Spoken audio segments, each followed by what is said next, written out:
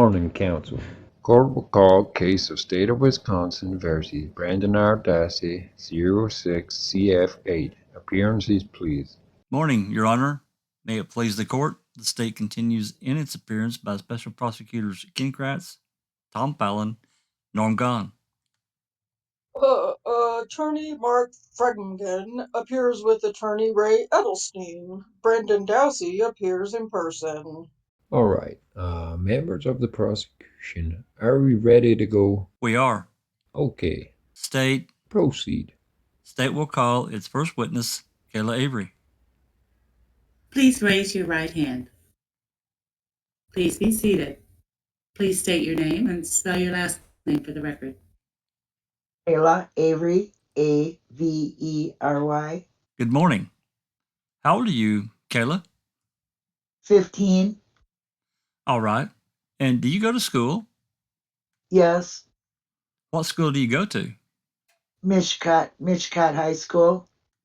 All right. And what grade are you in there? 9th. All right. And would you tell us who your mom and dad are? Earl and Candy Avery. Okay. Are you related to Brendan Dassey? Yes. And how are you related to Brendan? Well, we're first cousins, and through my dad is Barbara's brother, and Brendan's Barbara's son. Okay, very good. Now, while you were growing up, were you and Brendan close or good friends? Kind of, not really. All right. Do you like Brendan? Yes. Okay. Do you care about him a great deal? Yes. Okay. How often would you see Brendan at a normal time? Probably once a week, probably. Okay. All right. Now, thinking about the time from Halloween on October 31st, 2005 until, say, the end of February 2006, about 4-month period, did you notice any changes in Brendan? Kind of, yeah. All right. Tell us about the changes that you saw. It looked like he was losing weight and he was a little bit more upset. All right. You're going to have to put that mic up a little closer so that everybody can hear. All right. All right. Thank you. That was different from what you had seen before that. He really wasn't acting the same. Okay. Before that, was he more of a happy-go-lucky type of boy? Kind of, yeah. Was he pretty friendly to you? Yeah. All right. And as far as you could tell, did he seem to be friendly to other people? Yeah. All right. But during this 4-month period, is that what changed? Kind of. He was nice to people. All right. But he was outgoing as he was before? Kind of. Not really. Not really. Okay. All right. I want to direct your attention to a time in December of 2005. Did you have a conversation with Brendan about Teresa Halbach? Kind of, yeah. All right. Would you tell us about that conversation with Brendan? Well, not in December, November. Okay. Tell us about it. In November, he was sitting in our hallway, and he was just in there. One of my friends looked out the door because we were having a birthday party, and he came over, and he was, my friend just looked out the door and seen him crying, and then she came to me, and then I went out there by him and asked him what was wrong, and all he did was shrug his shoulders. Okay. And then what did you ask? And then I asked him if it was about the Stephen thing. All right. And he shrugged his shoulders, and I was like, you can talk to me. And then I just went back inside my room. All right. And whose birthday party was this? My cousin Ashley's. All right. And what's Ashley's last name? Chevalier. Okay. And where was the birthday party being held? My house. All right. Now, when is her birthday? Is it February or January, or when is her birthday? I think it's February. All right. Now, was this party actually on her birthday, or a day or two before or after? Do you remember? No. Okay. Now, you asked Brendan about, did it have something to do with this Stephen thing? Tell us about that conversation you had with Brendan regarding Stephen, to which you referred. We didn't have a conversation about that. All right. Didn't you tell your counselors at school about a conversation you had with Brendan? Yeah. All right. And you told officers Wiegert and Fassbender about that conversation as well, right? Yes. All right. Tell us what you told them. I told him that he was crying on the steps and stuff like that. All right. What about the conversation regarding a fire? Tell us about that. That on, I think it was October 31, we went down to my grandma's for trick-or-treating, and on the way back, I asked my mom if I could go down by there because I seen it, and my mom said no. All right. In terms of your conversation with your counselors, the one you told Investigator Wiegert Fassbender about, these two guys right here, you recognize those two guys? Yes? Yes. Yes. Okay. Did you tell him about a conversation you had with Brendan about that bonfire and what was in the bonfire? Tell us about that. I really don't remember. All right. Now, KAYLA, didn't you tell the officers that Brendan told you he had seen a body parts in a fire? Judge, I'd object at this point. I think first the state should probably try to refresh recollection. Mr. Fremgen, can you speak up, please? Oh, I'm sorry, Judge. My argument is simply that I think the state should try to refresh recollection with whatever documents they're referring to as far as the statement before they go directly to, I think, the efforts they're going to now. Mr. Fallon. Well, it is our witness to proceed as we feel appropriate under the circumstances. I'm asking her directly. I mean, quite frankly, if one is to impeach a witness, one must give the witness that first an opportunity. Yeah, I'm going to overrule the objection. You may go on. All right. What did you report telling the officers that Brendan told you about the fire? I really can't remember. All right. Did you give the officers a statement? Yeah. All right. May I approach? You may. KAYLA, I'm showing you what has been marked for identification as this exhibit 163. Would you hold that for me, please? All right. I'm going to take my seat here and ask some questions. Do you recognize that exhibit? Is that a yes? You have Yes. to answer out loud. Yes. All right. And is that the statement that you gave to the officers, Fassbender and Wiegert? Yes. All right. Would you take a moment to read the statement to yourself, please? Have you finished reading it? Yes. I'm going to have Mr. Kratz take the statement, okay? Does reviewing that statement help you remember? Yes. All right.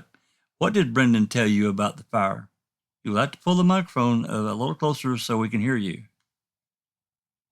He didn't tell me anything. I kind of made up the statement, and I'm sorry. All right. What did you make up? Tell us what you said you made up. That he seen body parts in there, and I didn't. He didn't see it, and he didn't tell me anything like that, or he didn't see Teresa's body and anything like that. You also told the officers that Brendan told you he saw Teresa alive and pinned up, didn't you? Yes. All right. And you love Brendan, right? Yes, very much. You wouldn't say anything like that to get him in trouble, would you? No, not really. All right. But yet you told the officers that those were the conversations that you had with Brendan. Isn't that right? Yes. All right. You told officers that Brendan told you that he had seen Teresa pinned up in Stephen's trailer, didn't you? Um, Object. I don't believe that was what the statement actually says. There's And if I could be heard, additional statements, counsel, as you well know. referring to the statement, if we're referring to the statement that was just used to refresh recollection, I don't believe that's exactly what it says. Well, why don't you restate the question, Mr. Fallon? All right, I'll restate the question. First of all, KAYLA, so that we're clear, the officers came and interviewed you the end of February, right? Yeah. All right. And you had a long conversation with him, your mom and your dad, right? Yes. Okay. And in the written statement that I just showed you, you reported that Brendan told you he had seen body parts in the fire on Halloween, right? Yes, but that's not true. All right. And you also told officers in a separate conversations that day that you had seen or that Brendan had seen Teresa alive in Stephen's trailer. Yes. All right. And that she was pinned up in a chair. Yes, but that's not true. All right. Now, you're saying today you made that up. Yes. All right. So you're telling us you made something up to get Brendan in trouble? Not really. I was just really confused about everything. No further questions for this witness. And to the extent solely that Exhibit 163 was referred to for refreshment and impeachment, only that portion we seek admission. All right. Any objection to that?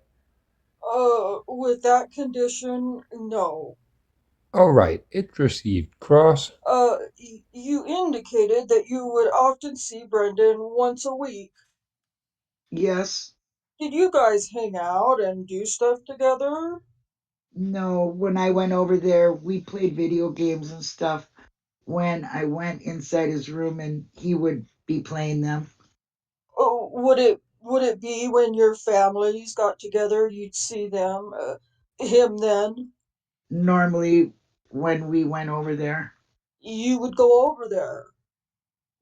Okay. Would you also be there with Blaine, his brother, Yes. and the other brothers, Bobby Yes, sometimes. or Brian? Yes. You indicated that one of the something that concerned you was Brendan was losing weight, right? Yes. And he was a little more upset. Yes. Did he sometimes walk around being upset? Kind of, yes. It just seemed to you that it was a little more than normal. Yes. Did you know whether or not Brendan had a girlfriend at the time? At the time, after he was kind of on the stairs, I found out that he had a girlfriend. Yes. Do you know what happened between him and his girlfriend? No, I heard that they broke up, but I don't know if it was true or not. Don't know that though. Yes. At that birthday party, you tried to talk with Brendan, right? Yes. And you sat down with Brendan on the stairs. Yes. But all he did was shrug his shoulders. Yes. And then you just walked away then? Yes. Now, Mr. Fallon was asking you to look at a statement that you wrote up with one investigator and one special agent from the Department of Criminal Investigations. Do you remember that? You just saw it a minute ago. Yes. You just said that you made that up. Yes. So when you were talking to the officer, you understand that they're police officers, right? Yes. Okay, so you were lying to the police officer. Yes. Why did you lie? I was confused and I didn't know what to do. Who were you confused about? I don't know everything. Did now at the time you spoke to the officers, that was in late February, is that right? Of 2006? Yes, I think so. Couple of weeks before Brendan was arrested, right? Yes. Around that time. Yes. You'd heard some of the news that about what happened to Teresa Halbach. Yes. It was kind of hard to miss some of that, right? Yes. Did you know about that burn pit behind Steven's garage? Yes. I heard it on the news. Read it in the news? Yes. Did you read that they found body parts in the burn pit too? Yes. What when you first spoke to the officers and again in sometime in late February of 2006, did they come there to talk to you about Brendan? I think I can't remember, but I think so. I I don't want to tell you, I don't want you to tell us other things that you said to the officers, okay? But could it have been they came to talk to you about Stephen? Yeah. Okay. And then Brendan's name came up. Yes. When they spoke to you, did they, let's ask you specifically about the burn pit and the body parts? Yes. So when you say that you told them you saw body parts, it was in response to a question they asked you about that. Yes. When you say that Teresa was pinned up in a chair, where did you hear that? I don't know. Did someone tell you that? Probably, yeah. I don't remember. Don't remember where it came from? Yes. But you remember the body parts and burn pit came from reading the news or TV. Yes. Now, at this point in time, Stephen had already been arrested, right? Yes. Okay, and he was already charged with the murder of Teresa Halbach, right? I think so. I don't know. You don't remember? Yes. This was several months after he was arrested, though, right? I think so. Yes. Thank you, KAYLA. Redirect. Yes, one question. KAYLA, isn't it true the officers came to talk to you because of what you told the counselors at school? They asked you about what you told the counselors? I don't know. I can't remember. Are you confused? Right now, yes. No further questions. All right, you may step down. Next witness, counsel. The state would call Charee CULHANE to the stand. Please raise your right hand. Please be seated. Please state your name and spell your last name for the record. Charee CULHANE, CULHANE.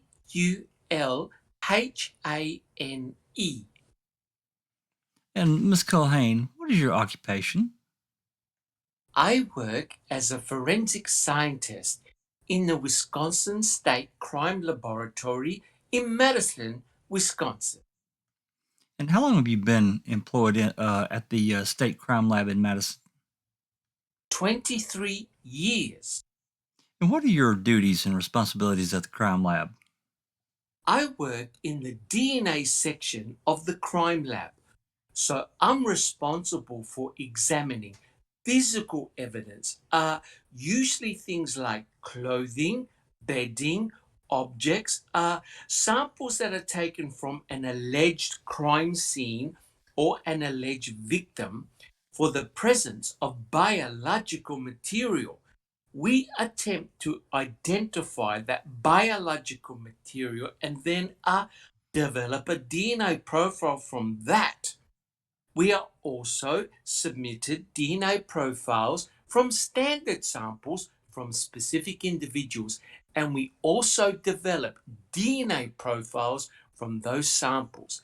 And we basically compare the two to see if an individual could or could not be the source of the question evidence sample. And do you, yourself, have any additional duties at the crime lab? Yes, I do. I'm the technical unit leader in the section, which means that I'm also responsible for additional duties such as training new analysts in our section. I'm responsible for overseeing the quality control program. Make sure any technical issues that are resolved in this section. I'm responsible for setting up new equipment, new procedures, anything that are brought online. Those are all under my responsibility. Ms. Culhane, before I ask you the next question, could you maybe pull the microphone just a little closer to you? Okay. Thank you. Is your full workday devoted to DNA analysis or testing? Yes, it is. And how long have you been doing DNA testing at the crime lab in Madison? Since 1996. And approximately how many DNA tests have you yourself performed or run? A conservative answer for myself would be at least 5,000. And what education do you have that qualifies you to work in the area of DNA testing? I have a Bachelor of Science degree in biology. As I said, we went online in 1994 with DNA testing, and I went through about a year-long training program in the laboratory under the direction of my supervisor. Uh, the training program consisted of lectures, running many samples through the system, proficiency tests, competency tests, and since that time, I've also attended many schools and workshops specifically related to DNA testing or forensic applications and also interpretations. I've also taken a statistics course online and a molecular biology course and advanced chemistry class. Well, do you attend meetings or seminars on DNA technology? Yes, I do. And do you keep up to date and read the scientific literature on DNA technology? Yes, I do. And why is it that you attend meetings and seminars and keep up to date with the literature? Uh, Meetings and seminars are a really good venue to be able to talk to other individuals who are in crime labs, who are doing the same type of testing. Individuals who are testing new procedures, new types of equipment. Most of these meetings have representatives from the instruments that we use or the kits that we use, and so these meetings allow us to exchange a lot of information. Uh, Research is being done. All of that information we can find in scientific journals that we have access to in the laboratory. Have you testified in court before today? Yes, I have. Approximately how many times? 92. Have you ever been qualified as an expert in DNA testing? Yes. And approximately how many times? About 32 times. Have you ever been rejected as an expert in DNA technology? No. I'm going to ask Mr. Kratz to hand you what has been marked as Exhibit 164. Just ask you to identify that. This is a copy of my curriculum vitae. It has all of my qualifications and all the classes and educational seminars that I've attended. Okay. And basically, that summarizes what you talked about just up until now. Yes. Okay. What I'd like to do now is take a few moments and I'd like you to explain to the jurors exactly what DNA stands for and what it is. And we prepared a PowerPoint demonstration that you have seen, correct? Yes. And would that assist you in explaining DNA and its properties to the jury? Yes, it will. We put up our first slide, and you can also, do you have a laser pointer in the event that you may need one? No, I don't. We're going to provide you with that too, and please feel free to see that if you need to. So, could you start with telling the jury what DNA stands for and what it is? DNA stands for deoxyribonucleic acid. And basically, it's the information storage system of the cell. You can see, probably easier to see right here. This is a very small segment of DNA. It's a 3D model of the DNA, and it illustrates the fact that DNA is made up of a series of smaller units that are strung together in a specific order. That order is what determines the information and how that information is stored in the DNA. And could you explain to the jurors some of the characteristics about DNA and how it's inherited? Yes, the easiest way to think of DNA is to compare it to a blueprint. Just like when you build a house, all the information that you need to build a house is contained in the blueprint. All the directions, all the materials, everything you need. DNA is exactly the same, only on a cellular level. So all of the information that your body needs to produce proteins, enzymes, everything to basically function, all that information is contained in your DNA. Your DNA directs cellular development. And if you look at this schematic here, the information is stored in specific regions we refer to as genes. DNA directs development of your cells all the way from the beginning of conception all the way through your adult life.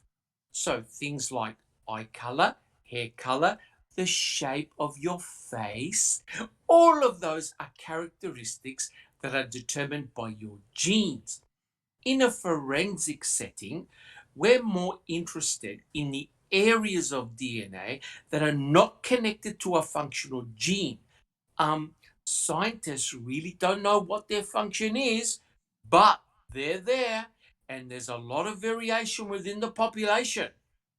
So, in the forensic community, we're looking at regions of DNA that don't really do anything, and that's where we're most interested.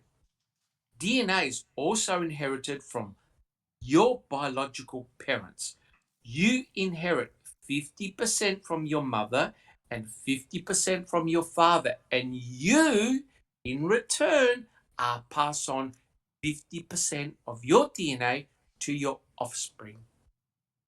How many analysts are there at the crime lab in Madison and that are performing DNA testing? Uh, Currently, we have about 10. Over the course of years, we've had 10 to 12 people. Since you began doing DNA testing at the Madison Crime Lab, can you estimate approximately how many samples of evidence you have analyzed for DNA testing? A conservative answer would be at least 60,000 over the course of the years. And do you and your laboratory undergo proficiency testing? Yes, we do. And what is that? Proficiency testing, in our laboratory, we purchase proficiency tests from an outside private company. Proficiency tests are designed to mimic forensic samples. So we treat them just like we do a case. They come into the lab from this private company and we examine them just like we would a case. The proficiency tests are meant to test the laboratory system as well as the individual analysts. We examine these just like we do evidence. We develop DNA profiles from them and we report those DNA profiles back to the company that we purchased them from. And have you passed all of your proficiency tests? Yes. And is your Madison Crime Laboratory hold any certificates or accreditations? Yes. We are an accredited laboratory system. We hold a certificate of accreditation from ASCLD, which stands for American Society of Crime Lab Directors. And it is a group of individuals that come into the laboratory once every 5 years and audit the laboratory. Every section of the laboratory, they look at it, all our procedures, and this certificate is awarded and evaluated once every 5 years. And what does that mean to be accredited in the forensic scientific community? Well, as I said, it's a part of the process of being accredited is to be audited. And what that means is you have a group of probably 10 to 15 people who come into the lab. They look at everything from security. They check our evidence handling, procedures, how we take in evidence, how we store the evidence. And then specific auditors are assigned to different sections at the laboratory. DNA usually has 2 to 3 auditors assigned to DNA. They check the physical layout of the laboratory. They check all our validations of our equipment, all of our quality control. And in addition to that, they pull case jackets from probably 10 to 15 different cases from each analyst and analyze those to make sure that we following our own protocols and that we're making the correct interpretations. It also checks our educational backgrounds of all our analysts to make sure that we're meeting all the requirements that are necessary that have been put forth by the DAB, which is a group of individuals from the FBI that sets forth standards for these audits. And does your laboratory only perform DNA testing for law enforcement or the prosecution?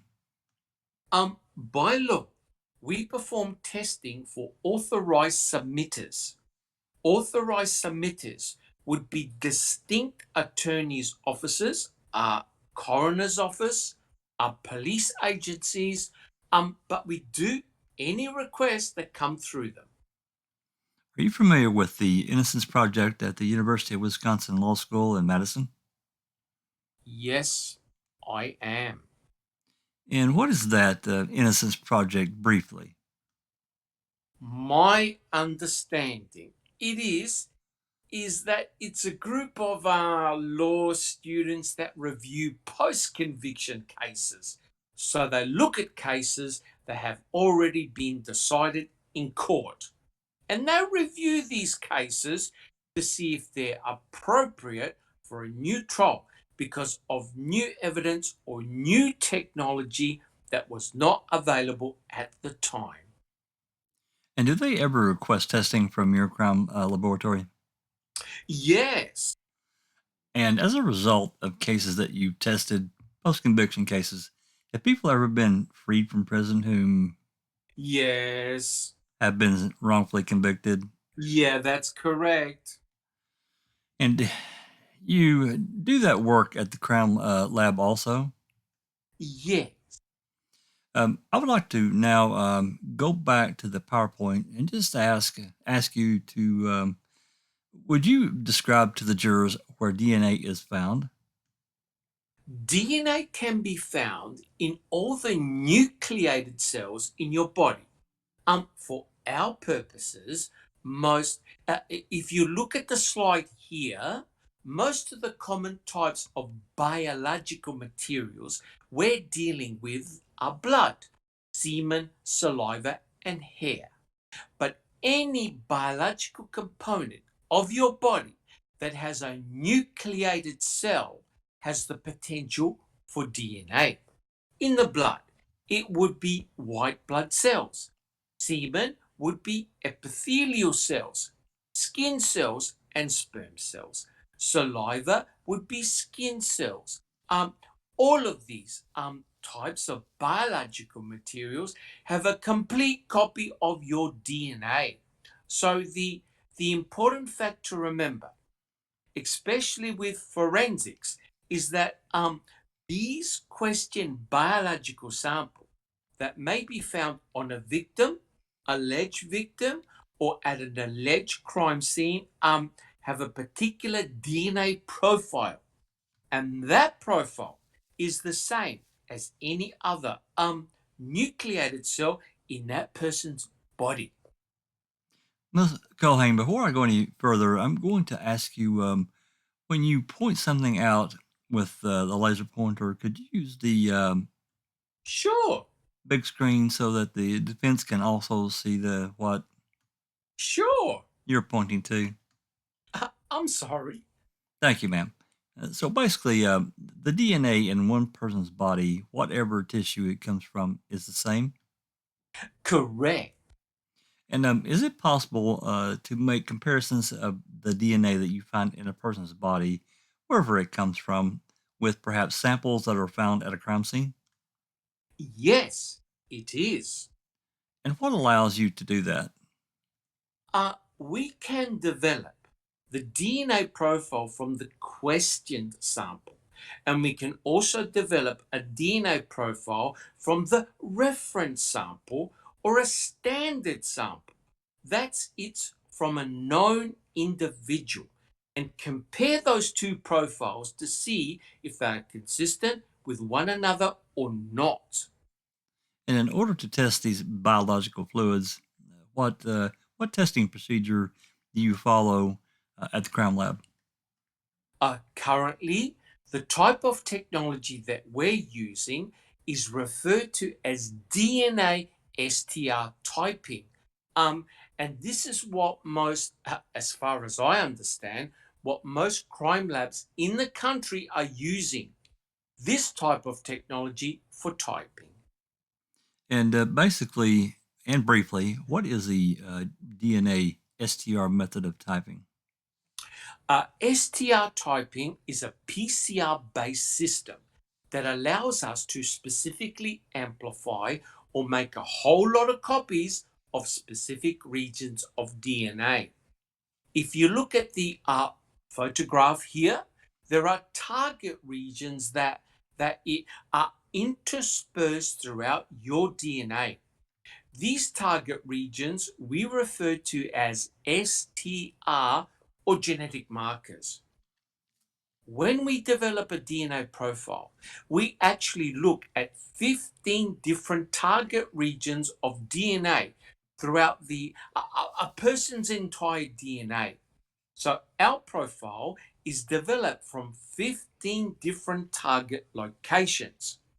We do this to the evidence sample as well as the reference sample, and we basically compare the two. So again, if you were to develop, can you develop a DNA profile from like a buccal swab from an individual? Yes. And please explain to the jurors what is a buccal swab. A buccal swab refers to swabbing that we do on the inside of the cheek area. Some laboratories at some point have used blood samples as a standard.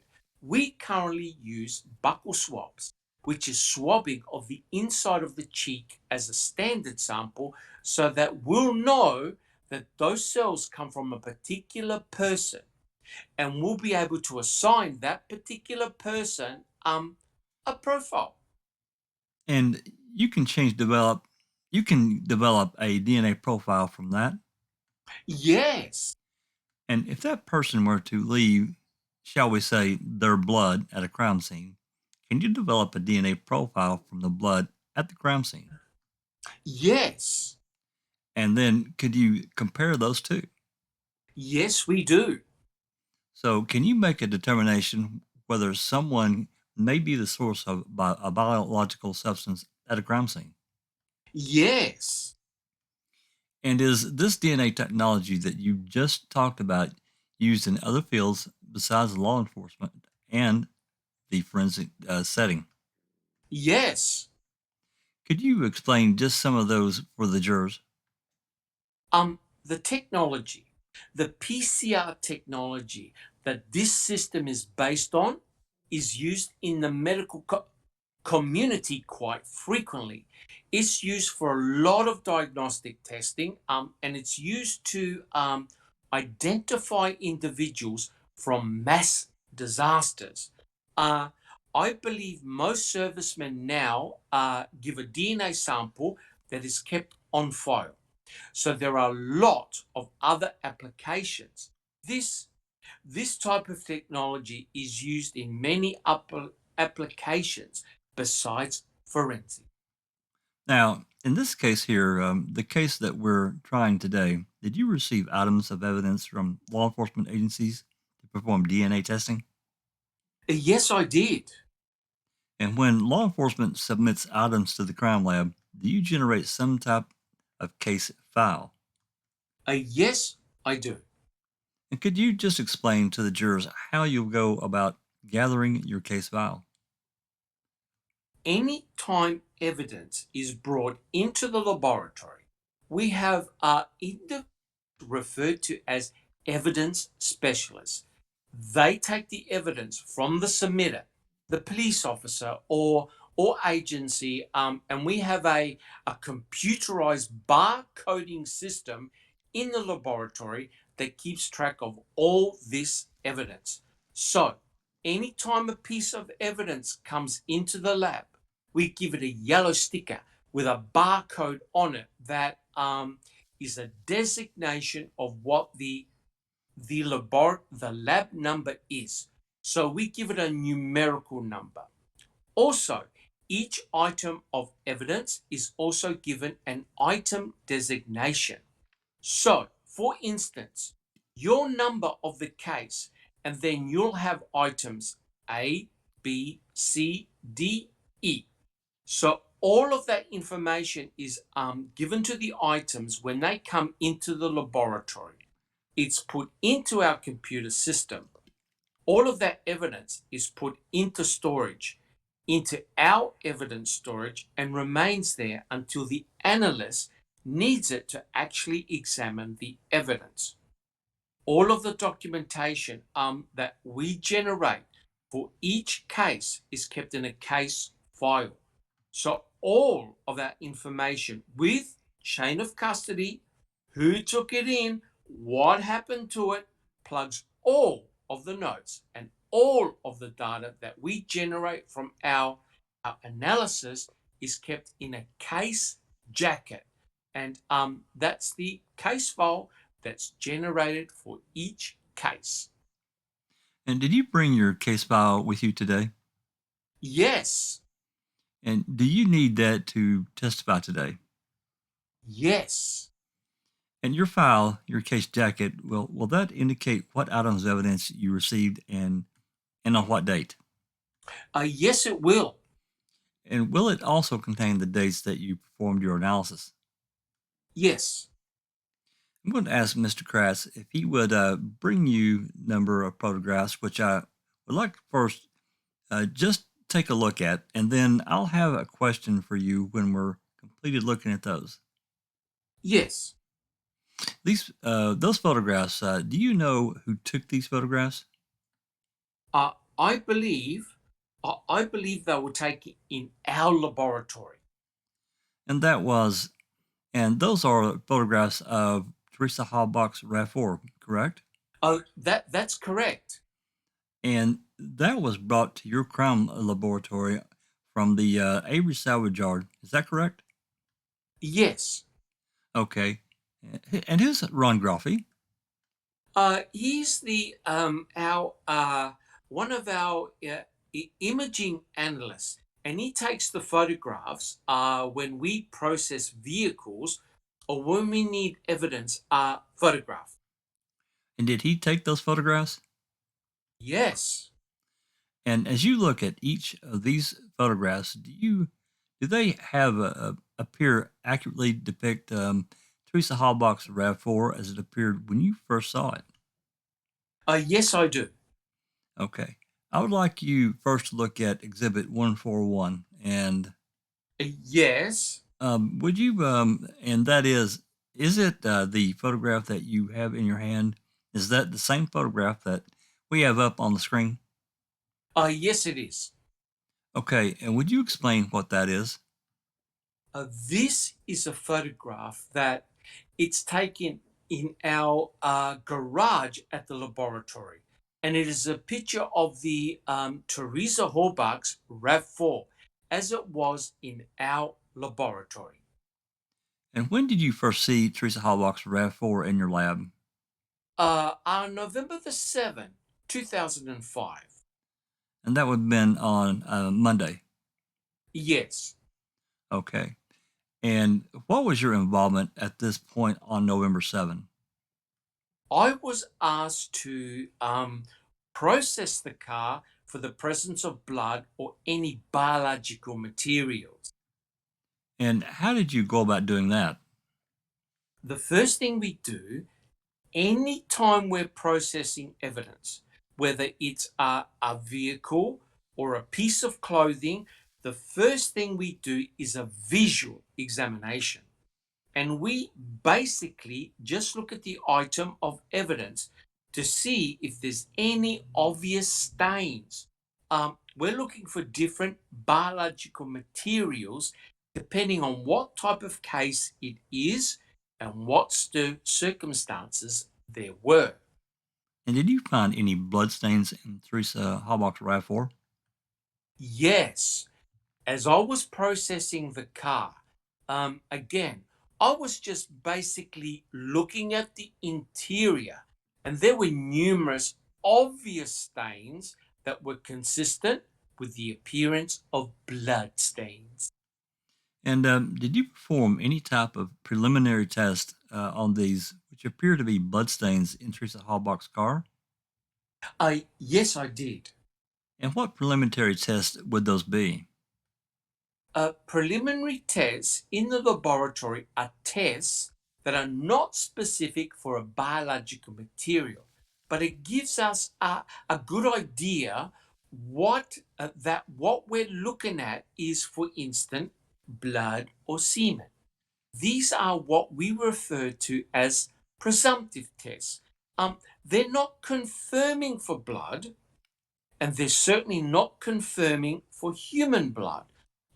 But when we get a positive reaction, we know that we're probably looking at a blood stain, and we need to take it a little further.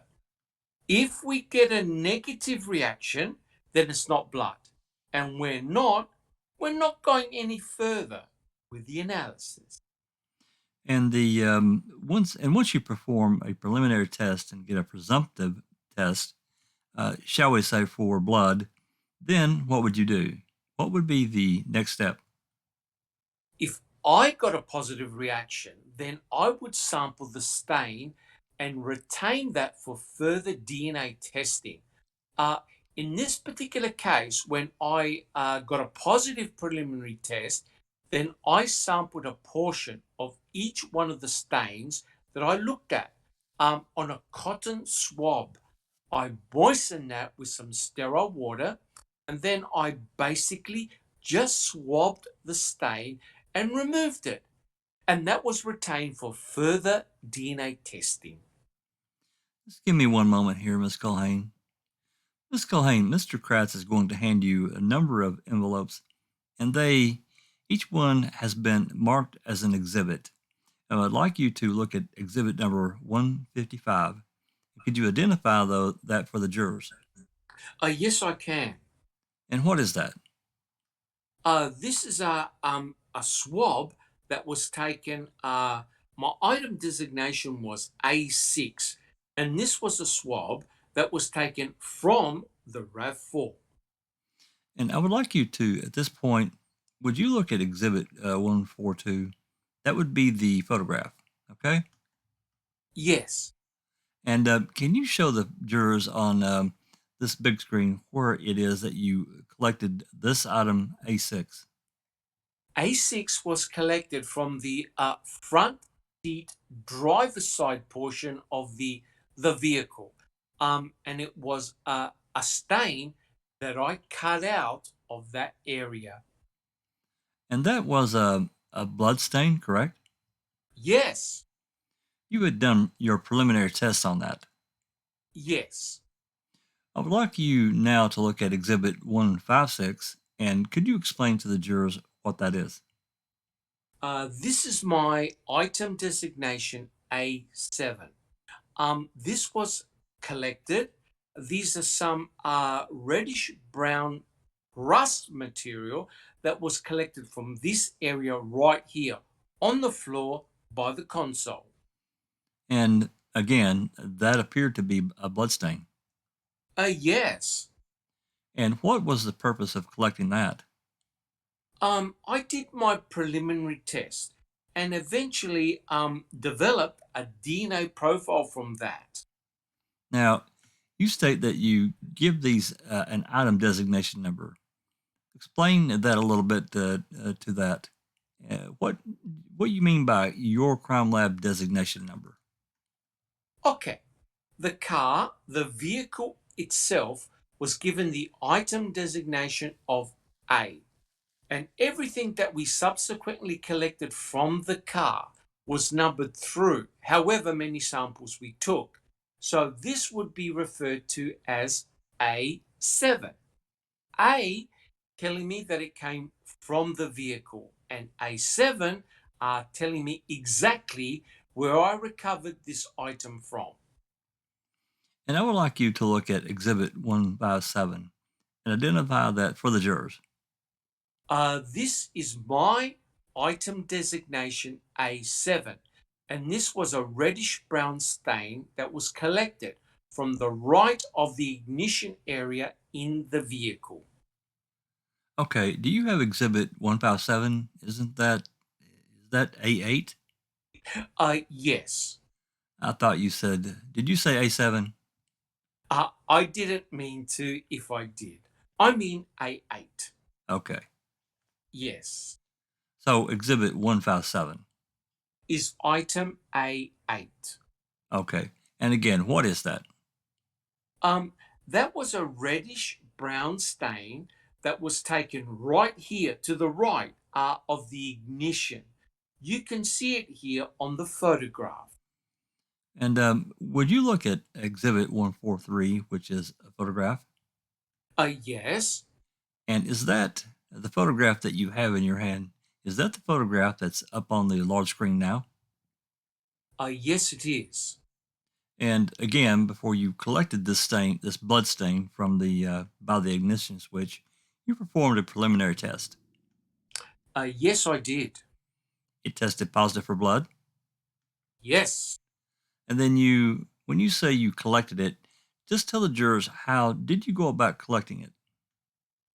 I took a cotton swab and moistened that with some sterile water. And then I basically just swabbed the area of the stain. That material is then transferred to the cotton swab.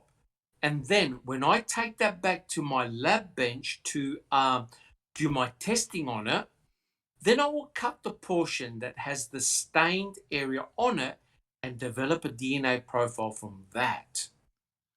I'd like you now to look at Exhibit 158. That would be an envelope, and explain what that is. Yes, that is my item designation A9. And where did you take that sample from? This was taken from the front passenger seat, and this was a stain that was cut out of that area. And would you correlate for the jurors, please, with Exhibit 144? That would be a photograph that you have in front of you. Yes, this is the same photograph that's on the screen here. A9 was taken from this area right here. It was cut out of the front passenger seat. I would like you to look at another envelope, which would be Exhibit 159, and please explain to the jurors what that is and where you collected that. This is my item designation A10, and this was a reddish brown stain that was recovered from a CD case, which was on the front passenger seat, and it's right here. And now, finally, would you look at Exhibit 160? That would be an envelope, and would you correlate that with the photograph Exhibit 145 and tell the jurors where you got that from? This is my item designation A12, and this was also a reddish brown stain that was found in this on this metal panel here, between the back seat and the cargo area of the RAV4. It was recovered from this area right here. Now, did you perform DNA testing on each of these swabs and each of those cuttings that you just described for the jurors? Yes, I did. And were you able to develop a DNA profile from each of those items? Yes.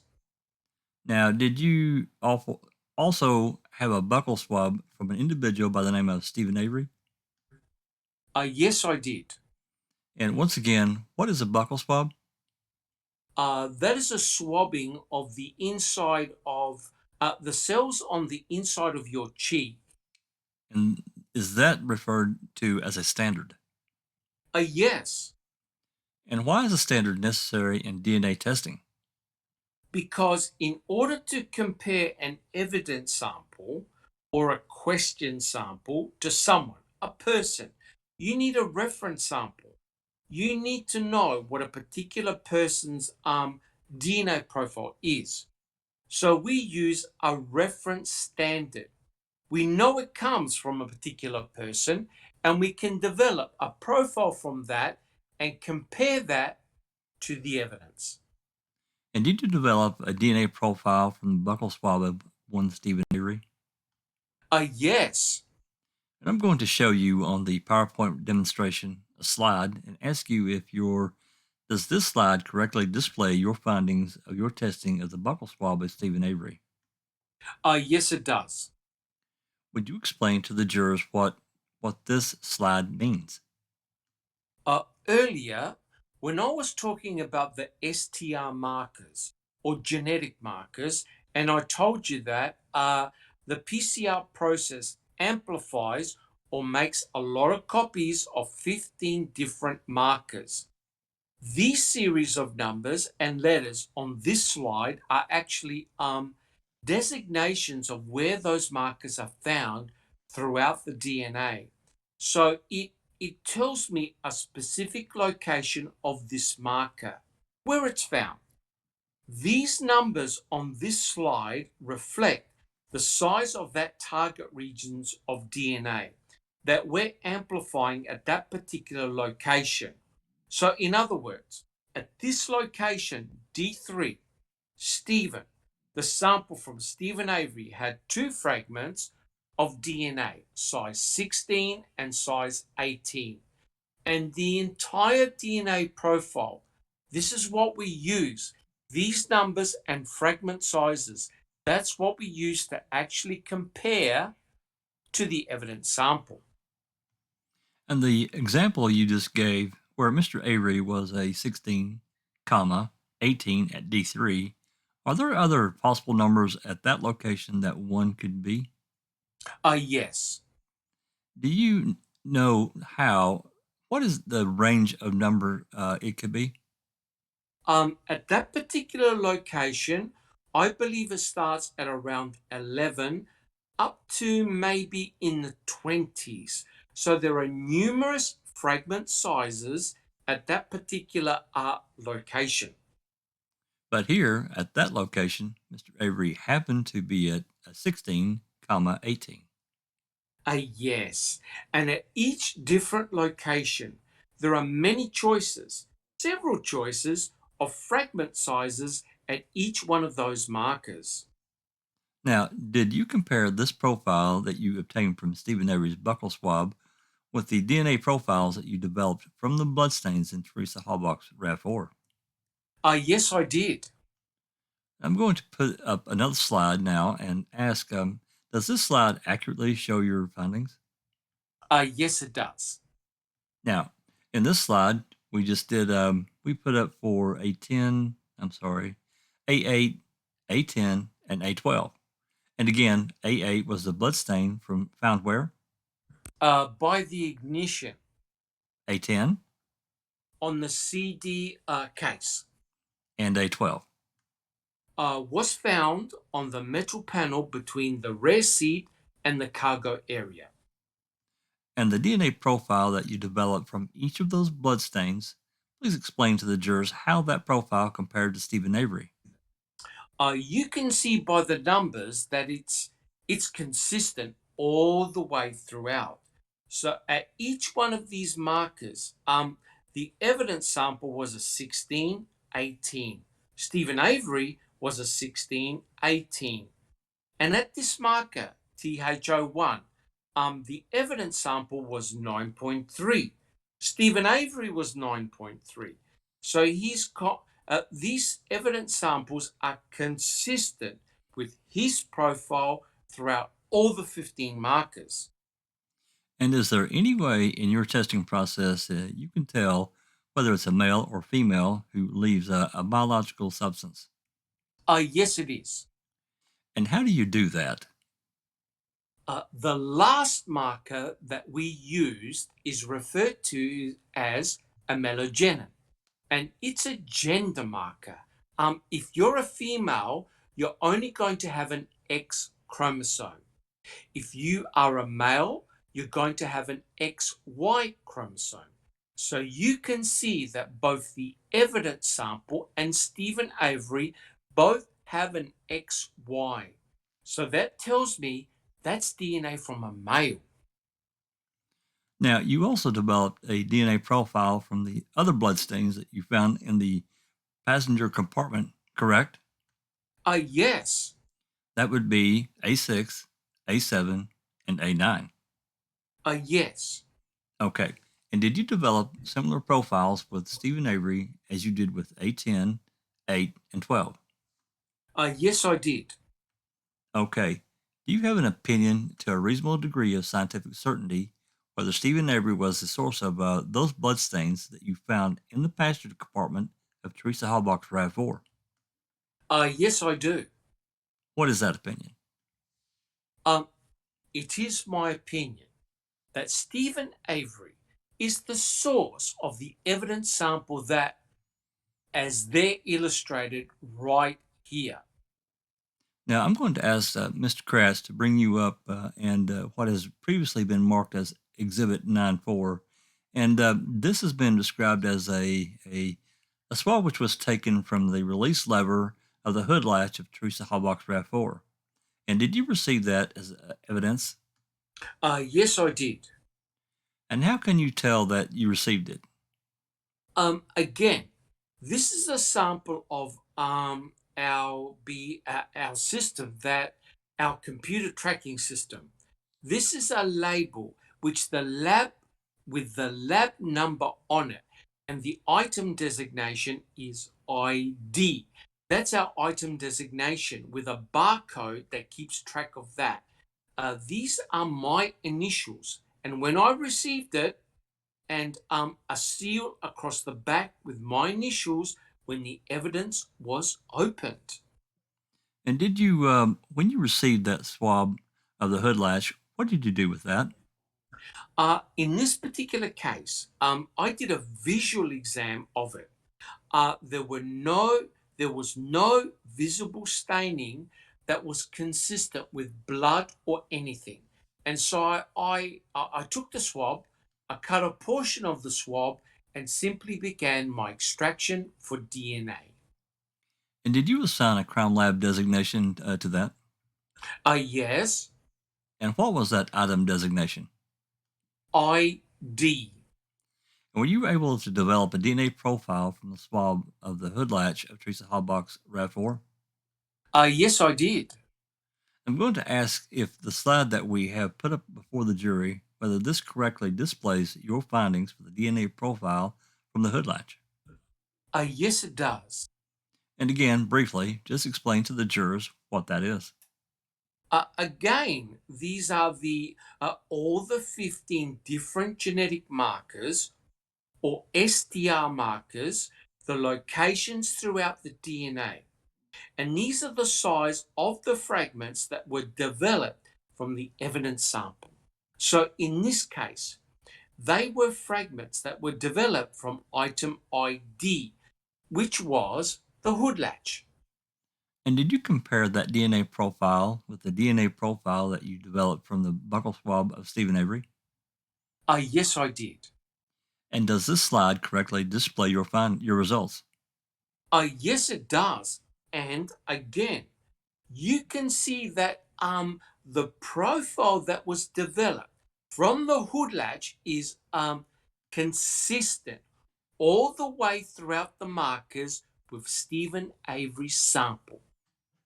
And do you have an opinion to a reasonable degree of scientific certainty whether Stephen Avery is a good source, the source of the DNA which was found on the hood latch of Teresa Halbach's RAV4? Yes, I do. And what is that opinion? That Stephen Avery is the source of the DNA that I developed from the swab of the hood latch. I'd like you now to see Exhibit 131, which has been previously identified as the Toyota key, which was found in the trailer of Stephen Avery. I'm sorry, if Mr. Wiegert could locate that for you. And that has been previously marked as Exhibit 131. And can you identify that for the jurors? Yes, I can. This is a Toyota key that I swabbed and recovered DNA from. The key was found. This is a photograph of the key, and it was found to fit the Toyota RAV4. And did you yourself put that key in the ignition switch of the RAV4? Yes, I did. And what happened when you put it in? When I put the key in, and it turned completely over, but the engine did not actually start. But it did turn it over, and it opened the doors of the vehicle. And did you perform DNA testing on that key? Yes, I did. And could you explain for the jurors what did you with that key when you first received it?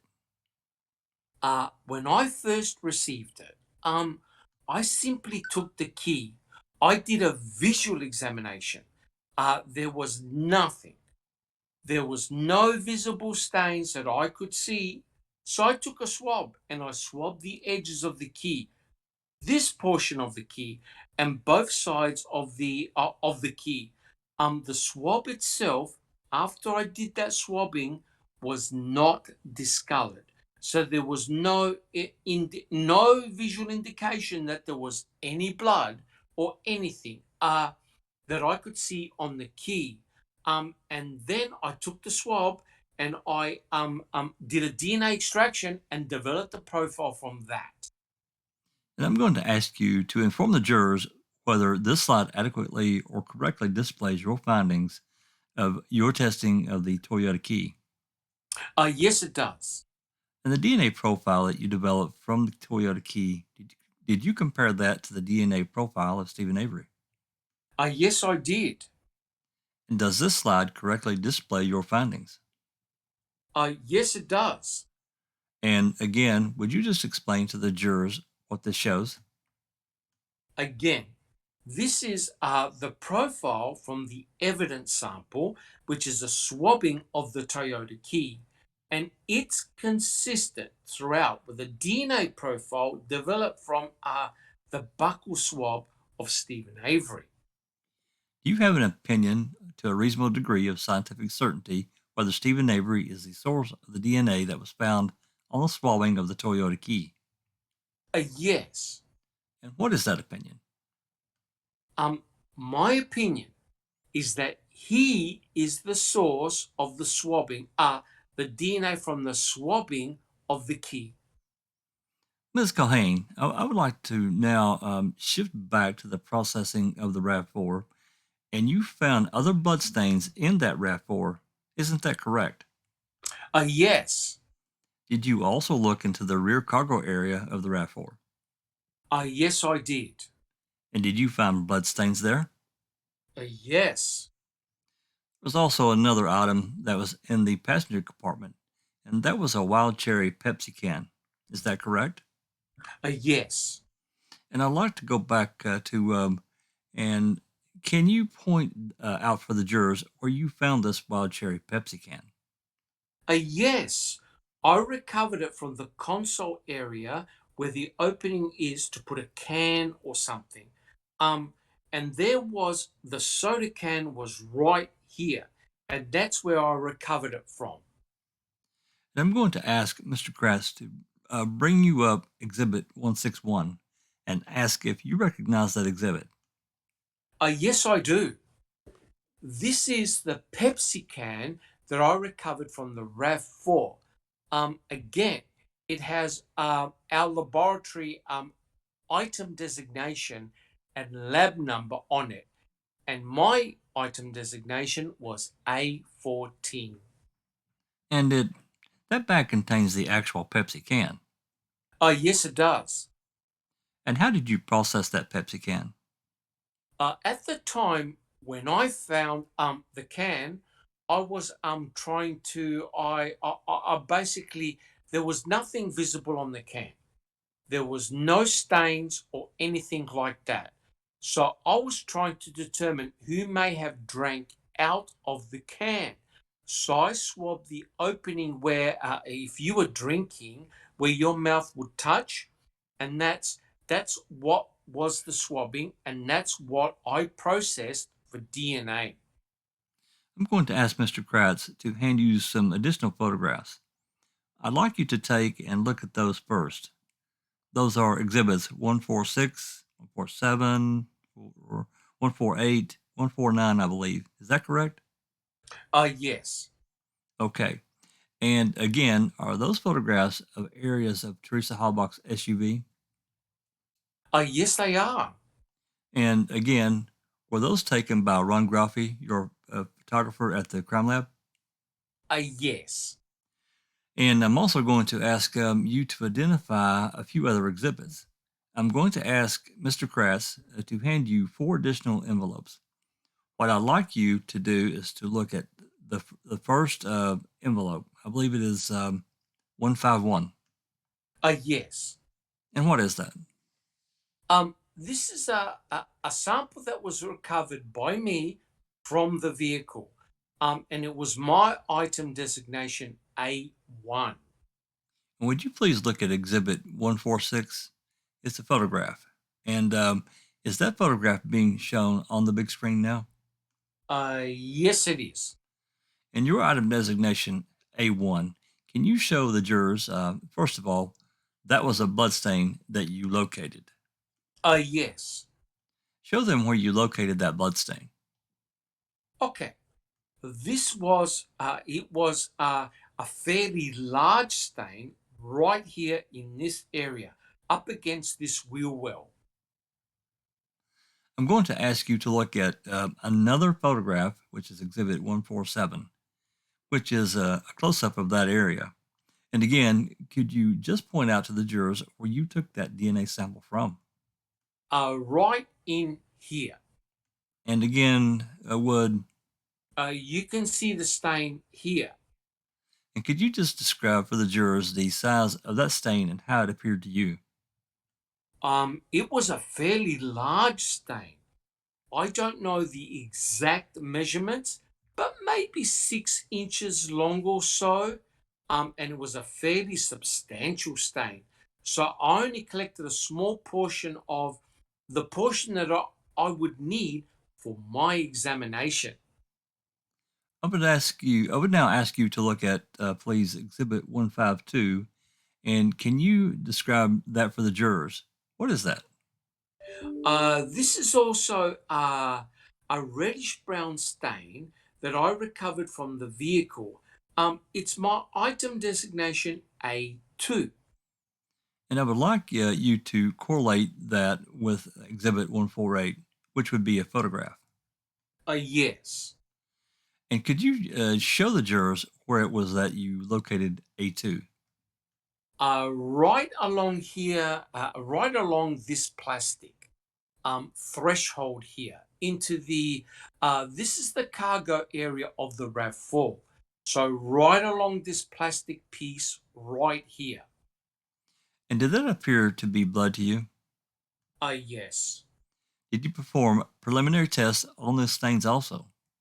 Yes. And did they show positive for blood? Yes. I would ask that you now look at Exhibit 153, an envelope, and least inform the jurors what that is.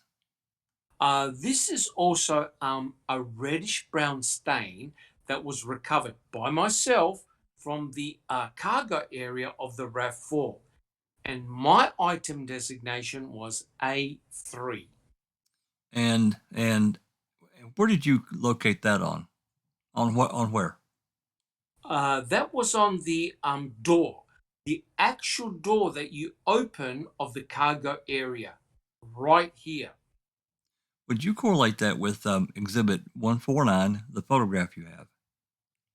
Yes, this is the same photograph that's on the screen there, and my sample was taken from this area right here. And did you perform preliminary blood tests for that? Yes, I did. And that stain proved positive for blood. Yes. Now, I would like you to go back to the previous slide, and I'd like to talk Exhibit 153 now. I'm sorry. Would you look at this is Exhibit 148. Is the photograph correct? And I'm looking for Exhibit 154. Yes. And do those correlate? Can you correlate those for the jury? Yes. A4 is also a reddish brown stain that I took from the rare cargo area. And Exhibit 148 is a photograph. And I took it from the metal. This metal piece right here along the opening in the this area, approximately this area here. And did you perform DNA testing on each of these 4 swabs that you took from the rear cargo area of the RAV4? Yes, I did. Now, did you also have a standard DNA sample from Teresa Halbach? Yes, I did. Your Honor, I had spoken with Mr. Fremgen previously, and he has agreed that he will stipulate that in the year 2002, a pap smear was taken from Teresa Halbach at the Belen Hospital in Green Bay, Wisconsin. And that pap smear was retrieved by law enforcement officers and taken to the crime lab to use as a standard. Is that correct? Yes, Judge. All right. And can you just, what is a pap smear? A pap smear is a medical test where cells from the cervical area of a woman are collected, and those are used to make medical diagnostics. And is it okay to use a pap smear as a standard for DNA testing? Yes, any nucleated cell from a particular person can be used as a standard. We normally use buccal cells because it's easy to collect and convenient. In this case, that wasn't available. So the pap smear, the cells collected from the pap smear were perfectly fine. And did you develop a DNA profile from the pap smear of Teresa Halbach? Yes, I did. I'm going to ask you to look at this slide, and does this correctly display the DNA profile that you obtained from the pap smear of Teresa Halbach? Yes, it does. And again, would you explain a little bit about this to the jurors? Again, these are the 15 markers that we're looking at. You can see this is a little different from the last profiles because this is from a female. So there's only an X chromosome and not an XY. And also, the types are quite different.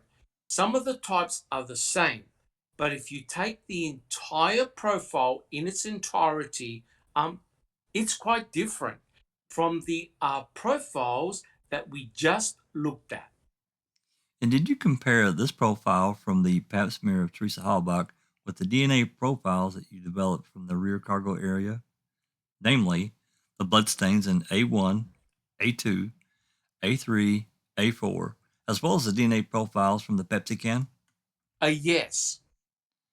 And I'm going to ask you to inform the jurors whether this slide correctly displays the DNA profile that you developed from those items. Yes, it does. And did you compare the DNA profiles from the bloodstains in the rear cargo area of Teresa Halbach's car and from the Pepsi can with the pap smear of Teresa Halbach? Yes, I did. I'm going to ask you if this slide correctly displays your findings. Yes. And again, you can see that the profile from the question evidence here and the profile from Teresa Halbach is consistent throughout all the 15 markers. And do you have an opinion to a reasonable degree of scientific certainty whether Teresa Halbach is the source of the DNA from those bloodstains in the rear of the cargo area of the RAV4? Yes, I do. And what is that opinion? My opinion is that the profiles from the evidence samples are consistent with Teresa Halbach and that she is the source of the DNA. And also, do you have an opinion whether she's the source of the DNA that you found on the swabbing of the wild cherry Pepsi can? Yes, she is. I'm going to put up a slide now, and I'm also going to be asking Mr. Kratz to bring you a photograph for you to identify. And what is the exhibit number on that? 150. 150? And can you describe what does that photograph show? This is a photograph of a bone fragment with some burnt, charred tissue attached to it. And once again, Your Honor, I had spoken with Mr. Fremgen earlier, and we do have this piece of charred remains that was found in the burn pit. These charred remains are with the Calumet County Sheriff's Department, and Mr. Fremgen stated that we did not have to produce this item here in court today, and that photograph would be fine for identification. Mr. Fremgen, is that correct? That's correct. All right. And again, would you describe what this item, did you receive this item in the crime lab, from the crime lab? Yes, I did. And what was it that you received? Please describe what this is. This is a bone fragment here with a piece of charred tissue attached to it.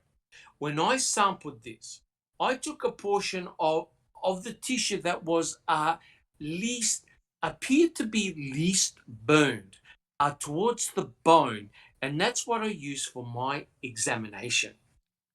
And did you assign a crime lab item designation to this? Yes, I did. And what was that? Item BZ. And did you conduct DNA testing on this tissue portion of this burned bone fragment? Yes, I did. And were you able to develop a DNA profile from this piece of charred remains? Yes, I was. I'm going to put up a slide and ask you to explain, firstly, does this accurately display the findings of your DNA testing on these charred remains? Yes, it does. And would you explain to the jury what your findings were for this charred remains? You can see that I tested for each of the 15 markers that I've been talking about, but I did not get results from all 15. The markers with numbers by them are the ones that I got results for. So there were 7 markers that I actually got a type from. And again, I got a gender marker telling me that it was from a female. And is this what the scientists refer to as a partial profile? Yes. Is it unusual to get a partial profile from a sample such as this? Oh, no, it's not. Explain to the jurors why. This sample was obviously being compromised and exposed to heat. There are a lot of things that will work to break down or degrade DNA, and heat is one of them. And basically, what it does is just chews up the DNA. So, on the markers that have larger fragments, you're not going to get any results in most cases. These are the D5, D13, D7, D3. These are all smaller markers. So the fragments are smaller. So you have a better chance of getting results from those particular markers. Now, the prior charts that we looked at showed the profile of Teresa Halbach and the DNA profiles you developed from the blood in the rear cargo area of the RAV4. Those are what you would call complete or full profiles, correct? Yes.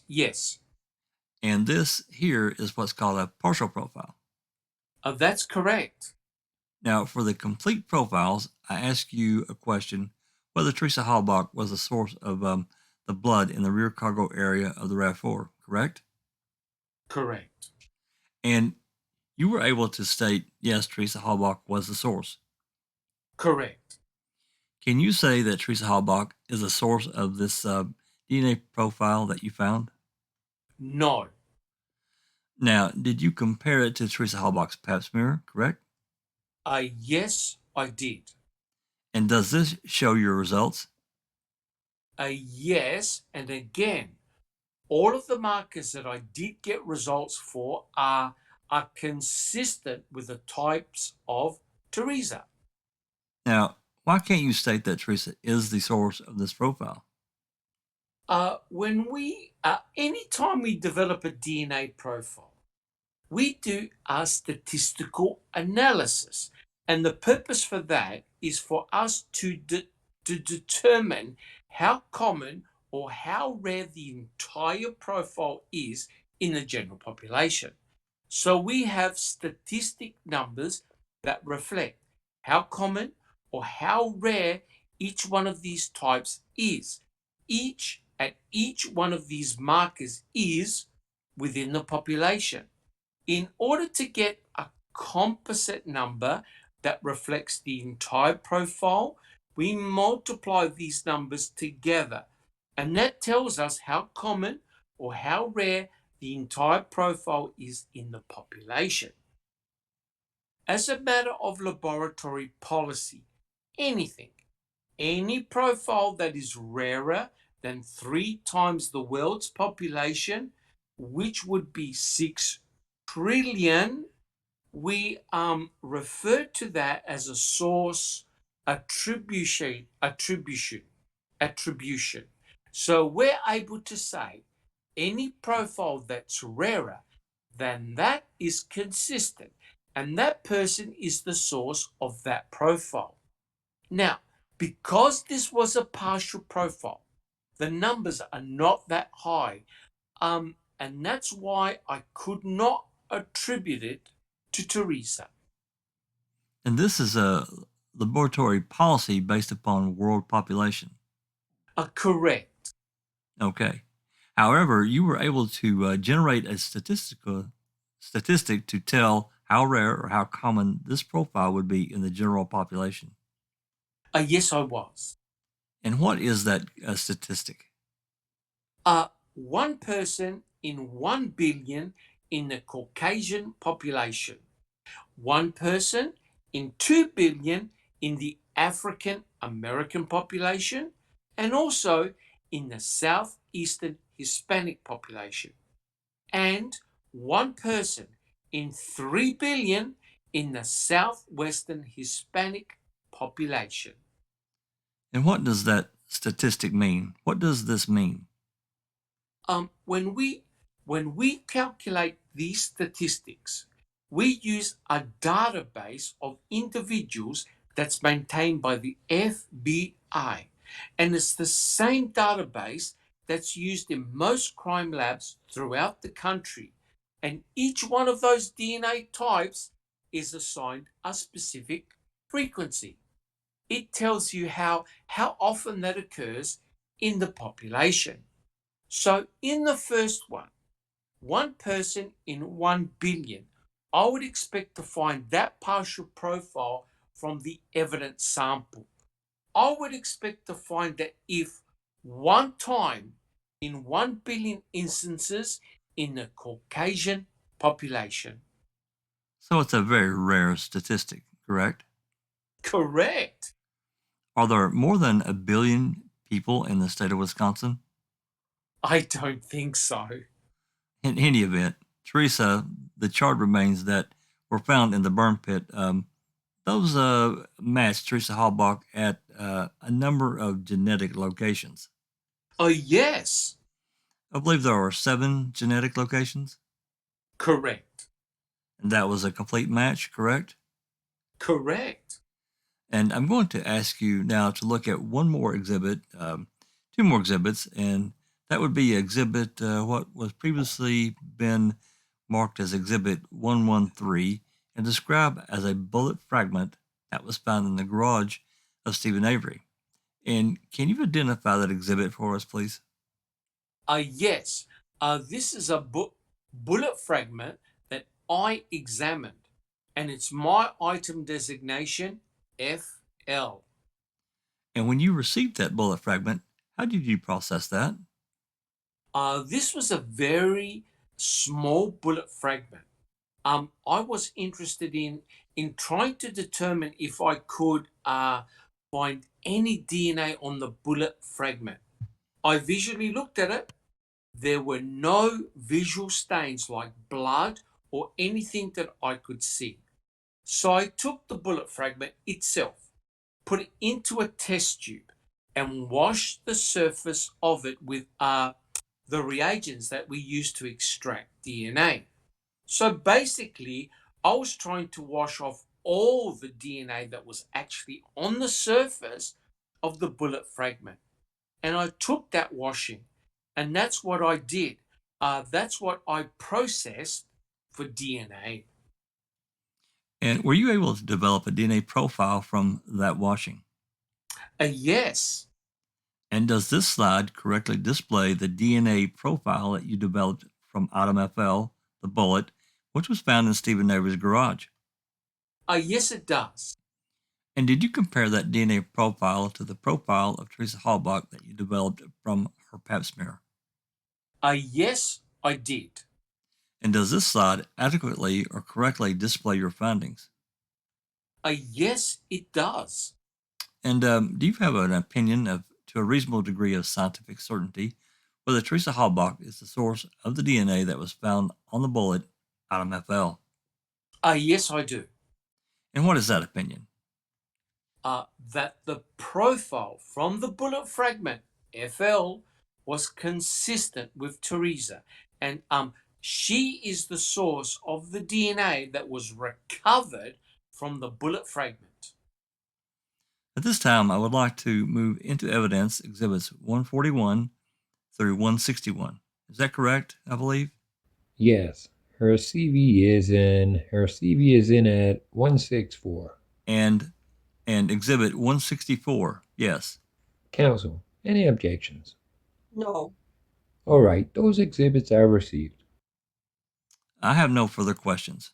Let's take a break. We'll take a 15-minute break at this time. Ladies and gentlemen, we'll be back in 15 minutes.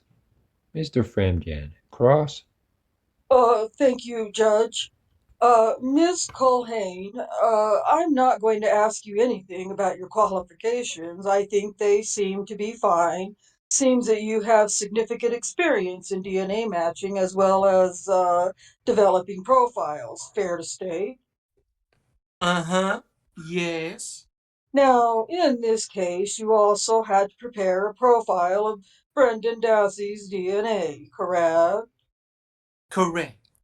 And suffice it to say, same procedure you went through with Attorney Gahn and how you developed Stephen Avery's profile, as well as to some extent Teresa Hallbach's profile, the same procedure you followed with Brendan Dassey Correct. and other members of the family as well, correct? Yes. You had a number of profiles to develop. Yes. When you spoke about matching with potential biological evidence, again, we're talking about sweat, for instance, Yes.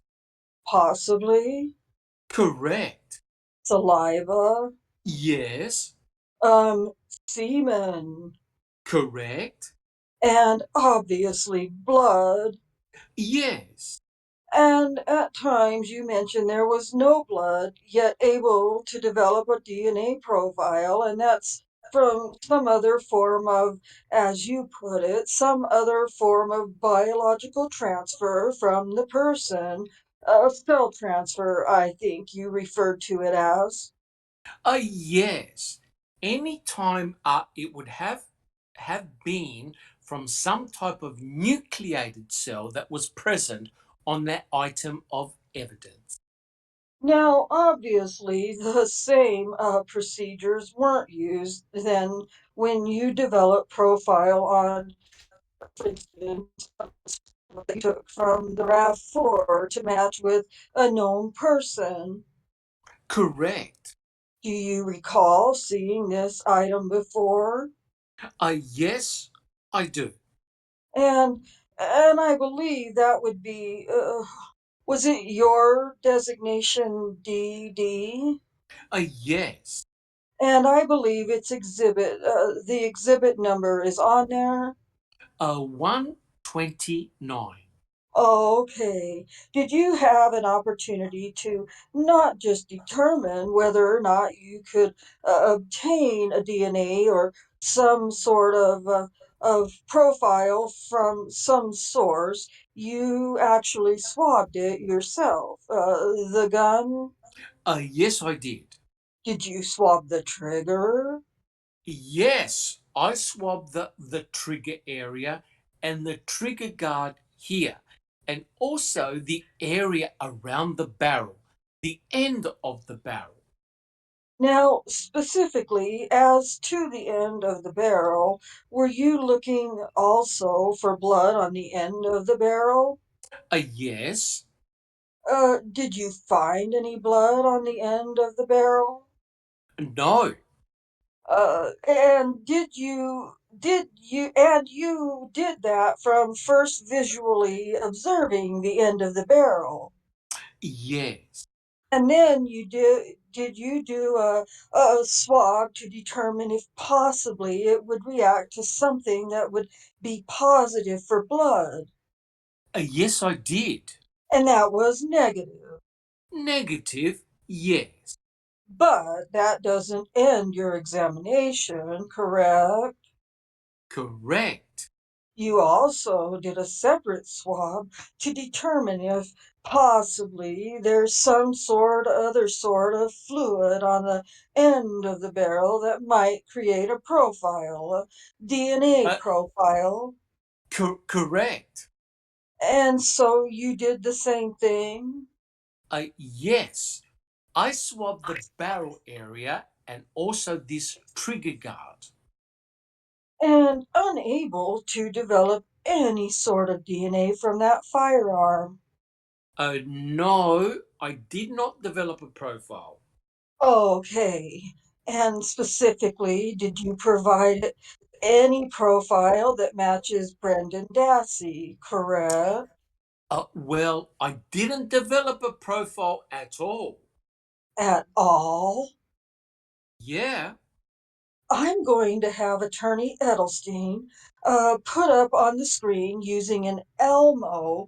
It's exhibit number 45. Can you see that from?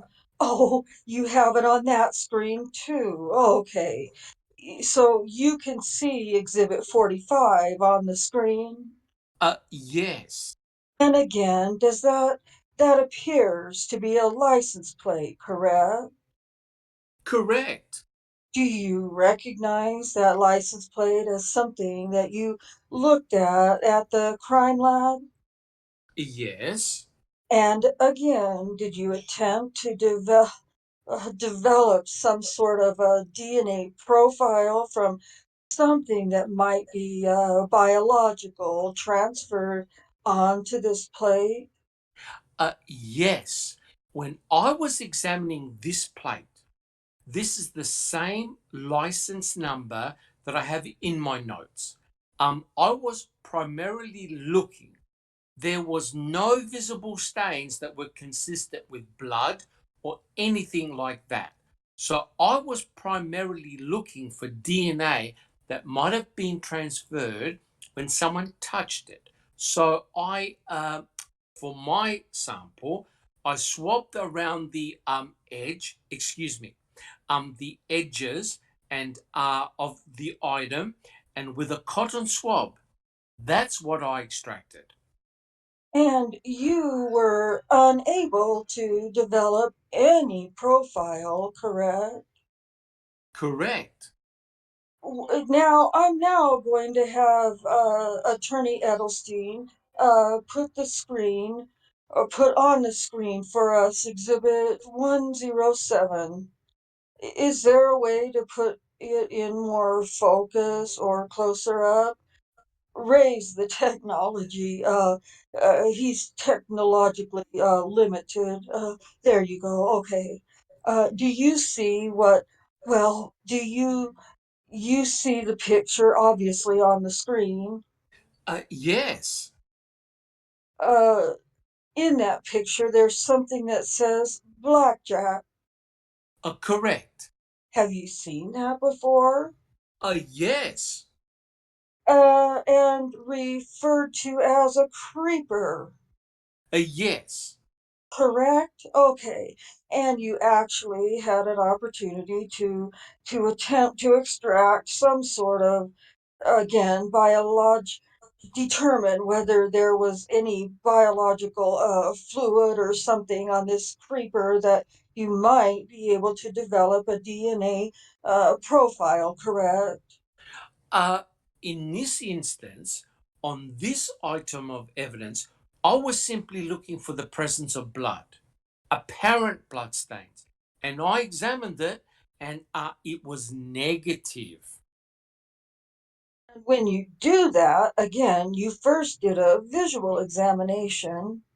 Yes. And then after that, since our eyes aren't always perfect, you again took a swab of somewhere on the creeper and used a chemical to determine the existence, if possible, of blood, correct? Yes. Did you swab in just one spot, or did you try to? I'll have to have a look at my notes to see exactly. That's fine. Oh, okay. Yes, in my notes there were numerous brownish stains that were on different areas of the creeper, and I checked them all for the presumptive test for blood, and they were all negative. In your notes or in your report, you indicate two identification numbers for the creeper, GG and GH. Correct. Was it two separate pieces? Yes, it's two different creepers. Two different creepers. Yes, So on both, neither one noted the existence of any blood. correct. Now, I'm going to have Attorney Edelstein place on the Elmo. This is exhibit. This is a photograph. I believe it's exhibit number 82. States exhibit 82. Do you recall examining a wooden headboard at the crime lab? Yes. Does it appear to be the wooden headboard on this picture, exhibit number 82? Yes, it does. And and it wasn't just the headboard you examined, correct? Uh, I examined some swabs that were taken by someone else, and those were submitted. I examined those, and then in addition to that, examined the headboard. Did you actually, again, start with determination of whether there was blood on the headboard? Yes, I did a visual examination to see if any stains were consistent with the appearance of blood. And then there were different types of various stains, um, which I checked with the presumptive test, and they were all negative. So, no blood on the headboard. Correct. And on the swabs of the headboard or spindles that someone else had taken, but you tested Right. no blood. Correct. Were you able to develop any sort of DNA profile from the headboard or those swabs? Uh, no, the headboard itself, I didn't actually take any swabs myself because there was nothing that looked like blood. The swabs on the headboard, I will have to check and see if I actually extracted those. No, those were not extracted. They were all negative for any blood. So I didn't go any further with them. Now, is there a reason why you didn't want to determine if there was any sort of biological fluid that might provide you with a profile, a DNA profile? Well, at this point, I was simply focusing on the blood, possibility of any blood. So no, I did not. I made the decision not to go any further with that. But on other items, you went beyond determination of blood to determine if there was some sort of other biological sample that might be able to provide you with a DNA profile, correct? Correct. And in most of those cases, it was items that were thought to have been touched by someone. Um, and again, in this in this particular item of evidence, we were focusing on the presence or absence of blood. Uh, Did you yourself do the swabs of the RAV4? Yes. And that would be interior and exterior? Yes. All the swabs except. Did you mean did I collect them? Yes. Yes, I collected all the swabs that I examined from the RAV4, except for the hood latch, which was collected, swabbed by someone else. And there were also some swabs from a battery cable and some interior door handles that were collected by someone else. Regardless of who collected it, you did the testing on it. Oh, yes. Yes, I did. Okay. Now, when you actually collected, let me start there first.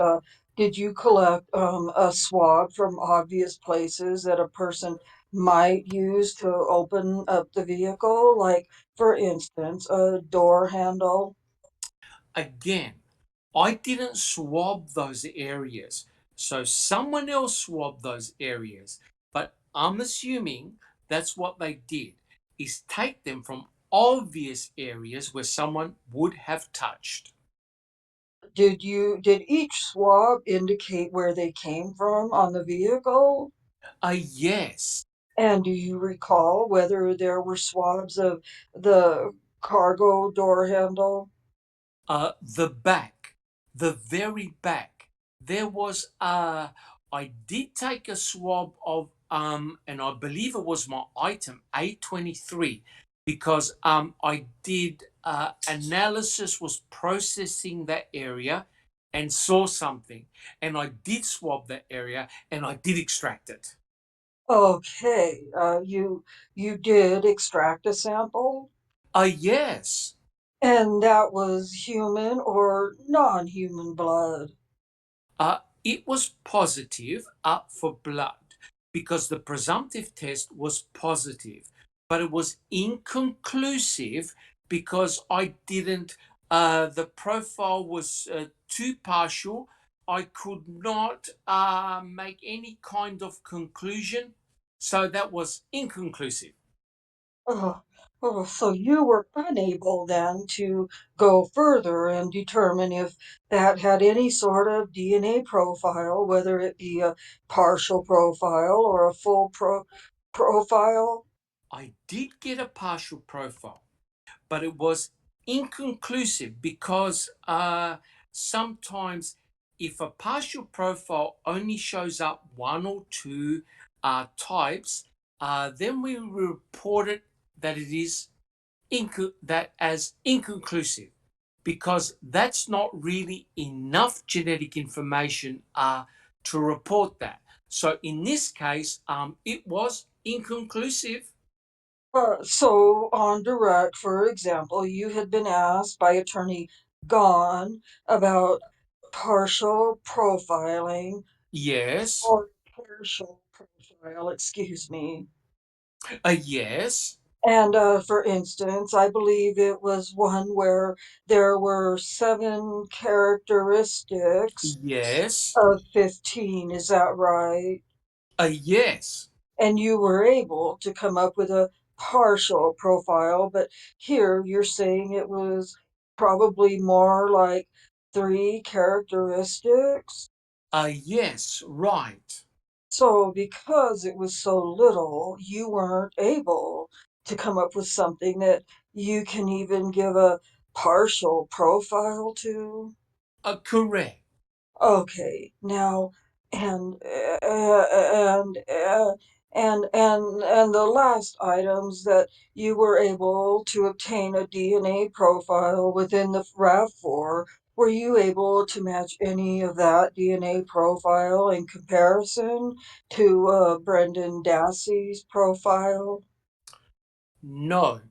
None of the samples that I were able to develop a profile were consistent with his profile. But they were consistent with Stephen Avery And Teresa Horbach, and Teresa Hall. yes. So you were able to match it with somebody, Correct. just not Brendan Dassey. That's correct. I believe you also looked at a jacket and a pair of jeans, correct? Yes, I did. I believe that was your designation IJ and IK. That's correct. Did it indicate who those jeans were from? Yes. I was told that they belonged to Brendan Dassey. And were you able to determine whether there was any blood on those jeans Yes, they were both negative for blood. and the jacket as well? Yes. And again, did you go any further than to determine any blood and determine some sort of other DNA that might be available from the jeans or the jacket? No. Just the blood? Correct. Now, was that your decision, or did someone else tell you we're just looking for blood? Well, it depends on the type of case. In most cases, if we're looking for something like blood, then we focus on blood. Um, a lot of a lot of times there were lots of different types of stains on clothing or bedding or whatever. And some of those biological materials we have presumptive tests for, and some we don't. We don't test every stain that we encounter. And in this case, like I said, I was focused on whether there was blood there or not, and it was negative. Oh, no blood on Brendan's jeans Correct. or on his jacket. Correct. Speaking of bedding, did you have an opportunity to review any bedding that was provided to you by uh, uh, law enforcement or other members of the crime lab? No, Were you aware that bedding had been seized? I don't believe so. So no one told you about the bedding? I don't recall. No. And if there was any possible biological samples from the bedding, we won't know about it, right? Unless you get to look at it to determine if there's an extractable sample. Correct.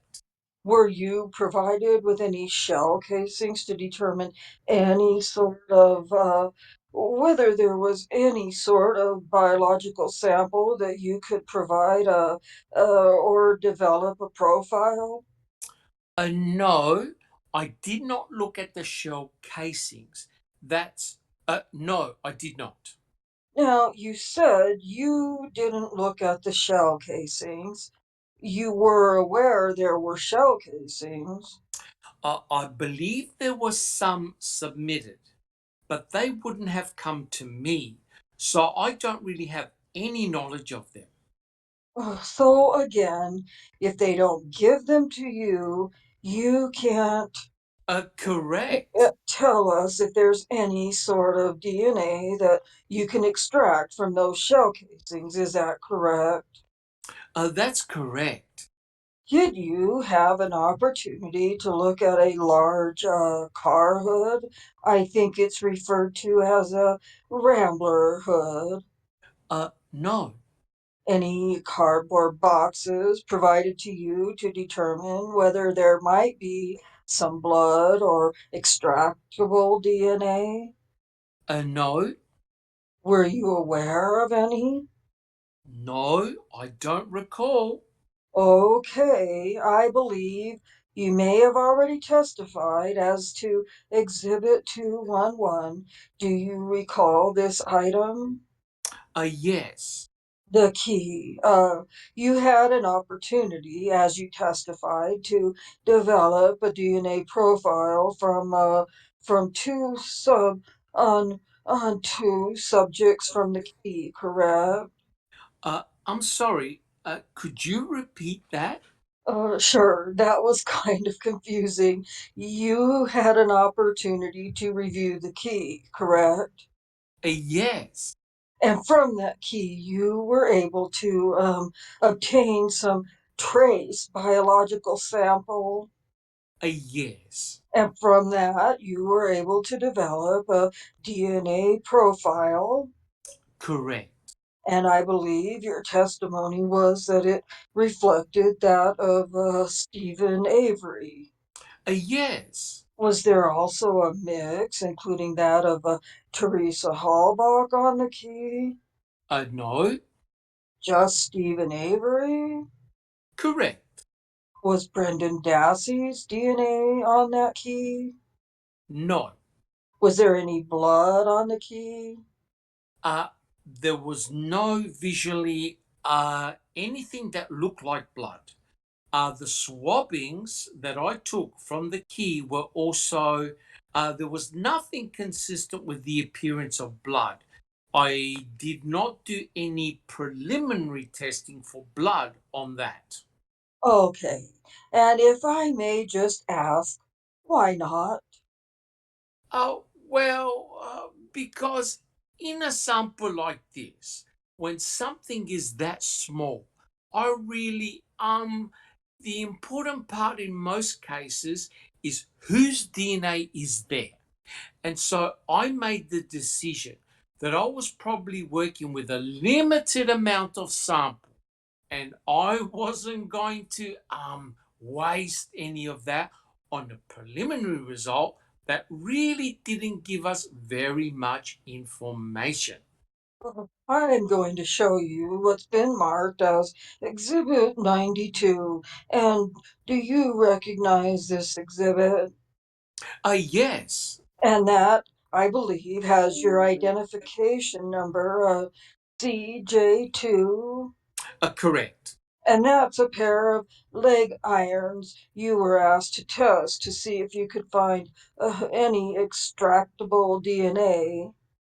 Correct. And were you able to do so? Yes. And whose DNA were you able to extract from that? When I sampled this, I swabbed the inside surface of the round part, and it was a mixture of DNA from more than one individual. Were you able to make any match with any of the known samples you had before you? Uh, um, Stephen Avery, based on his standard sample, he could be included that mixture of DNA. And Teresa Halbach was excluded, Correct. as well as Brendan Dassey. Yes. So he was specifically excluded from that. Correct. And again, I'm going to show you what's been marked as Exhibit 991. Thank you. Uh-huh. And I believe that has, well, first of all, do you recognize that item? Yes, I do. And that has identification number CJ1 on it. Yes. And that's your identification number from the crime lab. Yes. And you had an opportunity again to determine or to swab that and determine if there was any sort of extractable DNA. That's correct. I swabbed the inside surface just like I did with the other cuffs. And I got a mixture of DNA from more than one individual. Did you have the same conclusions with CJ1 that you had with CJ2?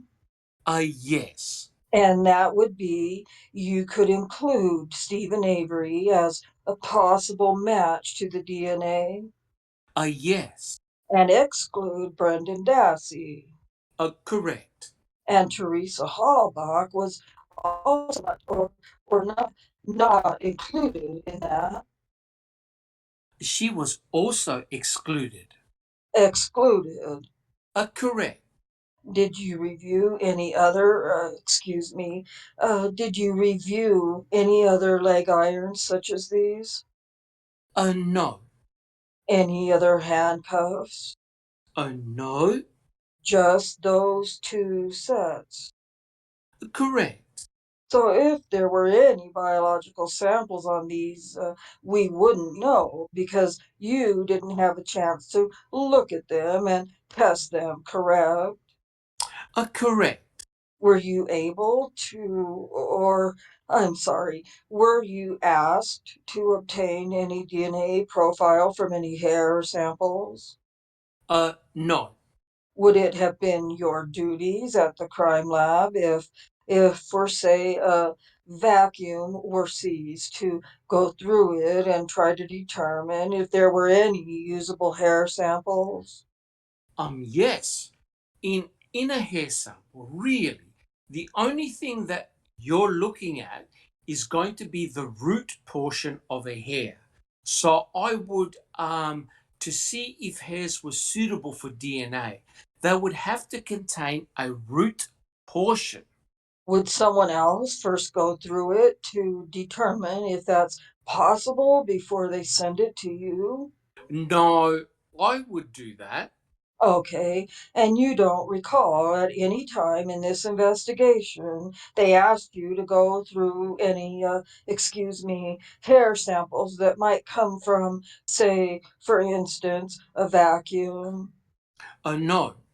You had testified previously that you had reviewed a, a bullet fragment. I believe it was your identification FL. Correct.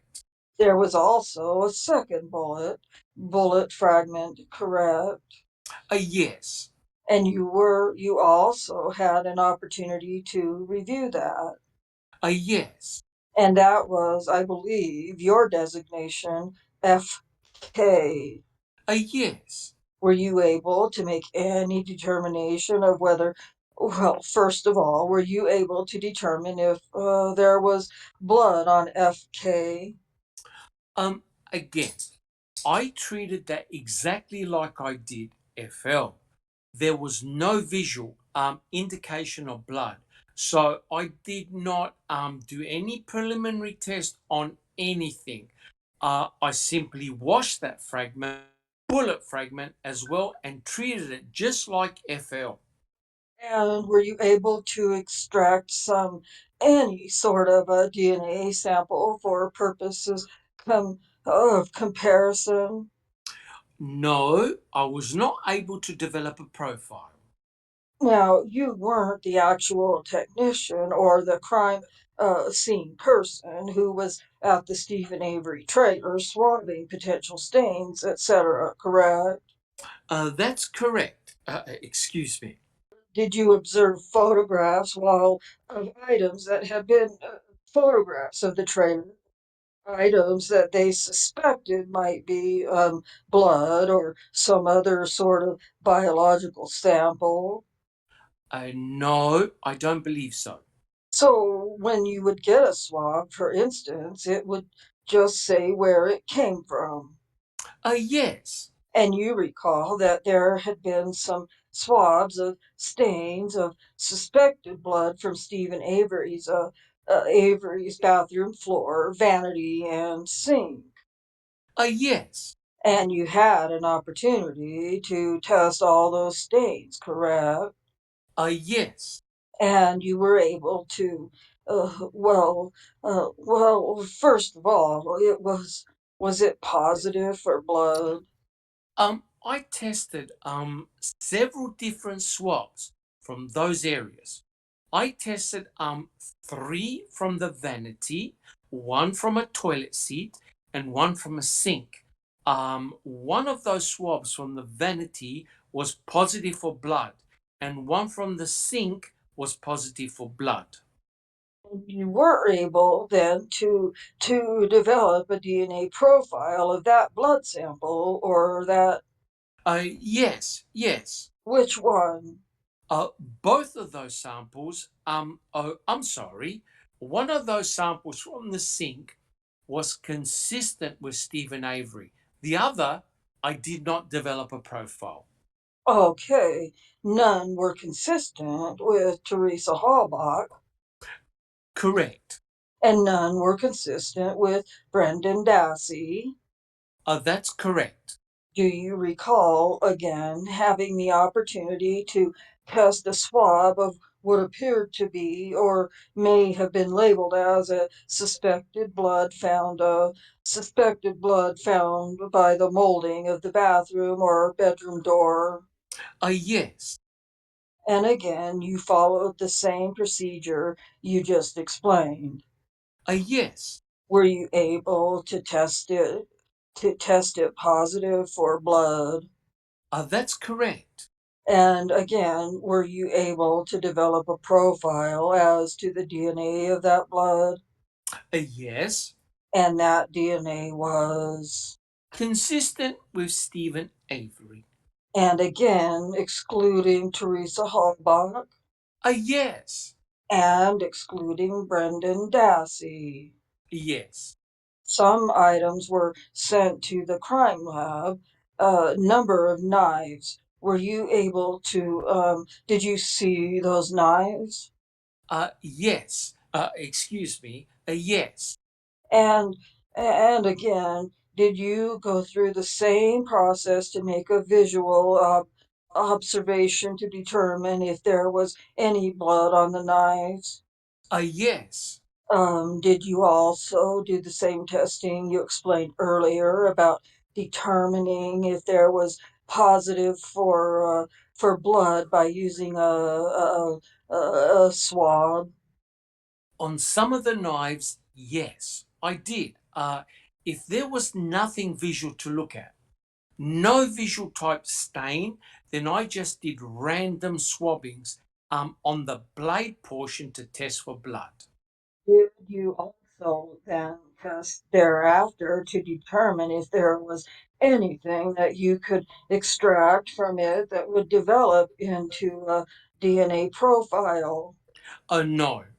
And why didn't you decide to go that far? Well, because again, in a lot of the cases, especially with a case of this magnitude, we have to make decisions along the way. What samples to take forward and what and when to and stop. And in this case, I was focused on if it was blood. If it was not, so I chose to stop there. At any time, do you recall independently, or if you need to review your notes, at any time, any item that was positive for some sort of extractable fluid, such as blood, sweat, saliva, that in under comparison matched with Brendan Dassey? No. The answer is there weren't any. No. There were, of all the samples that I extracted, evidence samples and developed a profile, were from none were consistent with Brendan Dassey. Oh, thank you. Nothing else. Any redirect. Yes, Your Honor. A few Go ahead. questions. Ms. CULHANE, do you know how many total items of evidence approximately the Madison Crime Lab received in this case from law enforcement? I believe there was about 350 submissions. And that was just in this case, one case. Correct. Is that the largest number of submissions that the crime lab has ever received? I believe so, yes.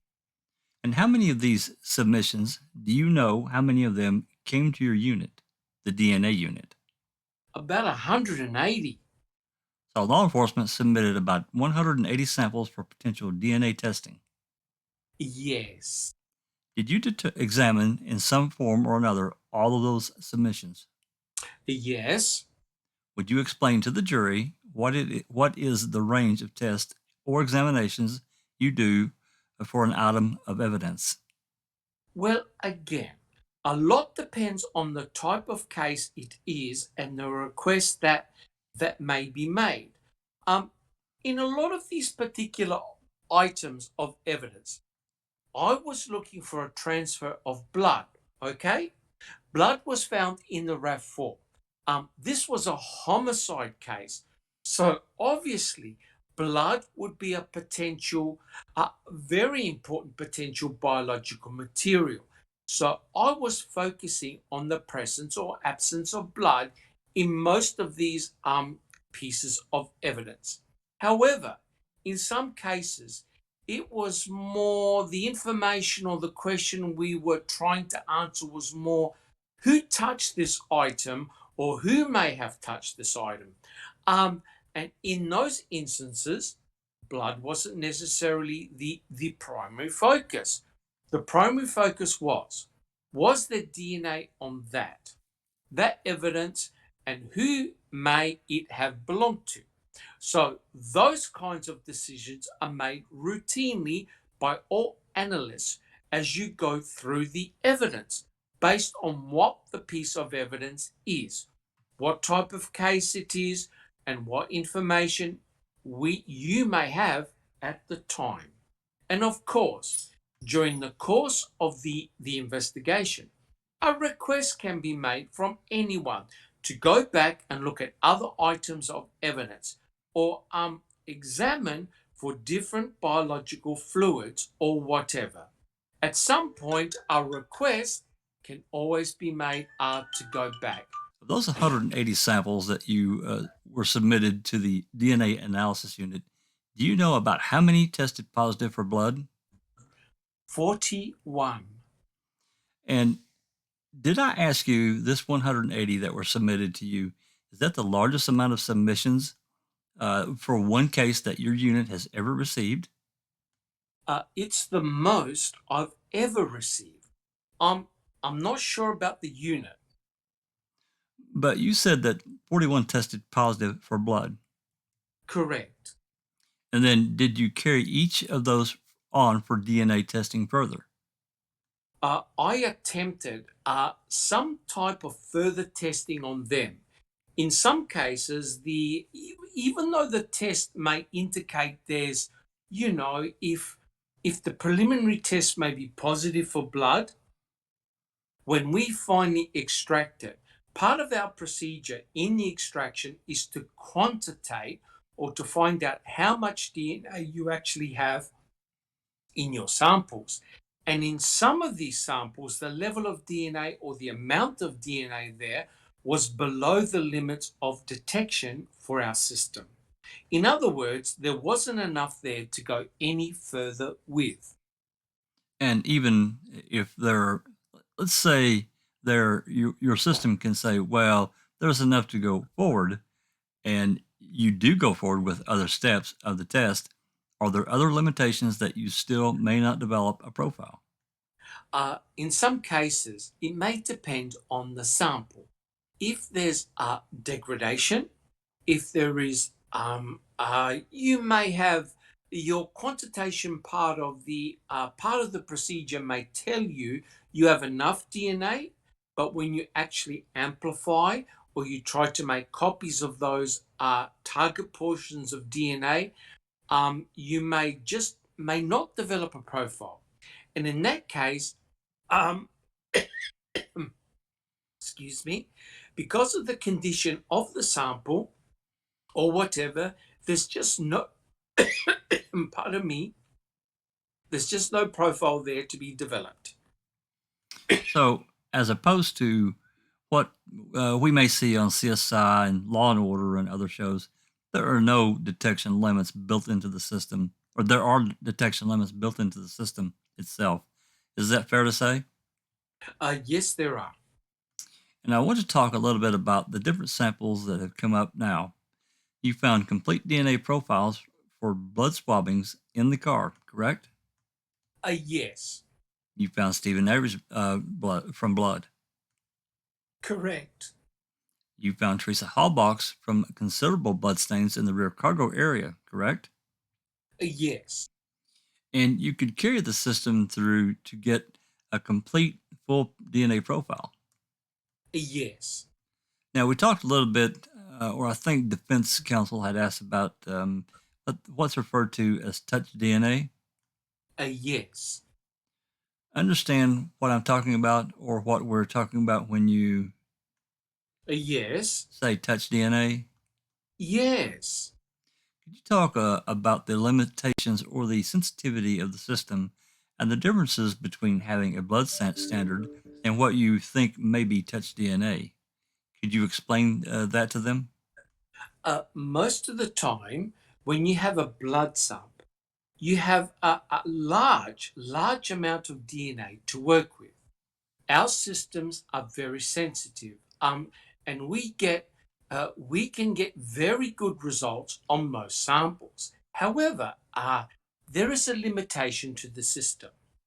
When you're talking about a blood sample, you're talking about a lot of cells, in most cases, are present in that in that sample.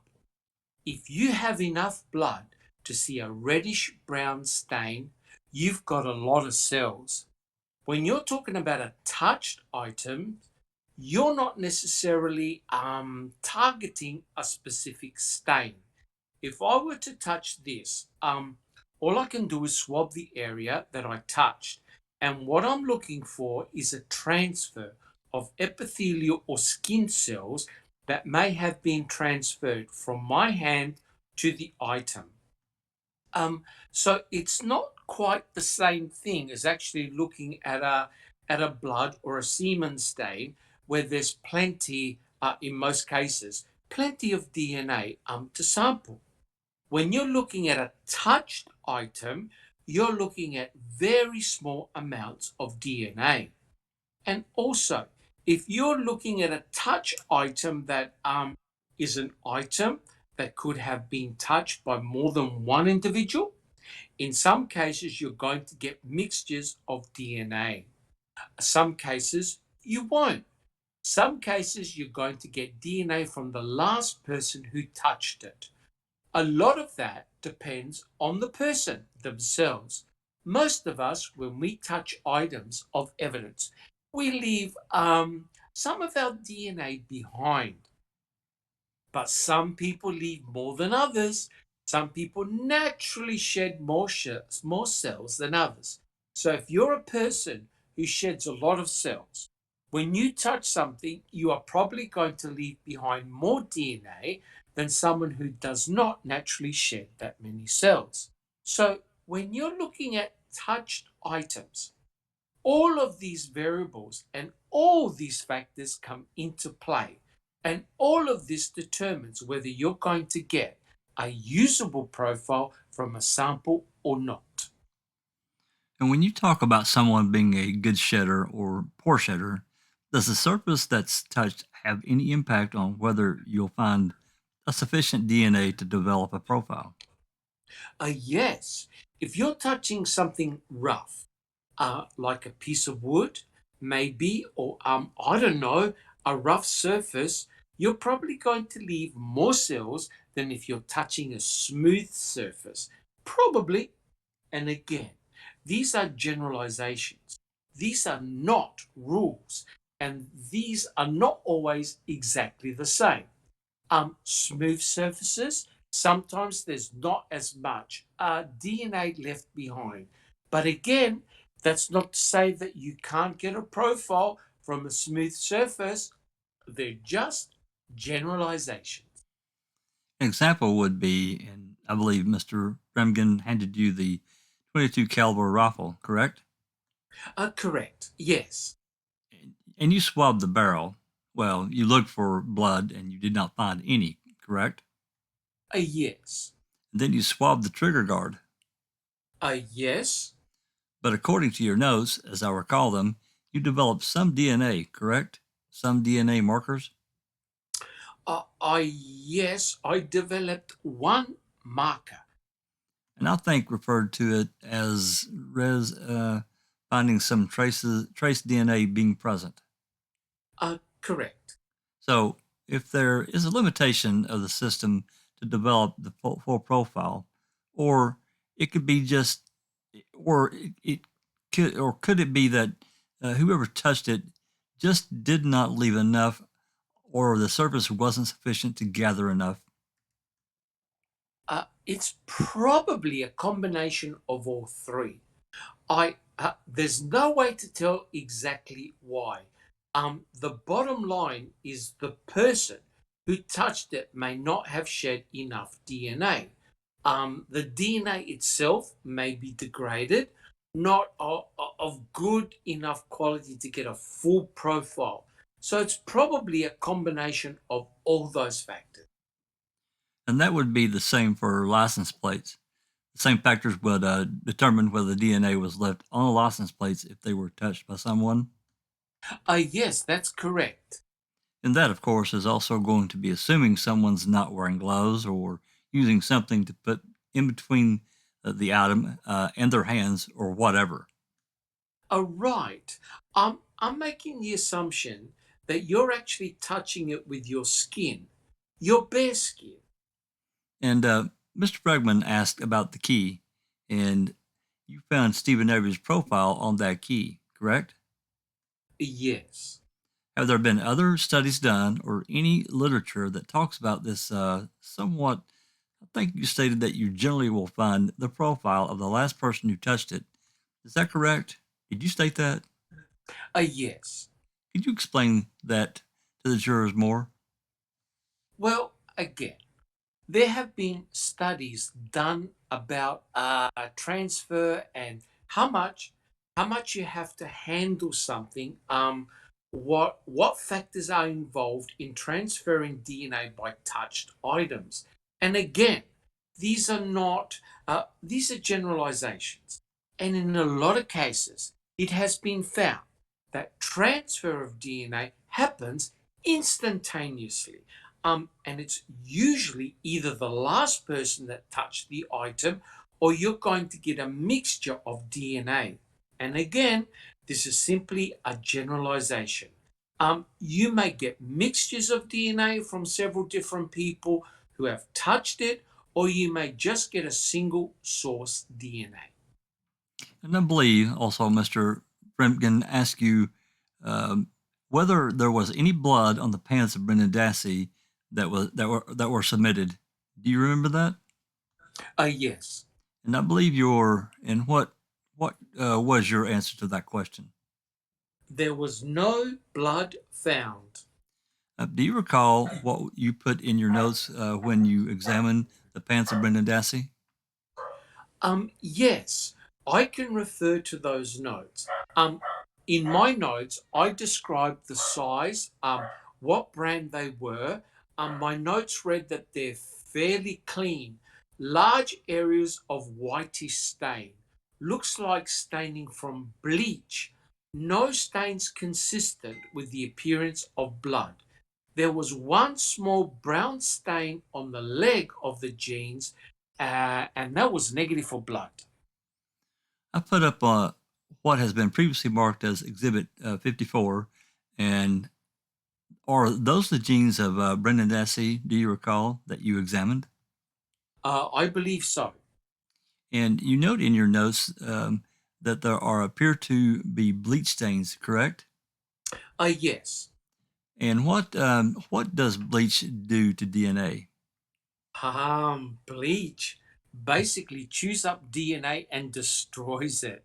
We use bleach in the laboratory, a 5% solution of bleach to clean our bench tops, to clean all of our scissors and forceps, to make sure that we don't have any DNA that's left on our bench tops or pipettes or any of the instrumentation that we use. And I'm sorry, you use bleach to clean your instruments, you stated? Yes. And the reason being because it basically kills the DNA. Yes. And if pants have been washed a number of times, or what is that going to do to potential DNA if you've had a number of washings of pants? Well, in most cases, DNA is if it's in a material like blood or semen or a biological fluid, it's going to be soluble in water.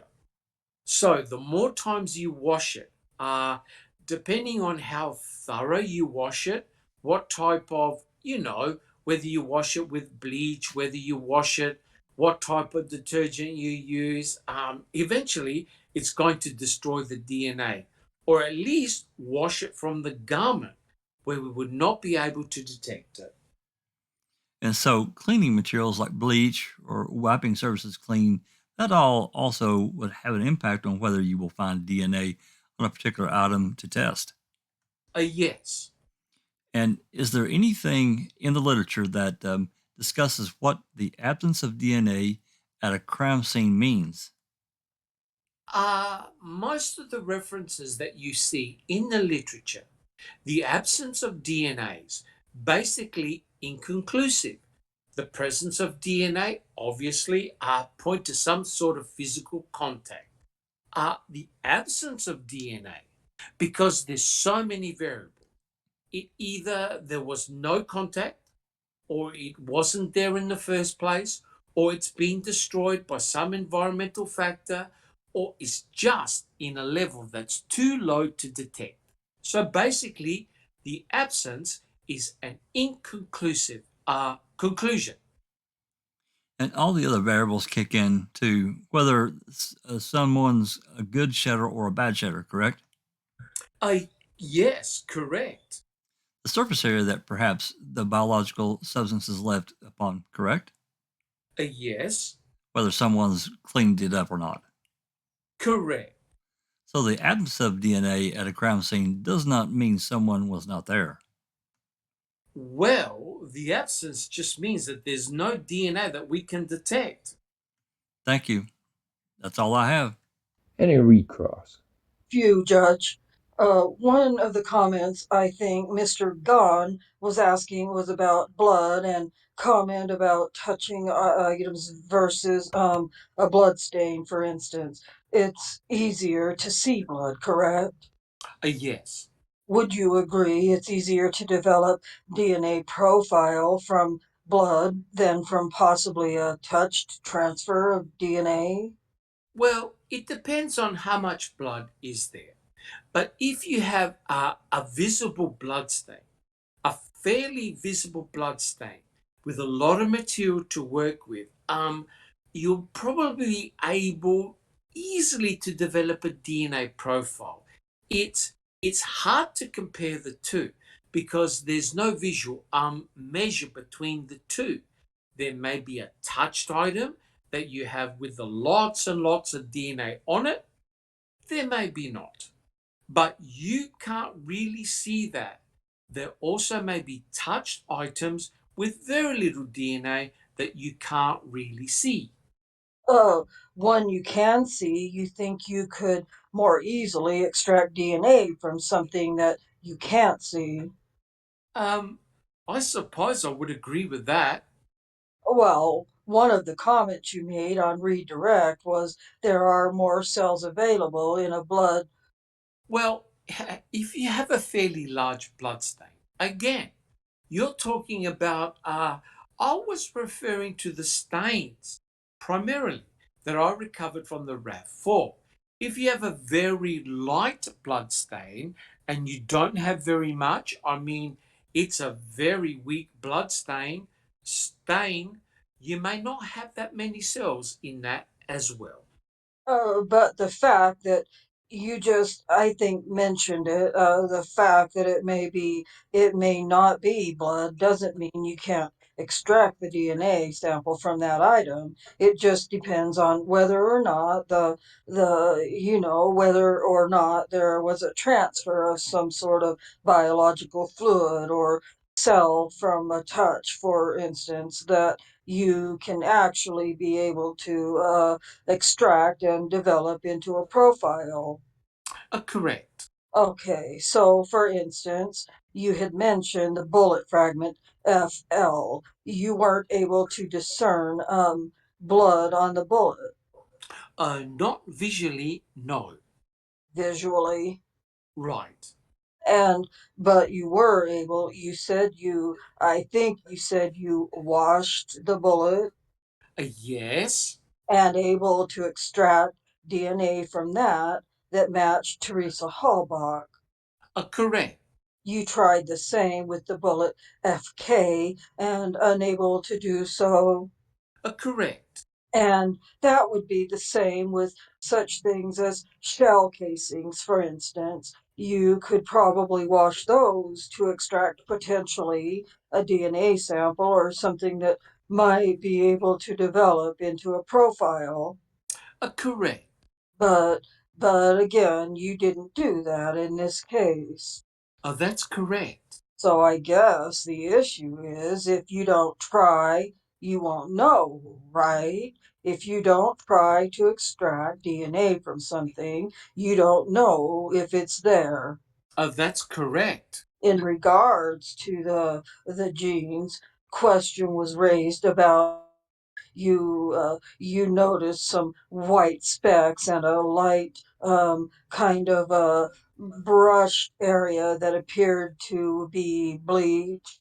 Yes. Now, if the entire pair of jeans have been soaked in bleach, you probably expect a little more white, I guess, bleaching stain than what you saw, correct? I don't really recall. As I recall, is that the stains looked like they were consistent with stains that would have been left from bleach. I don't really recall how much bleaching there was. And when you were looking for blood, you were looking again visually first. Yes, And did you then swab the entire, even cuffs, to decide, to determine whether or not there might be more, I won't, I don't want to call it invisible, but blood that you just can't detect with the naked eye? no. There was one small brownish stain on the bottom leg of the jeans that was negative. So, other than that detectable colored stain, Yes. you didn't swab for any other areas? No. Now, you mentioned that there were about 350 submissions to the crime lab in this Yes. case, and about 180 plus just to your lab, Just to the DNA section. just to the DNA section. Yes. Now, you mentioned this is a homicide case, so obviously, I take it that it had a more priority than some other cases you were handling. Yes. And some of the comments you made in questions to myself, uh, and I and I think redirect to Attorney Gahn, where you had to make decisions what you were going to test further to see if there was a potential extractable DNA sample, correct? Yes. Now, you didn't just decide we're just too busy, just plain busy, we can't do it. That wasn't your reason, right? No. Correct? And you didn't do it because it's too hard. No. Why didn't you do it?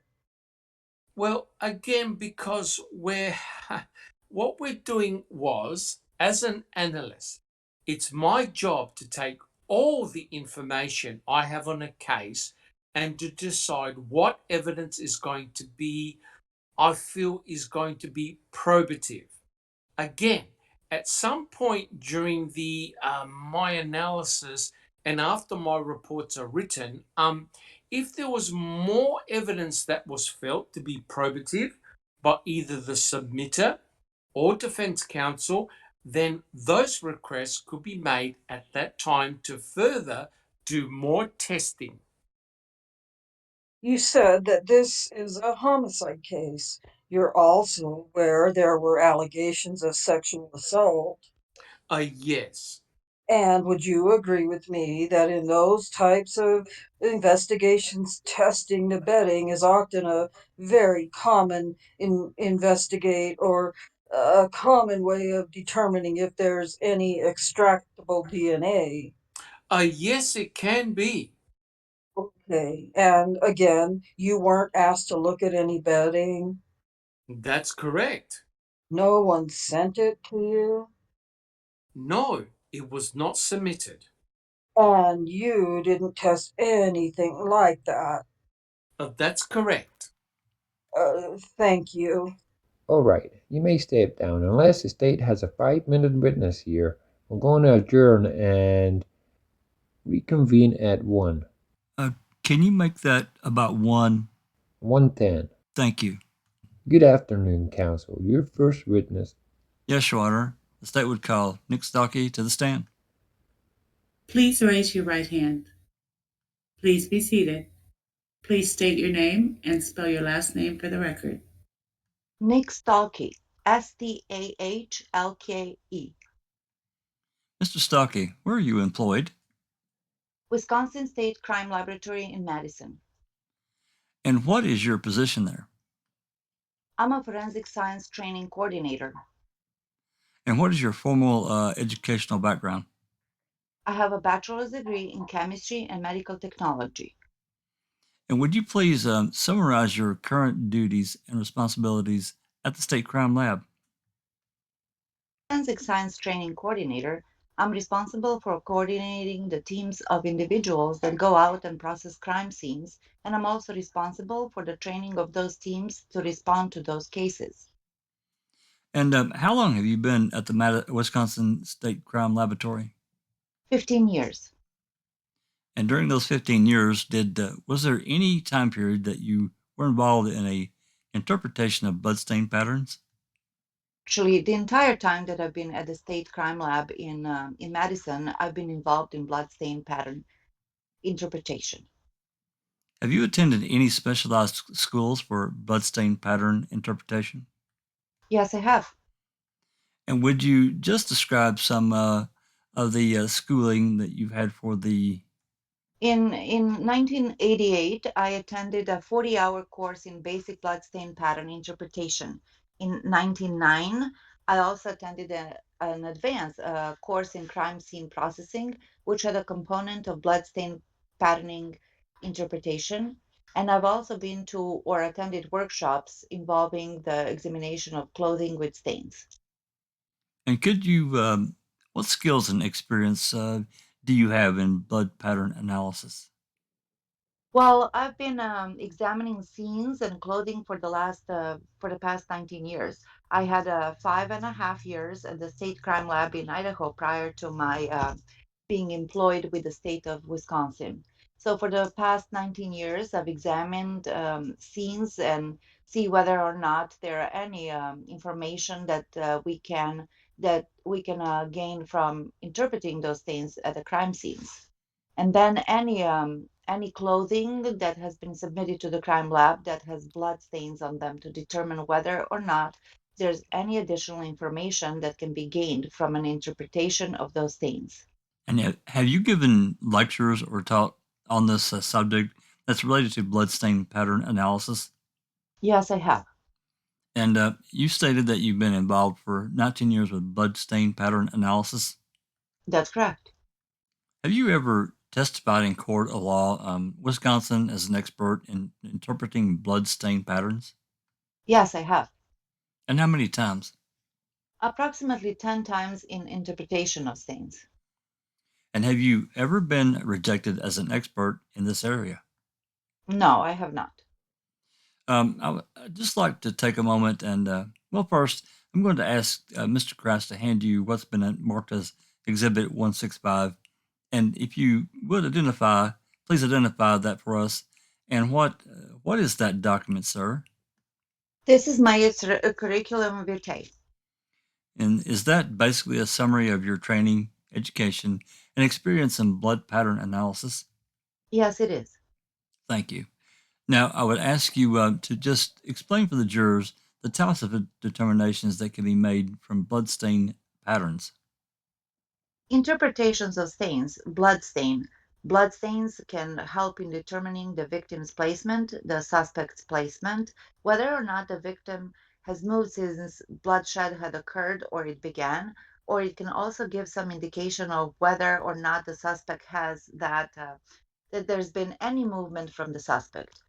It also can give us in some indications of the type of weapons that they have been used or the instruments that were used in the assault, and that it can give us some indication of the manner in which those blows or the types of how the blood actually had or has been deposited.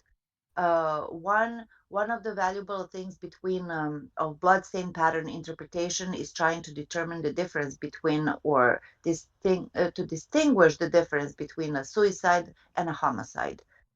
Mm. Are there different types of bloodstain patterns? Yes, there is. And what are they briefly for the jury? Basically, there's 3 categories of stains. You have passive stains, projected stains, and contact stains. I'm going to put up on the screen as an exhibit that has already been introduced into evidence.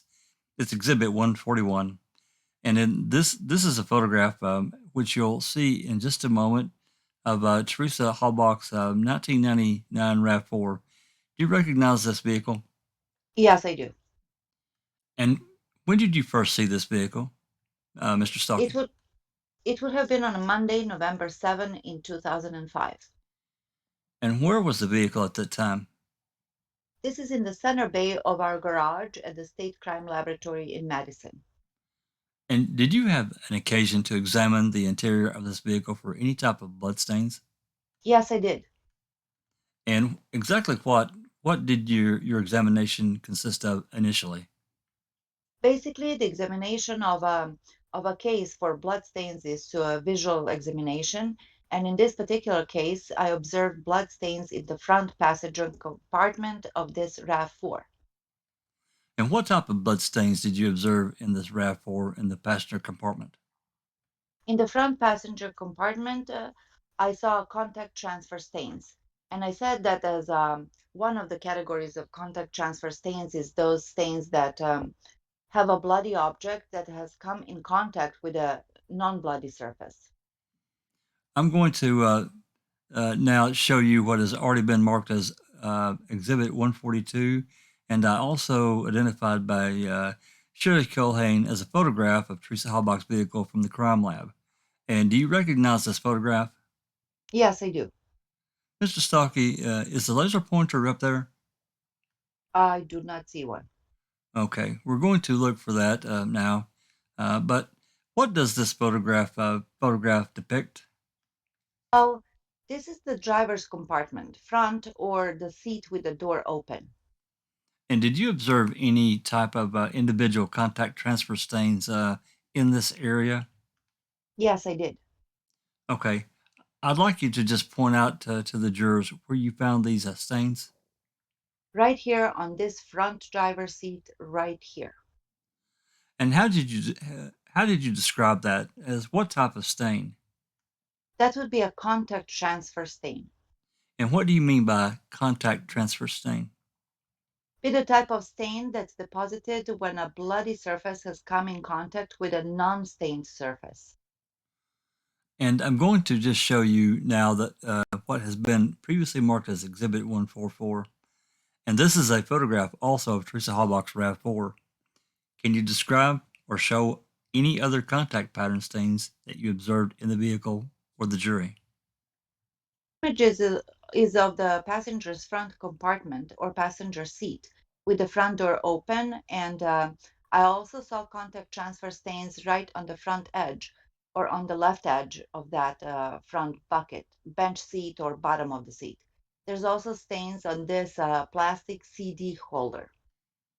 And again, what type of stains did you find on that, in those two locations? Again, these are all contact transfer stains. Are these stains consistent with being left by a person who would have a bloody hand, shall we say? Yes. I'm going to now show you what has been marked as Exhibit 143 and ask you to describe if you observed any contact bloodstains in this photograph. Yes, I did. Point it out to the jury, please. Right here, right below, here's the ignition to the RAV4 right here, and this is just down to the right of the ignition.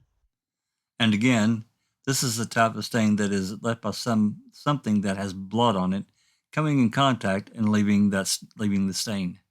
That's correct. I'm going to now show you what's been previously marked as Exhibit 89 and identified as a cut. Photograph of a cut to the middle right finger of Stephen Avery. Do you see that? Have you take a look at that, please? See that before, correct? Yes, I have. Is that cut that you observed on Stephen Avery's hands, is that the type of bloody object that could leave the blood pattern that you observed by the ignition switch of Teresa Halbach's car? This type of cut would be a candidate for the type of bloody surface that could have left that blood stain or that contact transfer stain. I'm going to show you now what has been previously marked as Exhibit 145, and ask you if you can identify that photograph for us. Yes, I can. And is there a bloodstain in that photograph that you observed? Yes. This is actually a photograph of the right rear passenger side door, and there's a stain right here that is I consider a passive drop. And when you say a passive drop, here we have zoomed in on it. What do you mean by a passive drop? This is the type of stain that if you have a bloody object and there's enough blood on that object, that it will drip or fall to the ground when gravity is the only thing that is influencing that particular blood stain or blood droplet that hits that impacts that surface. And again, could a passive drop such as this be left by someone who had a cut to their hand? Yes, it could. Based upon the combination of bloodstain patterns that you observed in the passenger compartment and here in the rear passenger compartment, do you have an opinion as to the reasonable degree of scientific certainty whether these combinations of bloodstain patterns were left by someone who was actively bleeding? Yes, I do. And what is that opinion? That is indeed the what probably happened. Individual that is has a wound of some sort and taken all these things into combination or consideration that they were left by somebody that was actively bleeding. Now, did you also examine the rear cargo door of Teresa Halbach's car? Yes, I did. Okay. And I'm going to show you what we have previously marked as Exhibit 146 and ask if you can recognize that area. Yes, this is an image of the rear cargo area of the RAV4 that I examined on November 7th. And did you observe any bloodstain patterns in this area of Teresa Halbach's car? Yes, I did. And what did you point those out for the jury? Right along this right, the molding, plastic molding, just behind the right rear passenger side seat are a series of stains. We're going to zoom in here a little bit for you, Mr. STAHLKE, and again, describe for the jurors what actually you're observing here. These, all these stains fall in the category of a contact transfer in which a bloody object has come in contact or with a non-bloodied stain surface. And in this particular case, we've got some characteristics within that stain that are unique. These stains right here have a elliptical pattern. In other words, they look like they're half circles, and they have the appearance of, if you would take spaghetti and put spaghetti sauce on and then flip it out on a tabletop or something of that order, or on the edge of your plate, you could see that there's strands of, and then take those spaghetti out of those, off that surface, it would leave the characteristics of those particular stains. And they're characteristic of and typical of bloody hair that come in contact with the surface. Is that in your field sort of a classic pattern that you see left by bloody hair? When I see a stain like this is definitely a classic stain, and it indicates a strong likelihood that that is head hair that has been bloodied, and then that has come in contact, transferring that blood to the surface. Did you observe any other type of bloodstain patterns in this area of Teresa Halbach's vehicle? Well, there's additional contact stains or transfer stains here, and those are in general in description because they're just the bloody objects that come in contact. There's also some light transfer stains on the carpeting, which are consistent with swipe pattern. Now, a swipe pattern is an object that has blood on its surface, and it indicates movement, and it transfers then that blood from the bloody object onto a non-stained surface. But it also indicates movement, so we call that a swipe pattern. I'm going to show you what has been marked as Exhibit 148. And I believe Ms. CULHANE described this as the rear panel area of the RAV4. Is that correct? Well, this would be the threshold. Threshold or rear area of the cargo. Correct. It's just below this picture would be where the bumper of that vehicle would be. So this is the threshold of the rear door. Did you observe any bloodstain patterns in this area? Yes, as you can see, there are some stains here, some stains here as well, and along here. Some of them are more difficult to see than others. And how would you describe those stains that you observed on the threshold of the door?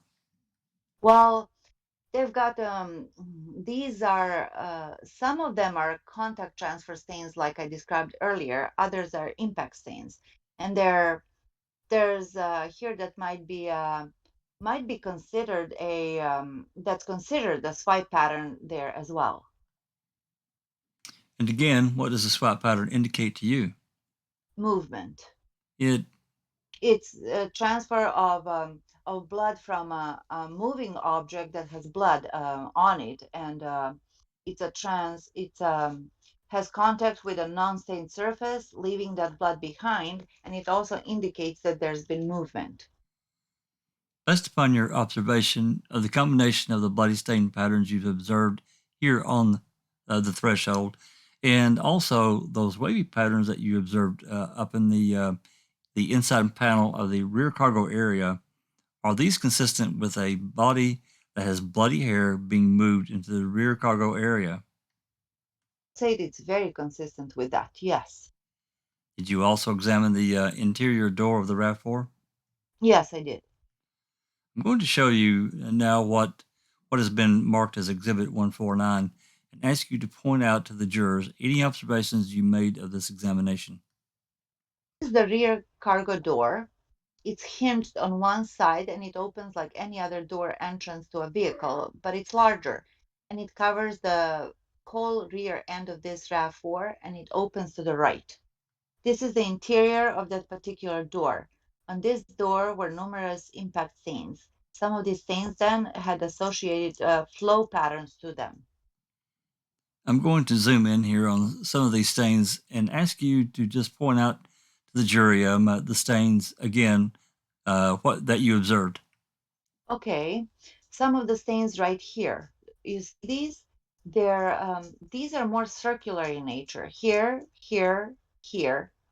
These here, this one. And what does this mean that you say they're circular in nature, or that they appear that way on the door? It means that blood has been flung off of a bloody object and then impact that surface. And if they're perfectly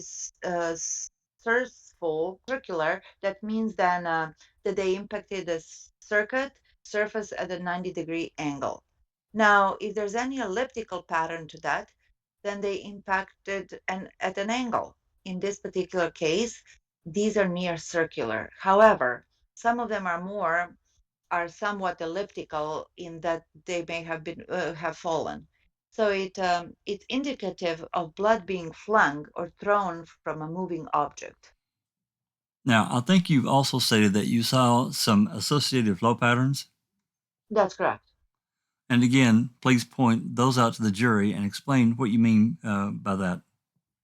Right here, you can see that there's some flow or some stains that have not only impacted the surface, but then also flowed down towards the ground. Well, these flow patterns are then acted on by gravity alone after they've impacted the surface of this interior of the door. And seeing this type of pattern, what does this indicate to you? Well, the flow patterns after an impact stain would indicate that it's a fairly large amount of blood that's impacted the surface, and it just didn't stick on that particular surface. It had enough then that there was a gravity acted on it and pulled it down towards the ground. With all these stains are indicative of a bloody object that is flung around and then causing that blood to release from that bloody object and striking the surface of that interior side of the door. I'm going to show you what has been marked as Exhibit 166 and ask you to identify this. What is that, sir? This is the entire, an overall shot of the rear cargo area of that RAV4. And did you make any measurements in this area? Yes, I did. And what did you measure? I measured the opening of the cargo area. And would a slender 5'6" woman fit in the back of the RAV4? Yes. And based upon all the blood patterns that you observed in the rear cargo area of that RAV4, do you have an opinion to a reasonable degree of scientific certainty whether the patterns you observed by the interior panel on the threshold and on the interior door itself are consistent with a bloody head being loaded into the rear cargo area? Yes, I do. And what's that opinion? That is indeed what may have happened. A body that has bloody head hair was loaded into this rear cargo area and placed just behind the right rear seat of this of the seating area in this car, this Toyota RAV4. And finally, Mr. Stuckey, I just have one other issue to discuss with you. I'm going to hand you what's been marked as Exhibit 167 and ask you if you would identify this photograph for the jurors. And we'll also put it up on the big screen. I want you to ask you, did the time come when you were asked to check the odometer of this vehicle? There was. And what happened when you attempted to check the odometer? I believe it was the second day. It would have been the 8th of November then that we got a call requesting that we check the odometer reading on this vehicle. When we attempted to, it's a digital dashboard. So when we went to open or turn the key, there was no electronics to this particular dashboard, so we couldn't get the reading. So what did you do? We opened up the hood of to the entire engine compartment and to check. I was thinking that the battery was probably dead. And what did you find when you opened the hood and looked under the hood? Well, it's like indicated in this particular photograph, Exhibit 167, the battery cables were disconnected. And that's how you found the vehicle on when you saw it on November 7, 2005 in your bay at the crime lab. Yes, and I believe that actually it was November 8th, the second day that we were doing examination that on that vehicle. It hadn't been checked prior to this, so this is the way it would have come into the laboratory. And when you opened up the hood of the vehicle, were you wearing gloves? Yes, I was. And what type of gloves were you wearing? Nitron. And what are those? Why are those, and why do you wear them? Oh, they're like a surgeon's gloves. We put them on so we're not transferring any of our DNA onto a object or piece of evidence, and we're not also receiving any evidence from the object themselves. So we're protecting the surface of anything that we touch as far as evidentiary value. Thank you, sir. That's all I have, Your Honor. Cross. Thank you, Your Honor. Mr. STAHLKE, what precisely, if any, is actually your area of specialty in the lab? I've got, I don't have a specific specialty any longer. Go ahead. I have, I'm training forensic science training coordinator, so I have many job duties. Well, given the fact that it's a lab, I would expect that you would encompass overseeing the training of a multitude of disciplines within the lab. Is that a fair statement? In my particular area, it would be more for those people that are involved in field response, not any specific discipline. Okay. All right. But you have to agree, obviously, that field response encompasses a multitude of disciplines, correct? Well, you hope to have some knowledge in all the areas, yes. Could we call you then a jack of all trades in the forensic business? Objection, Your Honor. I'm sorry. Objection to the form of the question. Overruled. Well, I would probably be more considered a criminalist, and that's an individual that has general skills or knowledge in multiple areas. All right. So you don't have a specific specialty. It's not in my title, no. Whether it's in your title or not, by way of practice, well, let me ask you this. Besides blood spatter interpretation, what other areas, if any, have you testified to as an expert and in courts in Wisconsin? Controlled substances. Are we talking, okay, let me just, so I'm clear, are you talking about running gas chromatograph to determine what a substance might be? Correct. Okay, That's one. We have with all other presumptive tests as well. right, Sure. drug and drug tests. Drug testing. Okay, Right. Controlled substances, question documents, anything else? crime scenes and blood spatter. Well, crime scenes are pretty broad, right? Correct. Okay, blood spatter's pretty specific, That's true. as they would call it a sub-discipline of crime scene investigation. That's true. All right. Now, I take it during your undergraduate studies that you said, I think you said that was you had, was it a BS in chemistry? BS in medical technology with a minor in chemistry. Okay. And you've been at the Wisconsin lab for 15 years, right? Approximately. It will be June, actually, when it's 15 years. Okay. And in that time, I believe you testified on direct. You've testified as an expert 10 times over the course of the 15 years involving blood spatter. That's correct. Okay. So less than once a year. For bloodstain cases, that would be, if you take the average, yes. All right. When you first began your testimony and you were describing different types of stains, I believe you said there's three: passive, projected, and contact. Is that your understanding? These are the three categories of type of stains, yes. So, and then each category has other stains, more specific characteristics. Okay. And where would impact stains come in? The projected stains. All right. If an individual is struck with different types of instruments, you've learned over the course of your experience and training that different types of patterns emerge, right? It's a likelihood or a possibility, I guess, that could have, you could see those differences, yes. Well, don't you base much of your interpretation on conclusions?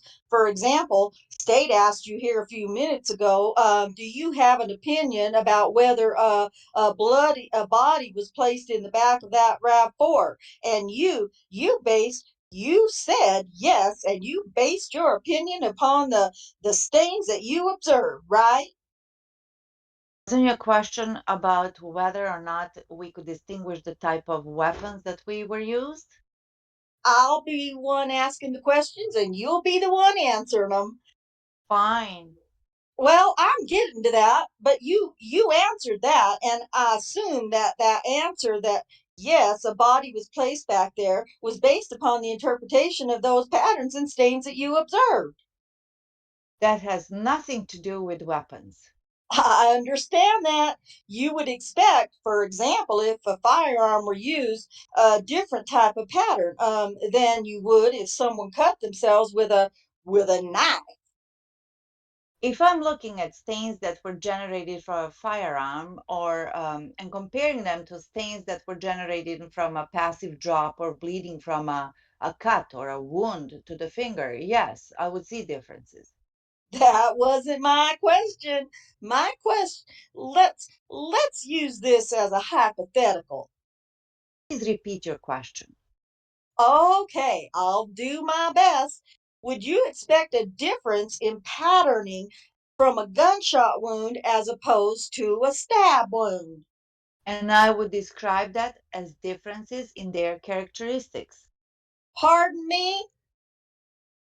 Yes, In the back of the RAV4, the blood that you described that you saw over toward the speaker area, not on the back, but on the side where you talked about you used your spaghetti example. correct. Oh, okay. I'm assuming that's where you concluded that it would be consistent with the hair being placed, right? That's correct. Toward let me ask you this. What were the dimensions, the inside dimensions of the back of the RAV4? I have a width. It's all. I don't have the depth of that particular cargo area. So I take it then you don't have an opinion, or you do have an opinion as to how a body with bloody hair was placed located within the back of the RAV4. Do you have an opinion Yes, I do. other than where the head was located? I have an opinion. My opinion was that an individual that's 5'6" would fit in that storage area of the RAV4. Well, probably not a total length though, right?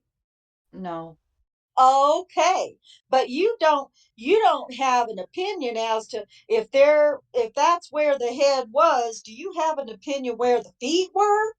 no, I haven't. Common sense would say that the feet were at the other end.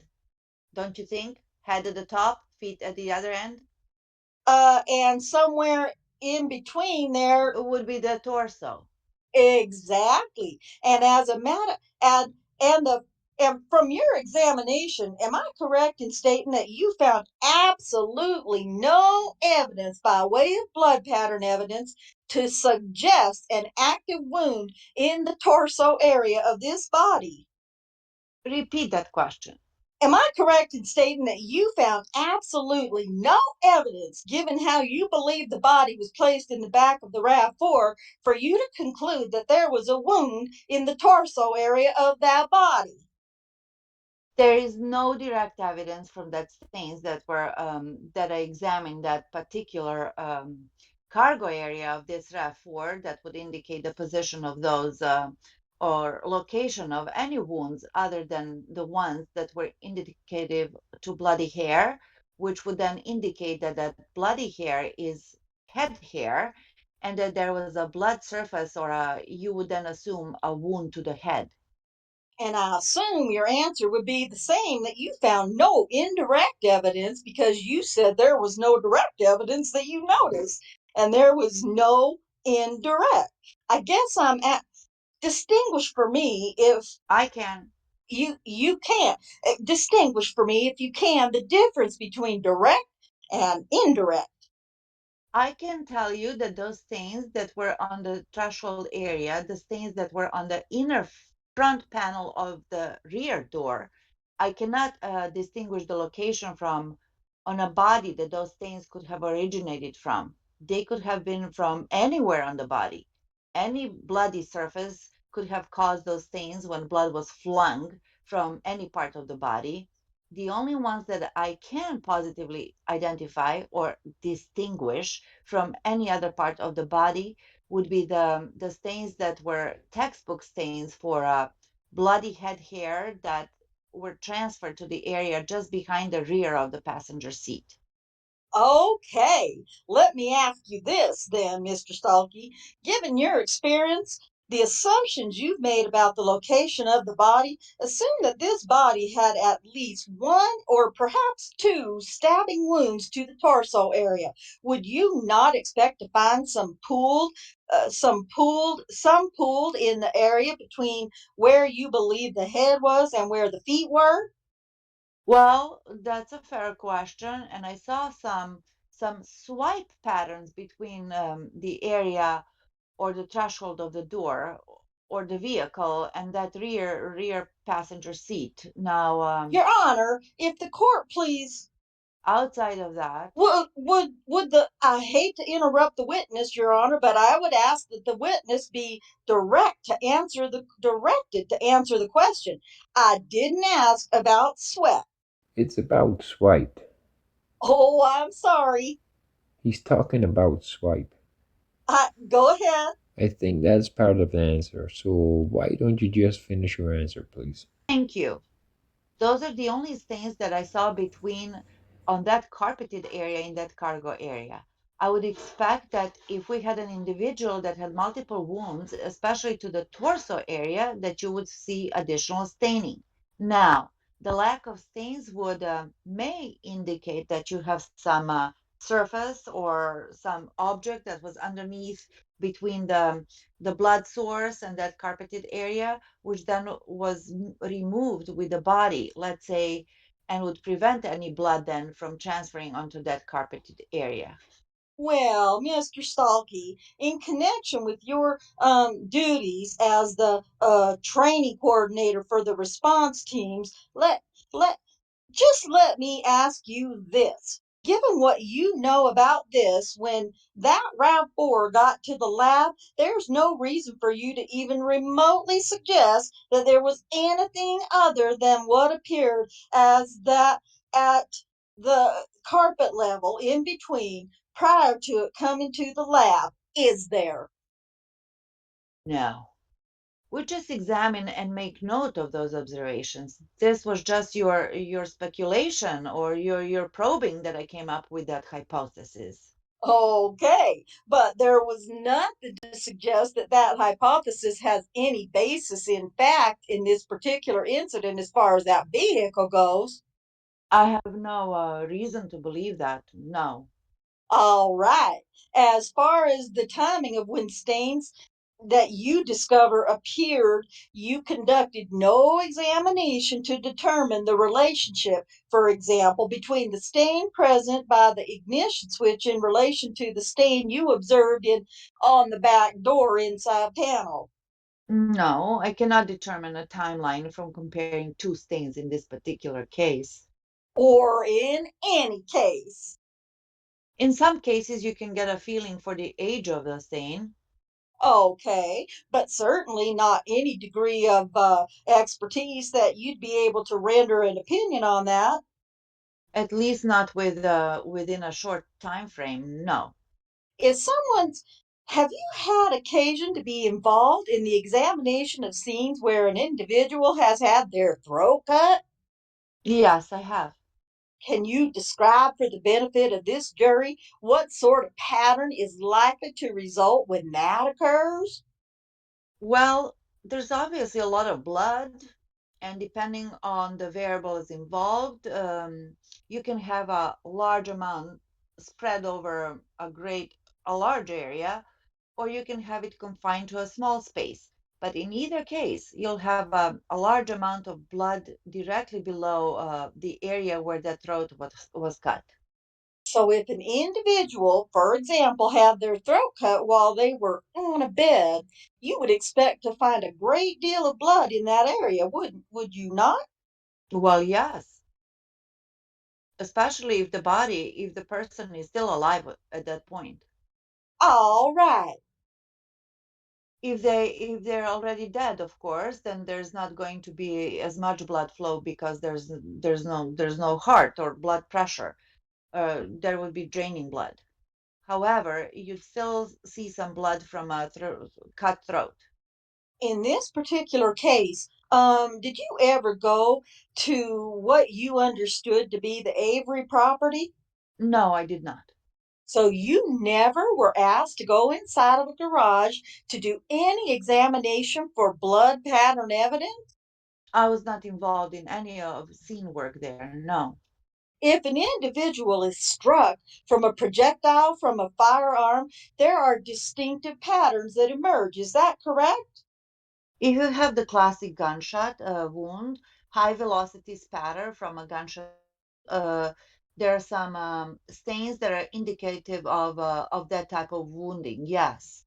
Is it a fair statement that the patterning that emerges as a result of a gunshot wound as compared to a stabbing type wound would tend to and typically cover or be able to it would it would spread out a little further is what I'm trying to say. A gunshot wound? Right. Not necessarily. All right. Are there any differences between the patterns that emerge from a gunshot wound to a head as opposed to, for example, an arm? Yes, there are some indications that you can gather from that that would be different. But it is fair to say that there are patterns which you understand through your training and experience that when you look at, you can conclude this was a result of a gunshot wound. Yes, if those patterns are present, those patterns will give you some indication of, or may give you indicate some indication of the type of weapon that was used to create them. When you say type of weapon, are you able to distinguish, for example, between a small caliber rifle, say a 22 caliber, and say a 30 caliber? Typically, the larger the caliber, the greater the amount of stains that are going to be present or created. You talked about the gravity effect of the blood on the back door inside panel. Blood does not flow necessarily at a uniform rate, does it? I believe that it would flow at a uniform rate on the same or similar surface. On the same what? Same or similar surface. Your So if you put blood, throw blood onto a glass surface, it will flow at the same rate, regardless of the source of blood? irregardless of the source. No, it will still be the same substance that is striking the surface. You're talking about a large enough amount to cause the flow. Well, you described on the back panel the flow pattern, what you called elliptical, right? Mm-hmm. Okay, of some blood that hit the back panel and that basically dripped down a little bit. My question is there a uniform flow rate for human blood? I don't know that there is actually a uniform flow rate, but through my experimentation and testing, blood is blood. If you throw it on a similar surface, it's going to flow at the same rate. When you examine well, strike that, other than the photographs that we've all had a chance to look at here today, and I'm talking about the area of the back of the RAV4 where you believe there was hair, other than the photographs, did you bring with you um, any portion of that plastic molding, that molded area with so the jury could see it today? No, I did not. And I take it you did not see any evidence whatsoever. Well, let me ask you, when you examine those type of patterns, and you know what it's been caused by hair, are you able to tell anything about that other than the fact that you believe it was hair? You can get a feeling for if there was some direction other than the contact that I saw that was indicative of a transfer of blood from bloody head hair. No, there was no other indication in that stain that I could gather. So, No additional information on. so you would have no opinion as to whether or not how did I want to use the same term you did. Did you call it swiping or wiping? Swipe. Well, there's swipes and wipes. One with blood and one without blood. Okay. The portion that you talked about with the blood evident through though that was the swipe with the hair. Excuse me? Say that again. I'm just talking about the hair, okay? The hair transfer stain? Right. Okay. Okay. Was that do you use the term swipe for that? No, I did not. What term did you use? That was a contact transfer. All right. As to that particular contact transfer, were you able to make, or did you make any additional findings regarding, for example, the length of the hair? No, I did not. Did you discern from your visual observations any differences in the pattern that would suggest that it was anything other than uniform length? No, I never saw anything that would indicate. Well, would you be able to determine that based on your experience, training, and education? Unlikely, because typically bloody head hair it will leave a textbook stain. However, it won't necessarily tell me the entire length of that of the hair that was on that person's head. It could maybe give me an indicator of the total length, but then that's a stretch too, because we don't know if it's just a portion of that hair that contained the surface, and if it could be long strands, and we only get a small portion of that uh, contacted the surface. So it would we'd be guessing if we wanted to come up with an entire length of the hair, because some people have mullets. Do you understand what I mean by does the term blowback have any significance to you in your experience with blood spatter examination? Yes, it does. Oh, okay. Is it fair to say that you performed no tests, no examinations in the lab to determine whether or not there was any blowback event in this particular case? I did not. You were not asked to? No. Okay. And just so everybody's aware, can you explain very briefly what blowback really means? Blowback is generally related to a firearm or a gunshot wound, and when a projectile leaves the end of the barrel and strikes a surface, causing some blood spatter, there's some energy that returns back towards the gun, and that would be considered blowback.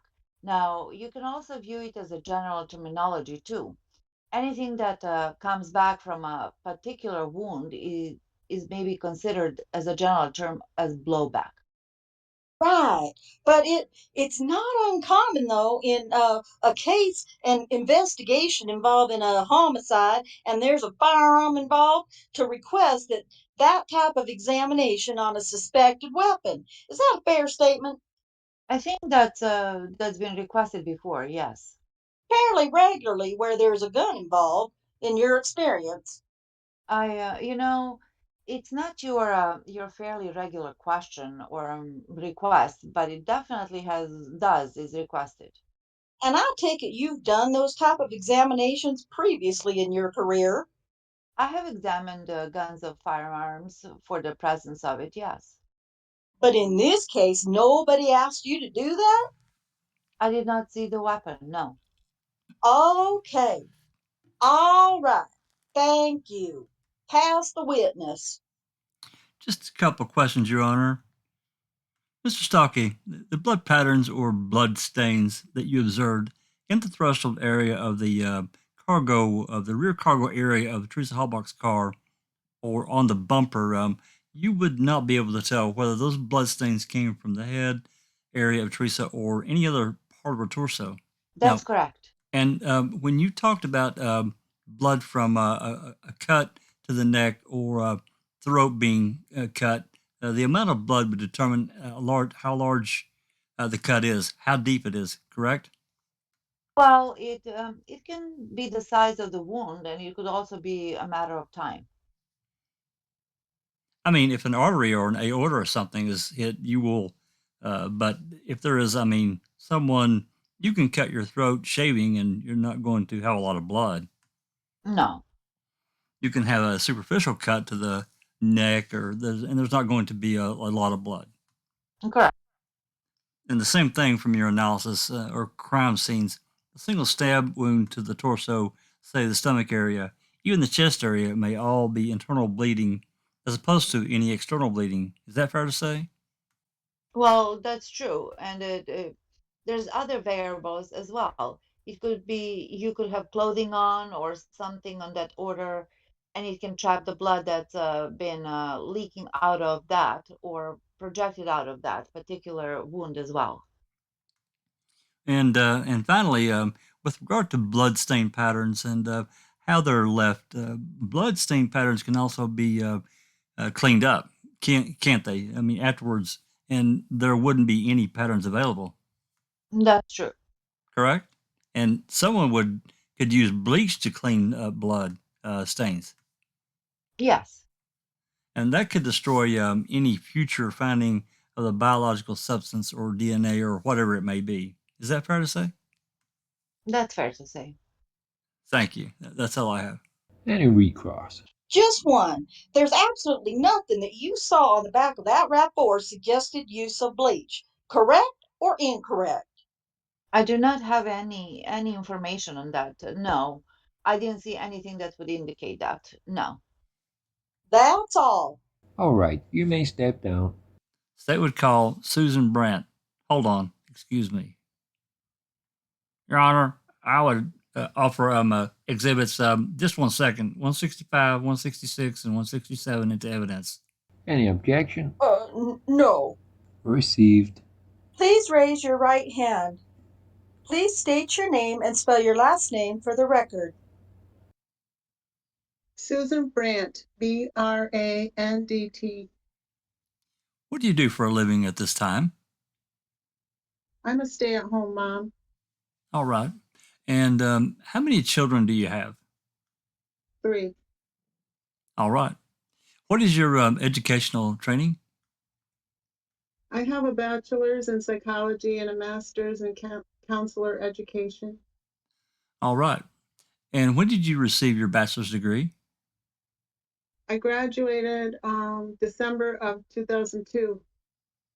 And from which institution? The University of Wisconsin-Platteville. And your master's degree, when did you receive that? I graduated May of 2006. All right. And from which institution? The University of Wisconsin-Platteville also. Directing your attention to the time period of January 2006 until May of 2006, while you were a student, did you receive any internship or employment associated with your pursuit of your master's degree? Yes. And where were you employed? I was an intern at Mishicot Middle School and Mishicot High School. All right. Tell us about your internship arrangement at the middle school. I had worked with Karen Baumgartner in the middle school guidance office in the morning, and in the afternoon, I worked with Amber Fox Brewer in the afternoon. And that was at the high school? At the high school. All right. And you were at the schools on a daily basis in your internship capacity? Yes, I worked Monday through Thursday, and then I had Fridays off. Directing your attention to January of 2006, early January, did you have an occasion to have contact with a student by the name of KAYLA Avery? Yes. Would you describe for us, first and foremost, how that contact occurred? KAYLA came into the counseling office and asked to speak to a counselor. All right. And who was present when she came in and asked to speak with the counselor? It was myself and Karen Baumgartner. Tell us what happened. KAYLA came in to the office, and she was asked by Ms. Baumgartner if she minded that I was there, and KAYLA said no. And she said she was there because she was feeling scared. All right. Let me stop you right there first and ask who else, if anyone, was present for this conversation? No one else. All right. So there's just the 3 of you. Correct. All right. And did KAYLA reveal to the 2 of you why she was feeling scared and why she wanted to talk? Yes. And what did she tell you? She told us that she was scared because her uncle, Stephen Avery, had asked one of her cousins to help move a body. All right. What else, if anything, did she tell you about that? She also said she was scared about going to the shop, and she specifically asked if blood can come up through concrete. All right. Now, did she identify which of her cousins may have asked her uncle, Stephen Avery, to move this body? No. All right. Describe for us, if you will, KAYLA's demeanor, her effect during these revelations. She was scared. All right. Did she seem at all confused? No. Was this the first time you ever had any contact with KAYLA? Yes. All right. Your best estimate, approximately how long did this conversation take? My best guess would be 15 to 20 minutes. All right. How was KAYLA's demeanor at the conclusion of this discussion? I think she still felt scared, but maybe a little bit more relieved. All right. Did she, at the end of the conversation, seem confused by anything that she was telling you? No, I'll pass the witness. Cross.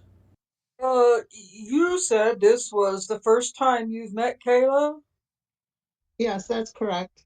So you had no perspective as to what her normal demeanor is.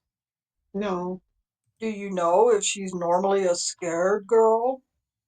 no, You had no way of telling whether she was telling you the truth, correct?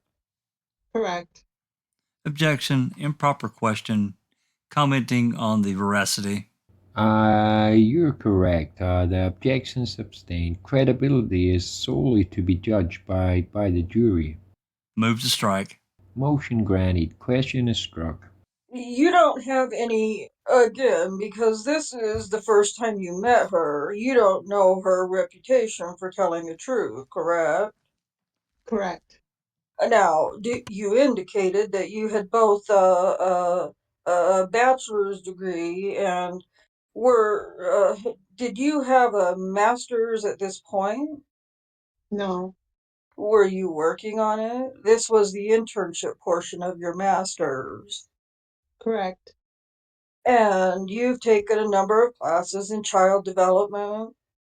Yes, Number of classes or courses of study that deal with children in general. yes, Is it fair to state in your studies that one maybe not a common theme with children is that they sometimes are looking for attention? Is that correct? sometimes. Okay. And they do things that sometimes it's just intended to draw attention to themselves. Correct. I have nothing else. Any redirect. Counsel. Was there any point during this meeting that you thought she was just there to get some attention? No, That's it. All right. The witness may step down. State would call JODI STACHOWSKI to the stand. Please raise your right hand. Please be seated. Please state your name and spell your last name for the record. JODI STACHOWSKI, STACHOWSKI. Ms. STACHOWSKI, you'll have to speak right into the microphone so that we can all hear what you're saying. Ms. STACHOWSKI, during the year 2005 and up to and including Halloween of 2005, were you involved in a relationship with an individual? Yeah, I was. Who was that relationship with? Stephen Avery. And what, in fact, was your relationship with Mr. Avery during that year? I was his fiance. Ms. Zakowski, I'm going to direct your attention to October 31st of 2005. Ask if you'd tell the jury, please. Where were you physically located that day, if you recall? I sure do recall I was in the Manitowoc County Jail. And can you tell the jurors, please, why it was that you were in jail at that time? Yeah, for a fifth drunk driving. All right. During your stay at the Manitowoc County Jail, which included Halloween of 2005, did you have occasion to remain in contact with your then fiance, Stephen Avery? Yep, I did. When was it, Mr. Kowski, that you went into jail? That is, when was it that you had to report to jail, if you can remember? I believe it was in August. All right. And how long of a stay? That is, how long were you scheduled to be in jail from August 05? 7 months. Between August then and October 31 of '05, how regularly would you remain in contact with Mr. Avery? I talk to him once a day. Were there any occasions, Ms. Stachowski, when you would talk to Mr. Avery on more than one occasion during a particular day? Yeah, All right. And how would those conversations occur? In other words, were they in person or were they on the telephone? on the telephone. Could you tell the jurors, please, how those phone calls would be placed? That is, would you place the calls to Mr. Avery or would he call you? I had to call him collect. Let me ask you, Ms. Stachowski, do you remember October 31 of 2005? And specifically, do you remember placing any calls to your fiancé, Stephen Avery? Yes, On October 31, 2005, how many occasions did you talk to Mr. Avery? I called Stephen twice that day. And could you tell the jurors about what times those two calls were placed? The first one was about 5:30, and then the second one about 9:30. All right. Are those estimates, Ms. Stachowski? As close as I can remember, yes. How long would those phone calls last? Just 15 minutes. And how do you know they lasted 15 minutes? In other words, was there something with the jail that... Yeah, they just disconnected after 15 minutes. All right. Ms. Stachowski, the last area of inquiry I have for you for this trial is the arrangement or setup of Mr. Avery's trailer. First of all, are you familiar with Mr. Avery's residence with his trailer? Yes, Did you live in that trailer prior to you having to go to jail in August of '05? yes, I did. And at the time that you lived there, did you and Mr. Avery share the same bedroom? Of course. Describe, if you will, the kind of furniture that Mr. Avery had or that you and Mr. Avery shared in his bedroom. That is, prior to you going into jail.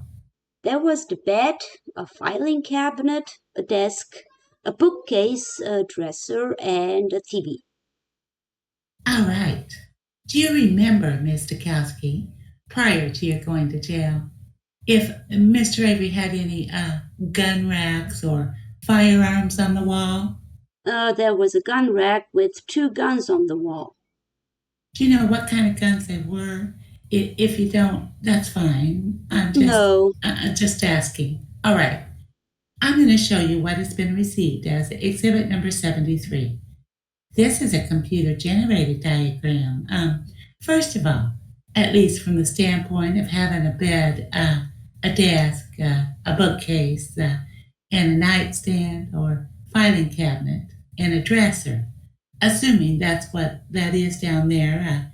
Is that the same kind of furniture that Mr. Avery and you had in that bedroom before you went into jail? Yeah. Now, before you went into jail, looking at exhibit number 73, was the room set up or configured that way? No, it wasn't. Could you tell the jurors, please, how it was different? First of all, where was the bed when you went into jail? How was it situated? In the corner underneath the 2 windows, when you first walk in the door, you'd walk straight into the bed. Right. And so if I'm taking a laser pointer and pointing what would be to the top right or toward the bottom left, is it a fair characterization that the bed was facing this way? Yeah. Which side or which wall was the headboard on? The headboard was on the farthest wall, the small window. And I'm pointing to the wall, which would be the east wall of the trailer. Is that the wall that the headboard was on? Yeah, The headboard was here, and the bed was along that way. Is that correct? that's correct. Okay, now, was the bed all the way against this right hand or south wall, or was it away from the wall? It was against the wall. So it was abutted all the way up Yeah, against the wall. The This bookcase that we see depicted in exhibit number 73. Can you tell? Can you tell us where that was located while you were there? that was located on the wall where the bed is underneath the guns, All right. And where was the nightstand? next to the bed, like Um, right there. Yeah, would be right next to the door. yep, So the nightstand would be here, and the bed would be this way, right next to it. Is that right? yeah, All right. Assuming that this dresser, and I can show you another version if I need to, but assuming the dresser is kind of kitty corner in the southwest corner of the bedroom, would that have been in about the same place? yeah, I'm going to show you one more photo just to kind of orient us. This is exhibit number 75. I think you've told us that the bed was along this wall with the headboard underneath the east window. Is that correct? that's correct. As you look down this hallway, then, this is a hallway, is that right? Yeah, As you looked down this hallway and through the open doorway, would you be able then to see the bed? yeah, you would. All right. That's all the questions today for Ms. Stachowski then. Judge, thank you. Counsel, cross. I guess I just have one. Excuse me. I just have one question. Your testimony is essentially that the configuration of the bedroom in August is different than the picture here. Yeah, Nothing else. All right, you may step down. Might be a good time for our afternoon break, Judge. All right, we'll take 15 minutes. We will back at approximately quarter around 10:03. Your next witness, counsel. So that would call Mr. Tom Sturdivant. Please be seated. Please state your name and spell your last name for the record. Special Agent Thomas Allen Sturdivant. It's Sturdivant. What do you do for a living? I'm a special agent with the Wisconsin Department of Justice, Division of Criminal Investigation, Narcotics Bureau. How long have you been employed for the Wisconsin Department of Justice? Since 1998. Prior to that time, did you hold any other law enforcement positions? I did. I worked for the Maine State Police in the state of Maine. And how long did you work for the Maine State Police? Approximately 11 years. You indicated your current assignment is the Narcotics Bureau for the Division of Criminal Investigation. Prior to that assignment, did you have any other assignments? Yes. I worked in both the Financial Crimes Bureau as well as the Arson Bureau. And how much time did you spend in the Arson Bureau? Approximately 2 years. During what time frame would that have been roughly? That would have been roughly between 2003 and 2005. All right. Now, Mr. Sturdivant, I'd like to direct your attention to Tuesday afternoon, November 8, 2005. At that particular time, were you currently in the employ of the Department of Justice? I was. All right. And on that particular day, were you asked to assist in execution of a search warrant at the Avery salvage yard? I was. And where's the Avery salvage yard located? Generally, which county? Manitowoc County. All right. What in particular on that day were you asked to do? I was asked to do a couple of things. I was to execute a search warrant at the Avery business, the junkyard business, And secondly, I was asked to go out and take a look at the so-called hot spots. These were just areas that were identified by the state troopers as having some areas of interest. Perhaps they might have been ashen sites. They might have been a motor vehicle. They might have been a variety of other things. All right.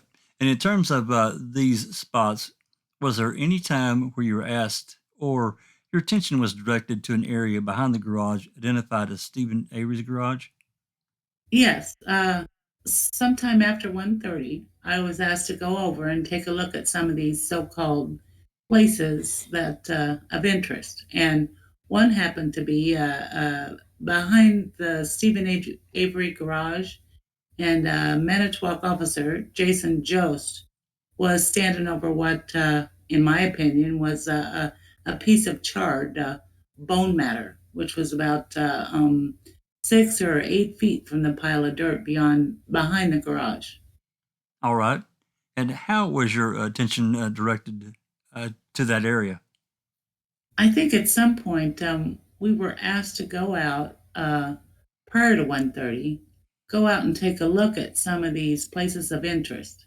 And as I walked over there, myself and Special Agent Deb Strauss were basically summoned by Deputy Jost to come over and take a look at an item that he was standing near. All right. And when your attention was directed to that area, what did you do? Well, the first thing I did is when I walked over and by the deputy, he pointed out this piece of material that was lying on the ground, which appeared to be about 1 inch in length, one inch by 1 inch, which appeared to me again to be a piece of charred bone matter. All right. And to begin with, I'd like to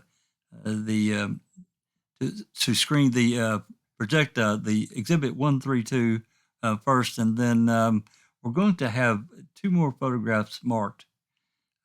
Your attention is directed either to the screen in front of you or to the one immediate left. Do you recognize that particular area, exhibit 132? I do. All right. Tell us about that. What is depicted there? What is depicted here is a pile of gravel, which I estimated to be approximately 30 feet by 30 feet, which gradually rises to approximately 2 feet in height. And it's sand and gravel piled up on the natural landscape. And this was directly behind the Stephen Avery's, the detached 2-car garage.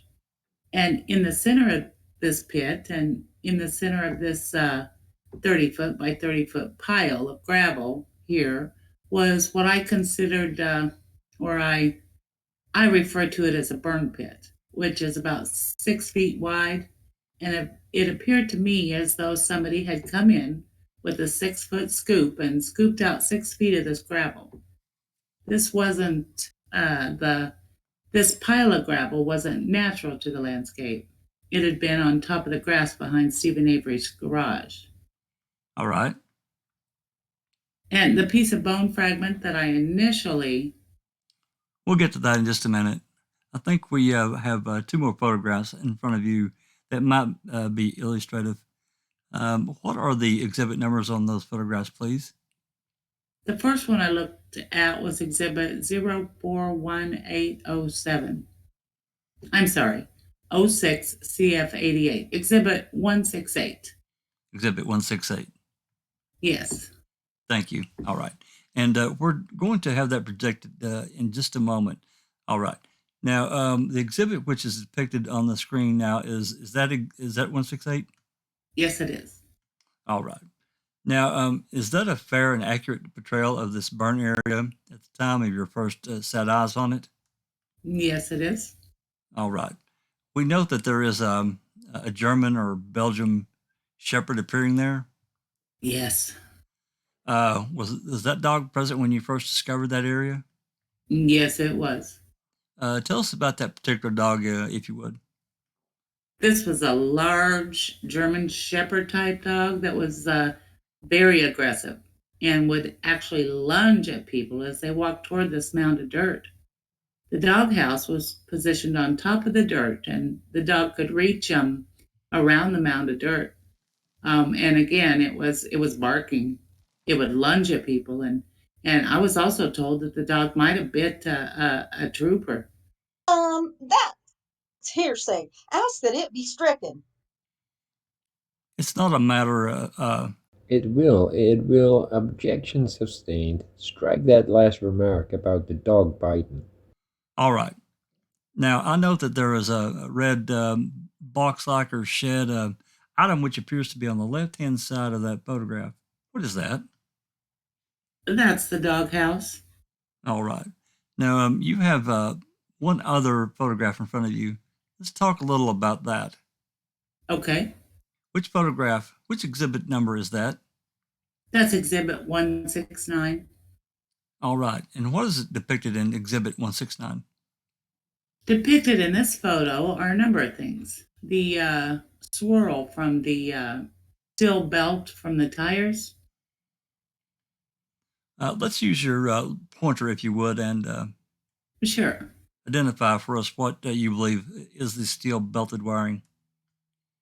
This is what I believe to be steel belted wiring from steel belted tires. Another tire. This is a burned out, completely consumed seat from what I thought might be a bench seat from a van. Also in here was what I believe to be bone fragment intertwined within the steel belted tire stuff here. All right. All right. Let's take these a little bit at a time. What was the first thing about this area that drew your attention to this pit area as being perhaps somewhat significant, or at least interesting? Well, the first thing that drew my attention to this burn pit was the bone fragment that was approximately 8 feet away from the pit. As you're looking at this photo, that piece of bone fragment was about 8 feet out this way. All right. We're going to switch back to exhibit, I believe it was 168. Okay. And what does that help? And does that help you assist perhaps in placing the area where the fragment is? Yes, it does. The bone fragment's located, I estimated, about 8 feet away from the burn pit. All right. Upon discovering that fragment, what did you do? I looked at the fragment. I did not touch it. And I was curious about this pit. So I walked over toward the burn pit, looked at the burn pit, and noticed what I believed to be other or additional burned or charred bone matter within this pile of debris and around the burn pit. Also, there was what I believed to be bone fragment intertwined in the steel belts, the steel belted material here. And the other thing I did is I had a twig. I moved. There were leaves in this. There's some leaves here, and I moved a couple of leaves, and I noticed what I thought was to be skull matter or skull bone fragments within the debris pile. All right. Now there appears to be other implements near the burn pile. Could you identify those for us? Yes, I noticed a shovel, which was of a spade design. I also noted a hammer, a rake. There was a rake here as well, a screwdriver, and some other things within the burn area. All right. Upon making, we're going to have a few exhibits brought in for you to examine. I have Investigator Wiegert hand you what is marked as Exhibit 170. Do you recognize that item? Yes, I do. And what is Exhibit 170? And this is the rake that was at the burn site. All right. And that is the one. All right. And if we could have the officer show you 171 while Investigator Wiegert is taking that out, just so the record is clear, would you describe the condition of the rake first? It's a handled rake, certainly partially burned. The handle is partially, or the rake itself is somewhat oxidized or rusted, and it's got leaves and metal, perhaps steel belts stuck in some of the rake blades. From your time in the Arson Bureau, are you familiar with the phrase alligator ring effect? In terms of the burn, Yes. to a certain extent. All right. Well, do you see any particular type of what's the degree of burning on that rake?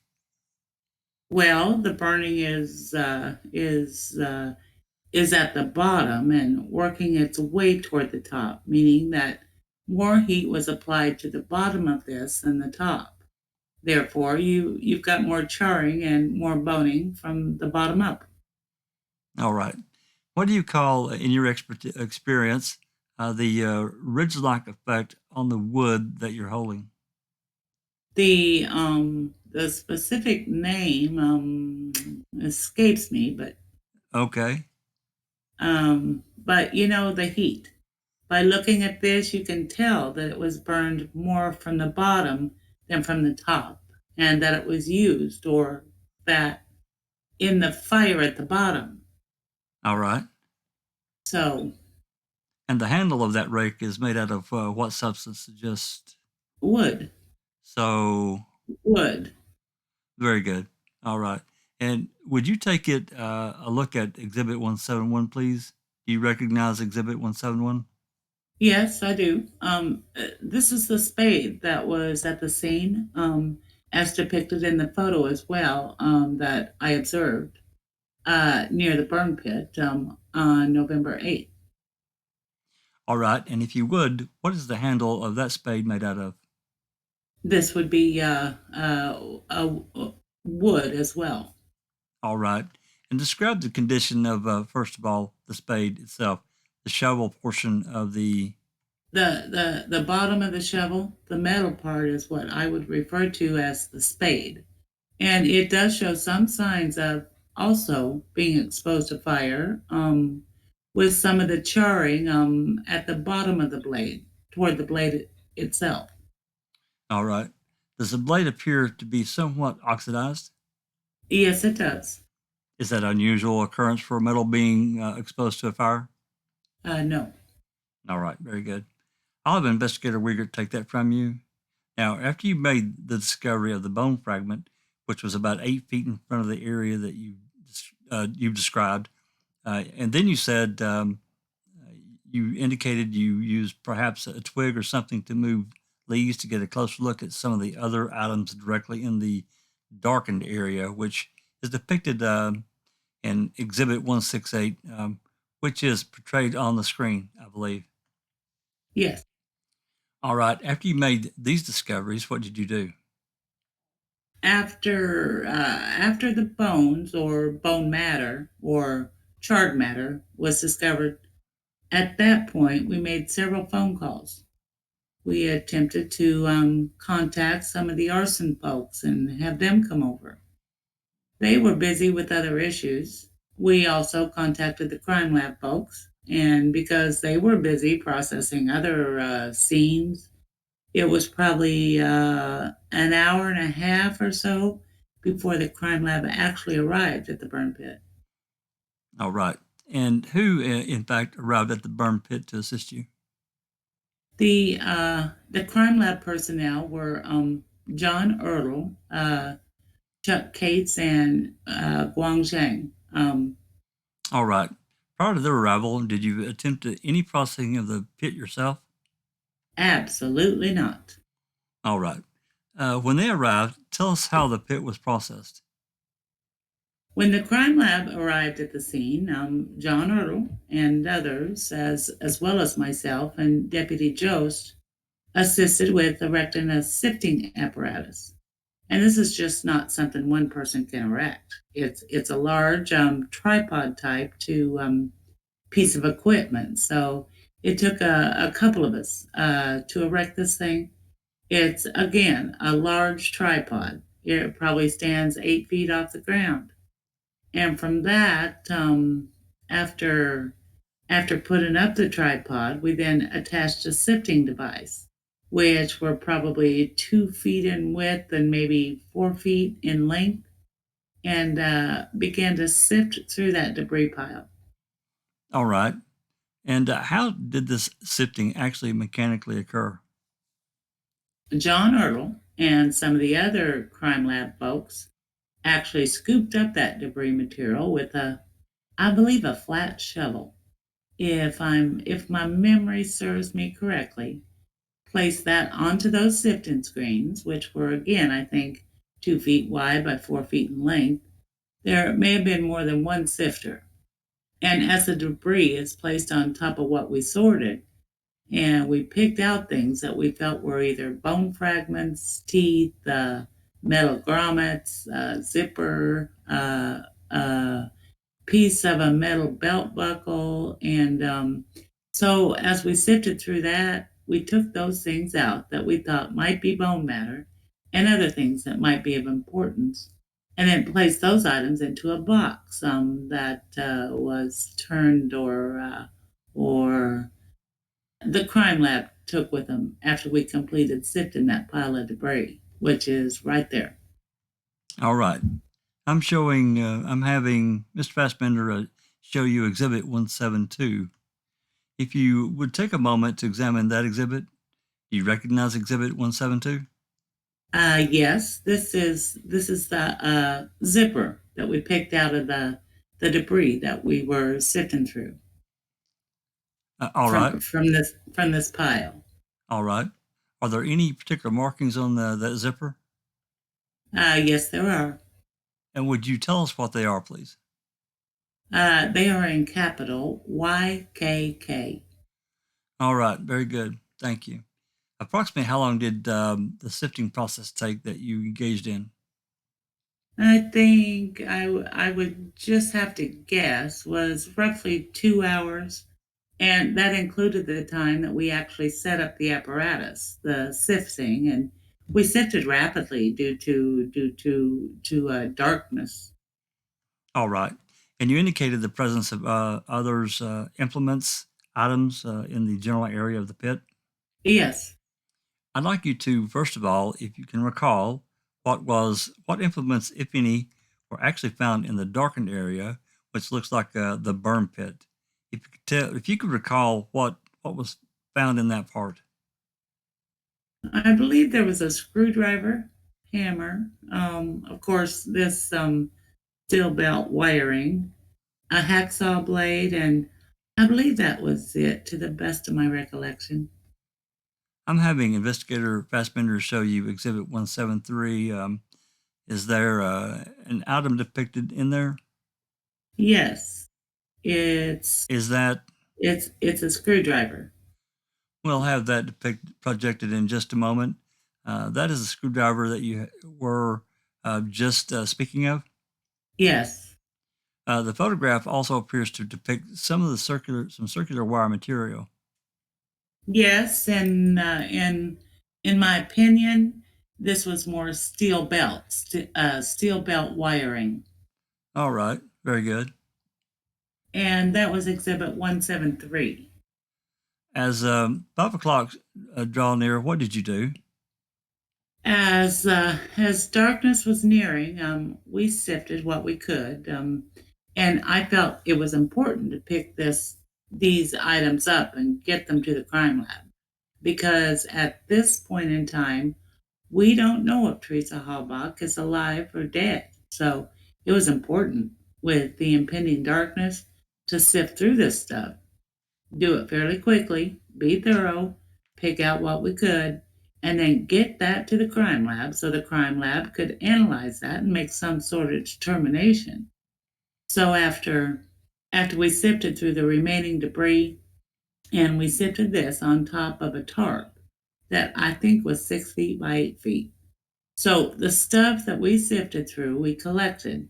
We double and triple bagged that debris that was depicted in the picture and placed that into the Calumet County evidence van, if you will. So All right.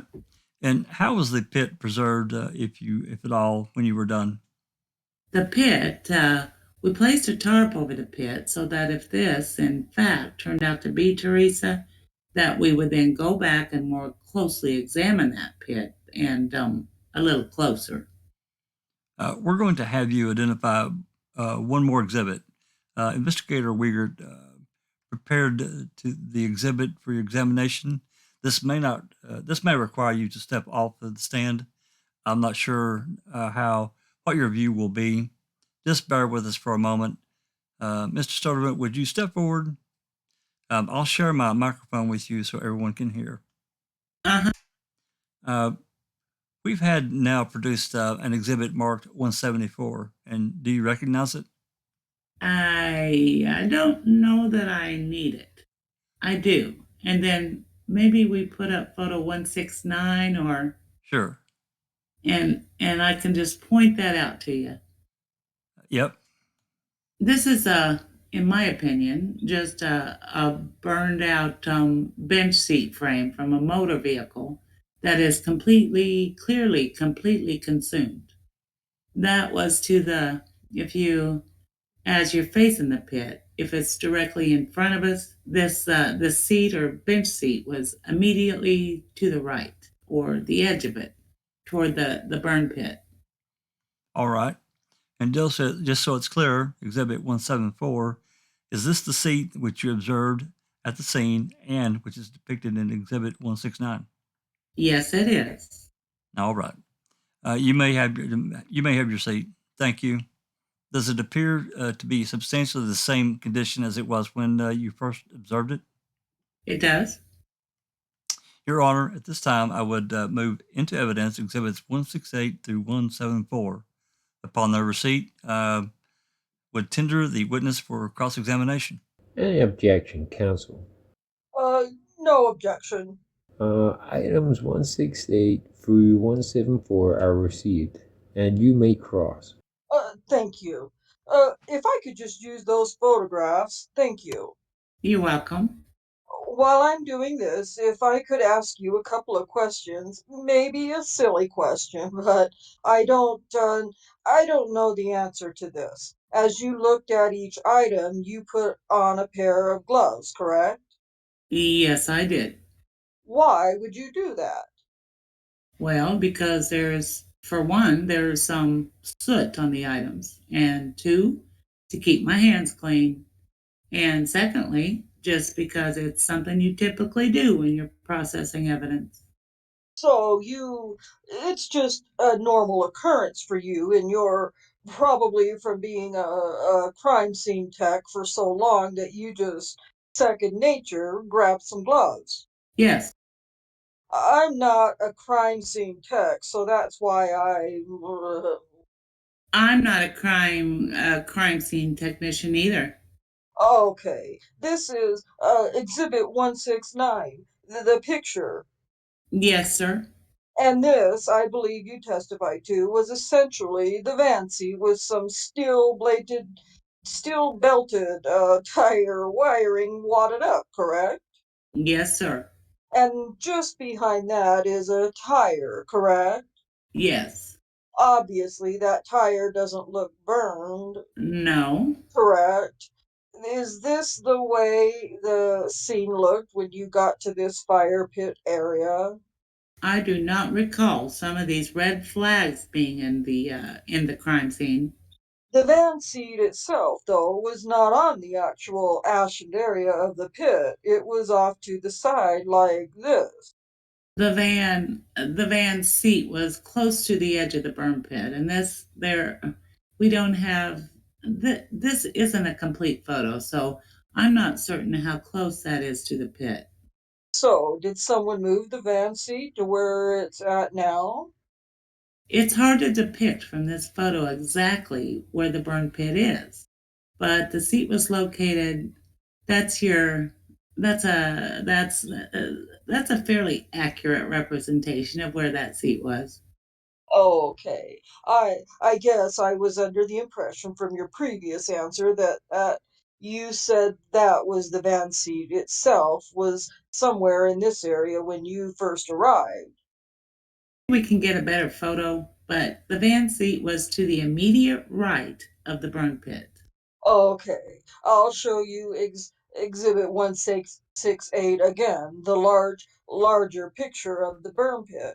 Yes, the seat would have been right here, right beside the pile of steel belted wire. Do you know who moved it? I do not. Was it some other officer or someone else that was at the scene before you? I assume that was moved after the scene, probably taken into evidence. Agent, I'm going to show you what's been marked Exhibit 175. Can you describe what that picture or photograph shows? And then I'll put it on the If you just hit one, it's all queued up. great. Now, using this photograph, can you better Yes. describe? Mm-hmm. Okay, All right. This is the burn pit, and this is a seat to the right of the burn pit. okay, but as far as you know, the seed itself had not been on the burn pit area where the sunken area where you arrived. It was where it is It was now in the picture. right.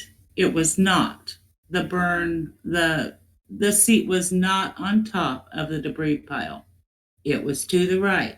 Okay, now you indicated you found some small and what you believe to be small and pieces of bones in that large wad of steel belts.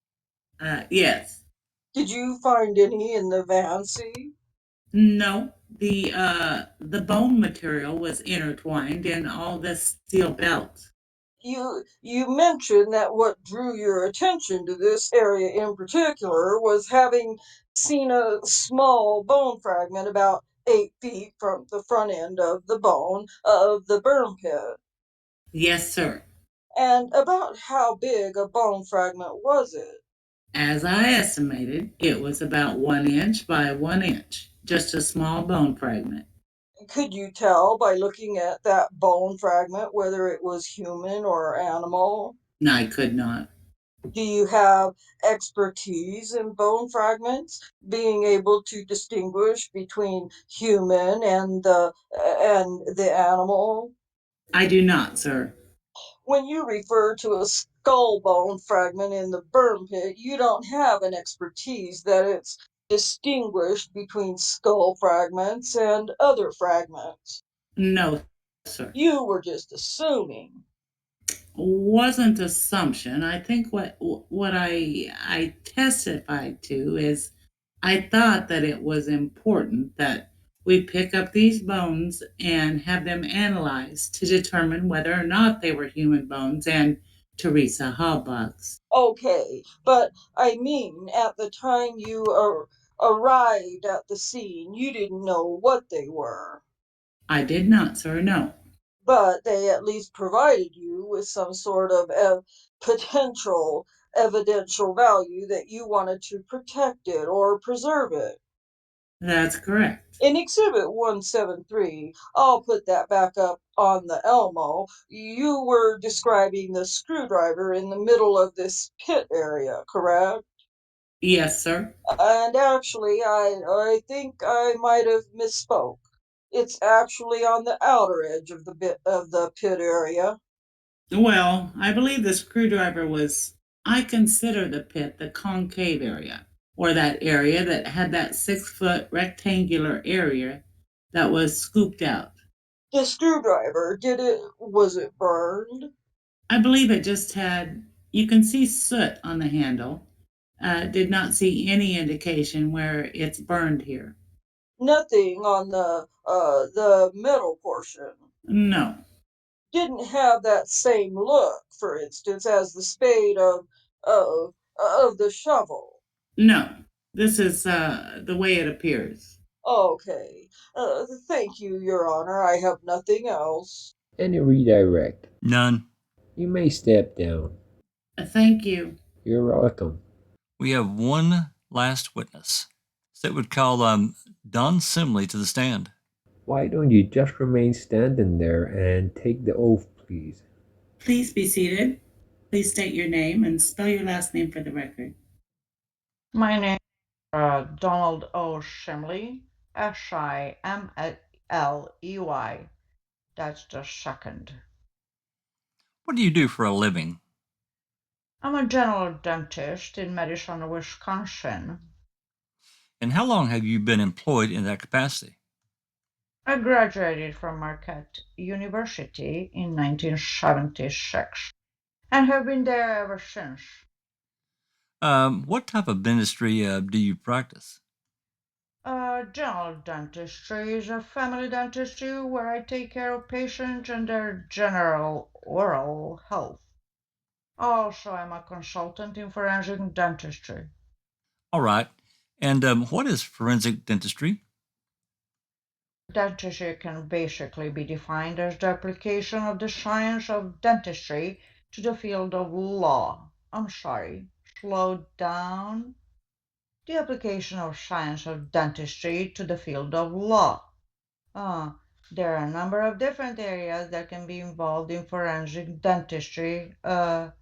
Routine dental identifications are the most commonly involved, where individuals that are not viewable or visually identifiable need to be identified.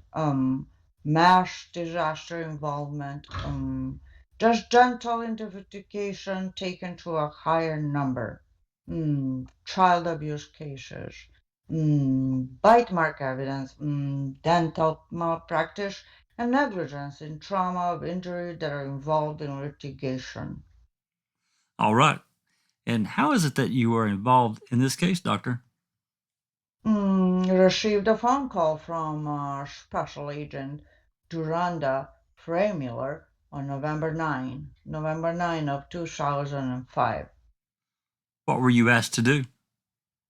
She asked me to assist in the identification of an individual that was recovered in Manitoba County. All right. And why are you here today? To render my opinion after analysis of the remains and to give my opinion. All right.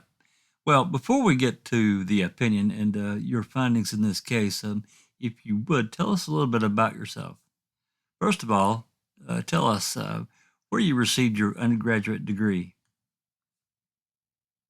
From Elmhurst College in 1960 to 72. I'm sorry. Received a BS degree there. And then in 1976, I graduated from Marquette University School of Dentistry. And if you would tell us a little bit about your forensic dental experience. What are some of the types of things that you did? Well, I've been involved in forensic dentistry since 1981. Most of the cases I do are dental identification cases. Again, bite mark evidence, child abuse cases. Been involved in 435 cases approximately.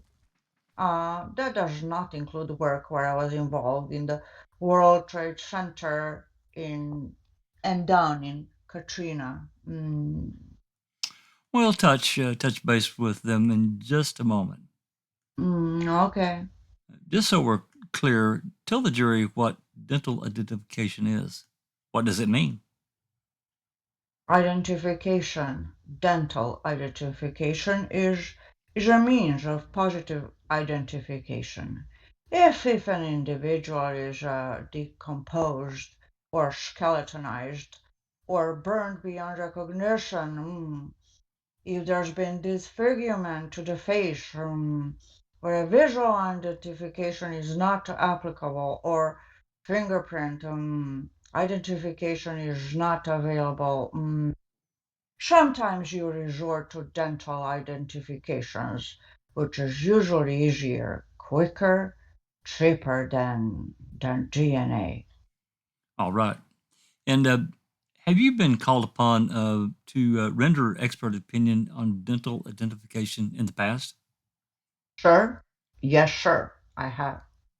And any estimate as to approximately how many times you've been asked to express an opinion Meaning in court testimony? regarding an identification? Yes. I've testified, I believe, 32 times. Most of those were involved with dental identifications. Probably three-quarters of them. The other ones were in bite mark cases, and I think there's only one that was involved in an injury case, personal injury case. All right. You mentioned something about disaster response experience. You mentioned something about the World Trade Center and Katrina. How are you involved in those types of responses? Member of a national disaster team. It's a part of what they call NDMS, or the National Disaster Medical System, which currently operates underneath the Health and Human Services. And it was under Health and Human Services on September 11. And then they restructured things. And then Katrina, they were actually underneath Department of Homeland Security and FEMA.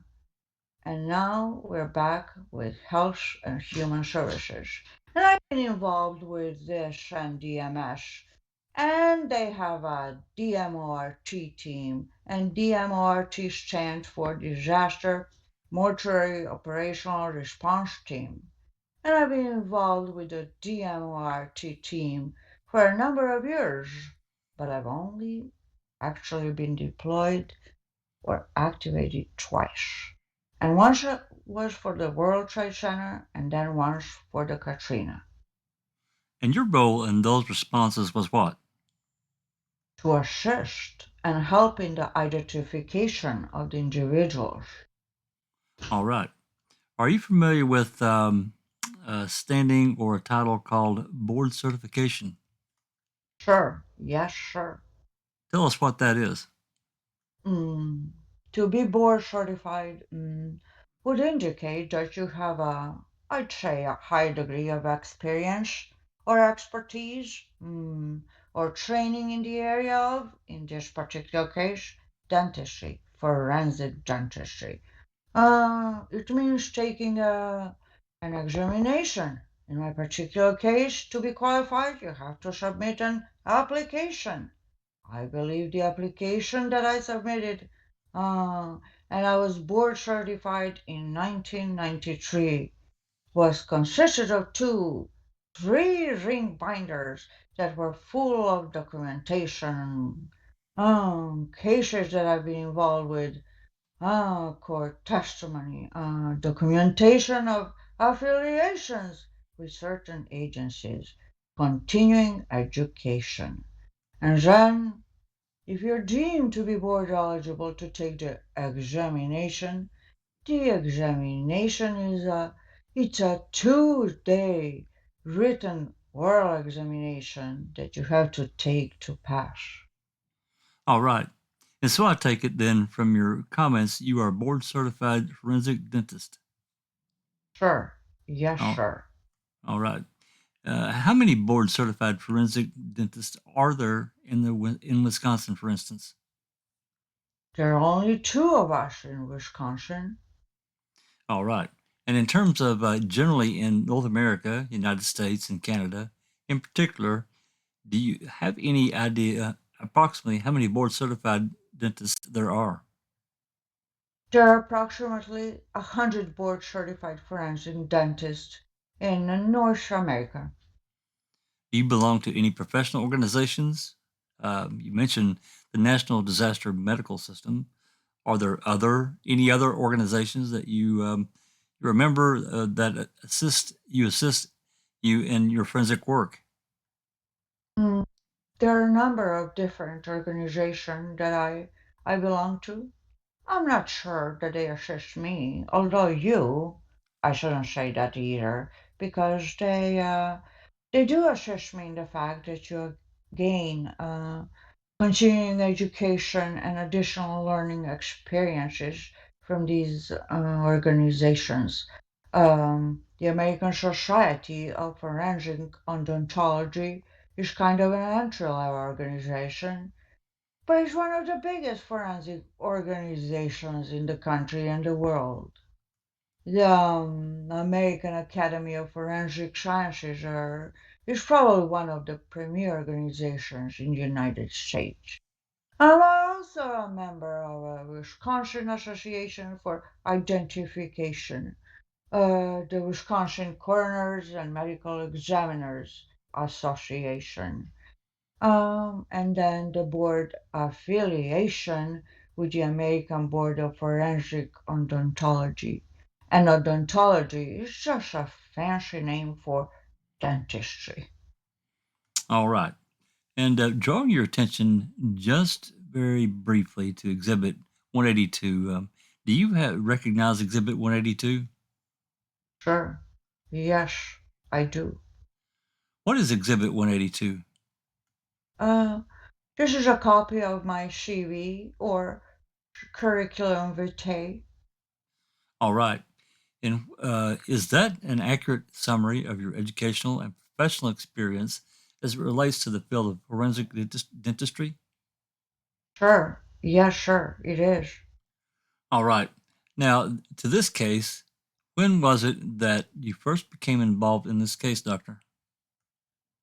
I have been on November 9 of 2005. All right. And what year were you asked to do? And what were you asked to do? Well, Special Agent Freimiller had asked me to assist in the identification, and then Assistant District Attorney Jeff Rolick had asked me and wanted to know, number one, that I already looked at some of the remains on that date and wanted to know if they were human or non-human, and then he also wanted to know a little bit about my background and my qualifications. All right. Did it come to pass that you were asked to examine the items to determine whether or not they involved your field of forensic dentistry? Sure. Yes, And, sir. and approximately how many items were you asked to examine and attempted identification of?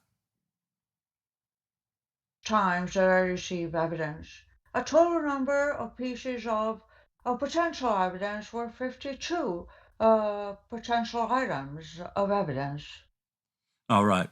And tell us about those items. What did they consist of? When I say potential, because initially it's difficult to identify some burned and fragmented dental structures. So potential meaning that some of the items that were recovered were not dental structures, but it wasn't initially known then, or they wanted to be verified. There were, I believe, 24 dental structures, root fragments, crown fragments. There were not one whole tooth that I was able to examine. There were 3 bone fragments. There were 24 pieces of wood that, again, looked like dental structures, and 1 piece of plastic.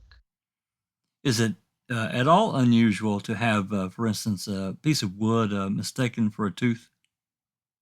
Sure, no, sure. It's quite common. It's easy for anybody else to misidentify them or to exclude them or not to identify them as tooth structures. In fact, sometimes I can't even identify without taking x-rays because they look totally different radiographically or on the x-rays. And is that particularly more problematic when they've been consumed in a fire? Sure. Yes, sure. All right. Having said that, would you tell us or describe for us the condition of these 24 tooth fragments and the 3 bone fragments that you examined? Burned. They were all burned. They were all charred. They were very, very brittle. Again, They did not look like normal tooth like we would normally see, and essentially the crowns were all gone. What we were looking at was just the root structure, which was part of the tooth that's buried in the bone. There was one portion of a crown, but that portion of the crown was a cuspid or an eye tooth, and I was not able to be identified. All right. In terms of the condition of these fragments, how did they compare to other fragments that you've been asked to examine in an attempt at identification of in the past? Since 1981, I've examined a number of individuals who have been burned, and these were probably among the worst that I've examined. Are you familiar with the phrase that some dentists use called fracture matching? Sure, yes, sir. What is fracture matching? When you fracture match something, you can put two pieces back together. And if I can say that they came from a common source, that they were at one time one piece, you can fracture match them back together. Did you attempt any fracture matching in this case? Sure, yes, sir, I did. All right. Tell us about that. There were two root fragments that I was able to fracture match back together. Actually, I should say four. There were two that were very critical, but there were two other ones that ended up being academic. The two critical ones were root fragments from the lower right second molar, which would be tooth number 31, which we call it, and that particular tooth, the crown, again, was destroyed. But there were two roots associated with that tooth, and they were separate. But I could put those back together, and I could see that they had initially come at one time being together. And then to fracture match them, I put them back together, and then I applied a little cyanocrylate or superglue so they stick together. All right. And is that a common approach? Sure. Yes, sir. And what is the benefit of fracture matching? Well, there's a couple benefits, really. Number one, if you've got 52 pieces of potential evidence, if you can combine that down so that there's a little bit less, that's a small advantage, not a big one. The big one is that these pieces of dental remains are extremely brittle when they're burnt and they're charred. And these pieces of our dental structures could be very easily crushed with finger pressure. If they're dropped, they could be broken. If that happens, that potential piece of evidence is lost. It's gone forever. So by supergluing them and fracture matching and putting them back together and reinforcing them with a cyanocrylate, you can preserve, you can protect, and maintain that evidence better. All right. And in this particular case, were did you attempt to make a comparison? Sure, yes, sir, I did. All right. And that would assume then that you had something to compare or standards to compare the fracture matched tooth with something else. Correct, that's correct. And tell us, what did you have at your disposal to assist in this comparison? Well, there were a number of different x-rays that I had of Teresa Hawa. And all the x-rays were labeled with Teresa's name. On November 10, Special Agent Jim Holmes, brought to my office dental records for Teresa. And those records consisted of Panerex X-ray from August 30 of 2001.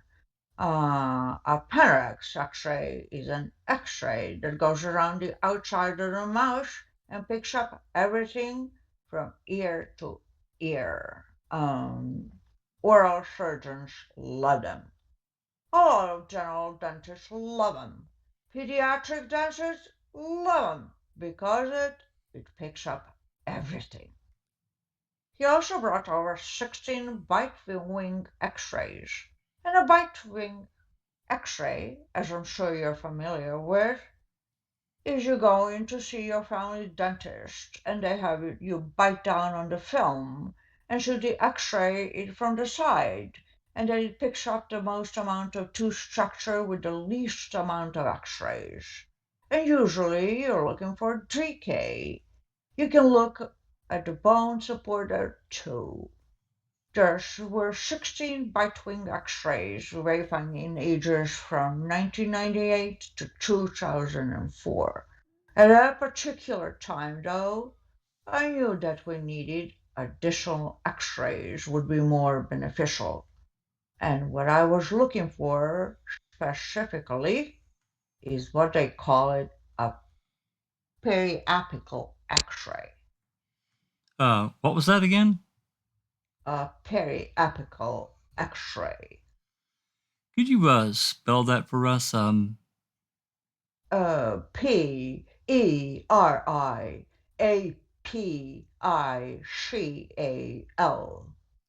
What is that? X-ray, a periapical X-ray. It's just like a bite-wing X-ray, the same size, but it's positioned down lower on the tooth, so it will pick up one or two teeth in its entirety, and it will pick up the whole root structure. Whereas on a bite-wing X-ray, you're picking up top and bottom teeth, and you kind of cut off the end of the roots because they're not designed to pick up the whole root structure. And I was looking, since we had the entire root from this tooth number 31 that we were looking at, I was looking for periapical X-ray, of which Teresa's dentist did not have any of these X-rays, but he said he did have some additional X-rays from 1997. It was August 25 of 1997, and he said those X-rays were positioned just a little bit lower, and they showed a little bit more root structure. So he forwarded those to me, and I had those to look at also. With the assistance of the 1997 X-rays, were you able to make a comparison? Sure. Yes, sir, I was. All right. And before we do that, just so that we know, in dental circles, you number your teeth. So Yes. tell us what tooth number 31 is. All the teeth have numbers, specific numbers. They have what they call a universal numbering system. So, if I talk about tooth number 1, any dentist in the country will know that I'm talking about the upper right third molar, the wisdom tooth. If I'm talking about teeth number 8 and 9, they'll know I'm talking about the two central incisors right underneath the nose, the big front teeth. Number 19 is a lower left first molar, and tooth number 31 is a lower right second permanent molar. All right. So just a way for us to more easily identify a particular tooth by number. All right. I'm going to have an exhibit marked and shown to you. I'm having Agent Fassbender show you Exhibit 162. If you'd take a moment and examine it, do you recognize Exhibit 162? Sure. Yes, sir, I do. And what is Exhibit 162? These are the remains that I received on November 11, 2005, from Special Agent Holmes, Jim Holmes. All right. And what remains are depicted in Exhibit 162?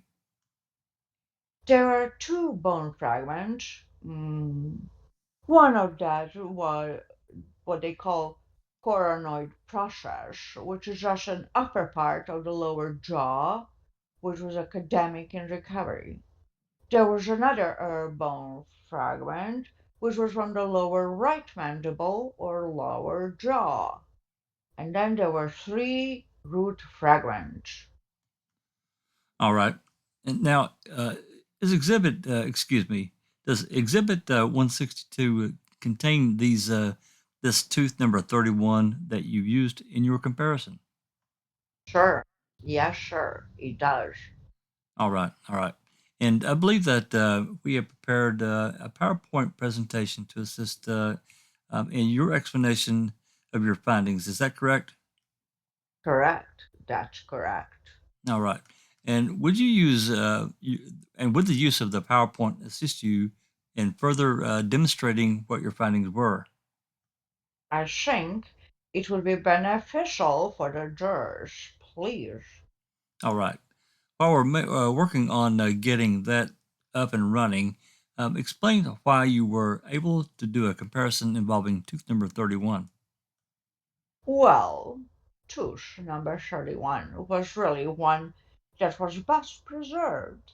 It had the most physical evidence that was there with the two root structures. Again, there were no crowns that were remaining.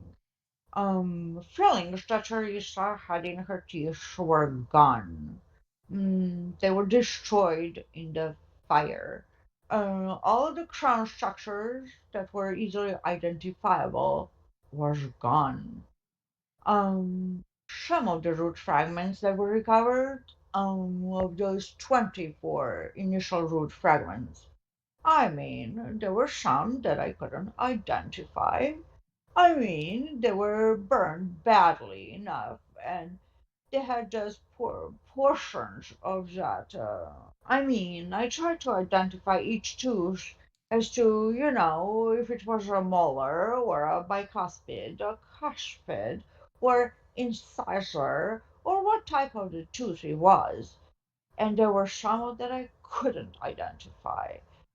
So that was the best physical piece of evidence that we had for examination. And also, then you have a dental record from Teresa that you can compare. So you need decent postmortem evidence, and you need decent antemortem evidence also. All right. I'm going to have some photographs presented to you in conjunction with PowerPoint.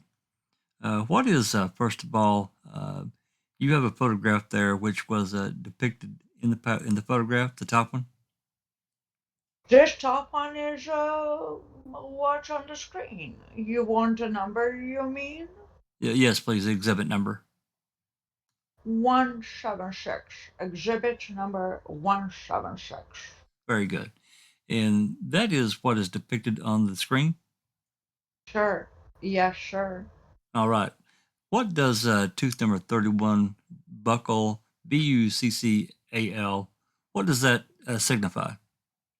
Buccal means cheek side, so there are actually 5 aspects to a tooth that we can examine, and the buccal aspect is the cheek side. The lingual, which we'll see in a second, is the tongue side, a crucial portion of the top of the tooth.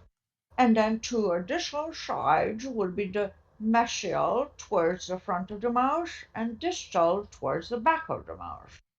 So this just happened to depict the buccal aspect. And what we're looking at is, if you compare this grainy aspect here, the surface is very rough. And usually the cheek side aspect of the dental fragment is usually going to be burned more than the tongue side aspect Because of the tongue-side aspect, the tongue usually pushes up against the tooth and the jaw fragment too to further preserve and protect a particular fragment. Whereas once the cheek gets burned, though, the outside of the cheek side aspect of the tooth is going to take a bigger hit in there. How much of that is the actual tooth itself, which is depicted? If you could help us out. Right. This is the back root, and this is the front root. This would have been the socket where the first molar, tooth number 30, would have been, and this is a socket where the second bicuspid would have been. So we're actually seeing a section from the second bicuspid back to, and this is actually where a wisdom tooth might have been if one had been present. All right. And what is the next photograph you have there? The next photograph is not here, sir. All right. And what is depicted then on the This PowerPoint? This PowerPoint, this shows the lingual aspect or the tongue side aspect. And again, you can see, you compare the surface of the bone compared to the cheek side aspect. It's very smooth. It was protected, and it was further insulated in there. And this is just a portion of tooth number 31. That's all that was left of the crown portion of the tooth. All right. Next one. And what are we looking at here on the photograph? This is should be Exhibit 177, I believe. Correct. That's correct. 177. This is from the occlusal or from the biting surface, and this just shows the top of the tooth. And the way it was fractured matched. The fracture was down, looks like it comes across here and comes up here. So this root and this root were two separate entities when I received them, and then I fracture matched them back together. All right. So are you telling us that what we're looking at here is actually the root and not so much the top of the root and not really the crown or the top of that, the part where we chew with? Right. Part that you chew with, the part that's normally above the gum is, for all practical purposes, 99.9% gone. All right. And what is depicted here now? Oh, this is 178, Exhibit 178. All right. This was the Panerex X-ray from 2001 that I received from Special Agent Holmes, Jim Holmes. Again, the Panerex X-ray goes around the outside of your mouth, picks up everything from ear to ear. So it shows all of the teeth, and it shows the wisdom teeth that Teresa had at this particular time. The tooth that we're looking at is on the lower right second molar, and that's a tooth number 31. What are we looking at here? Oh, this would be 179, Exhibit 179, and this is just a cropped picture of that Panerex.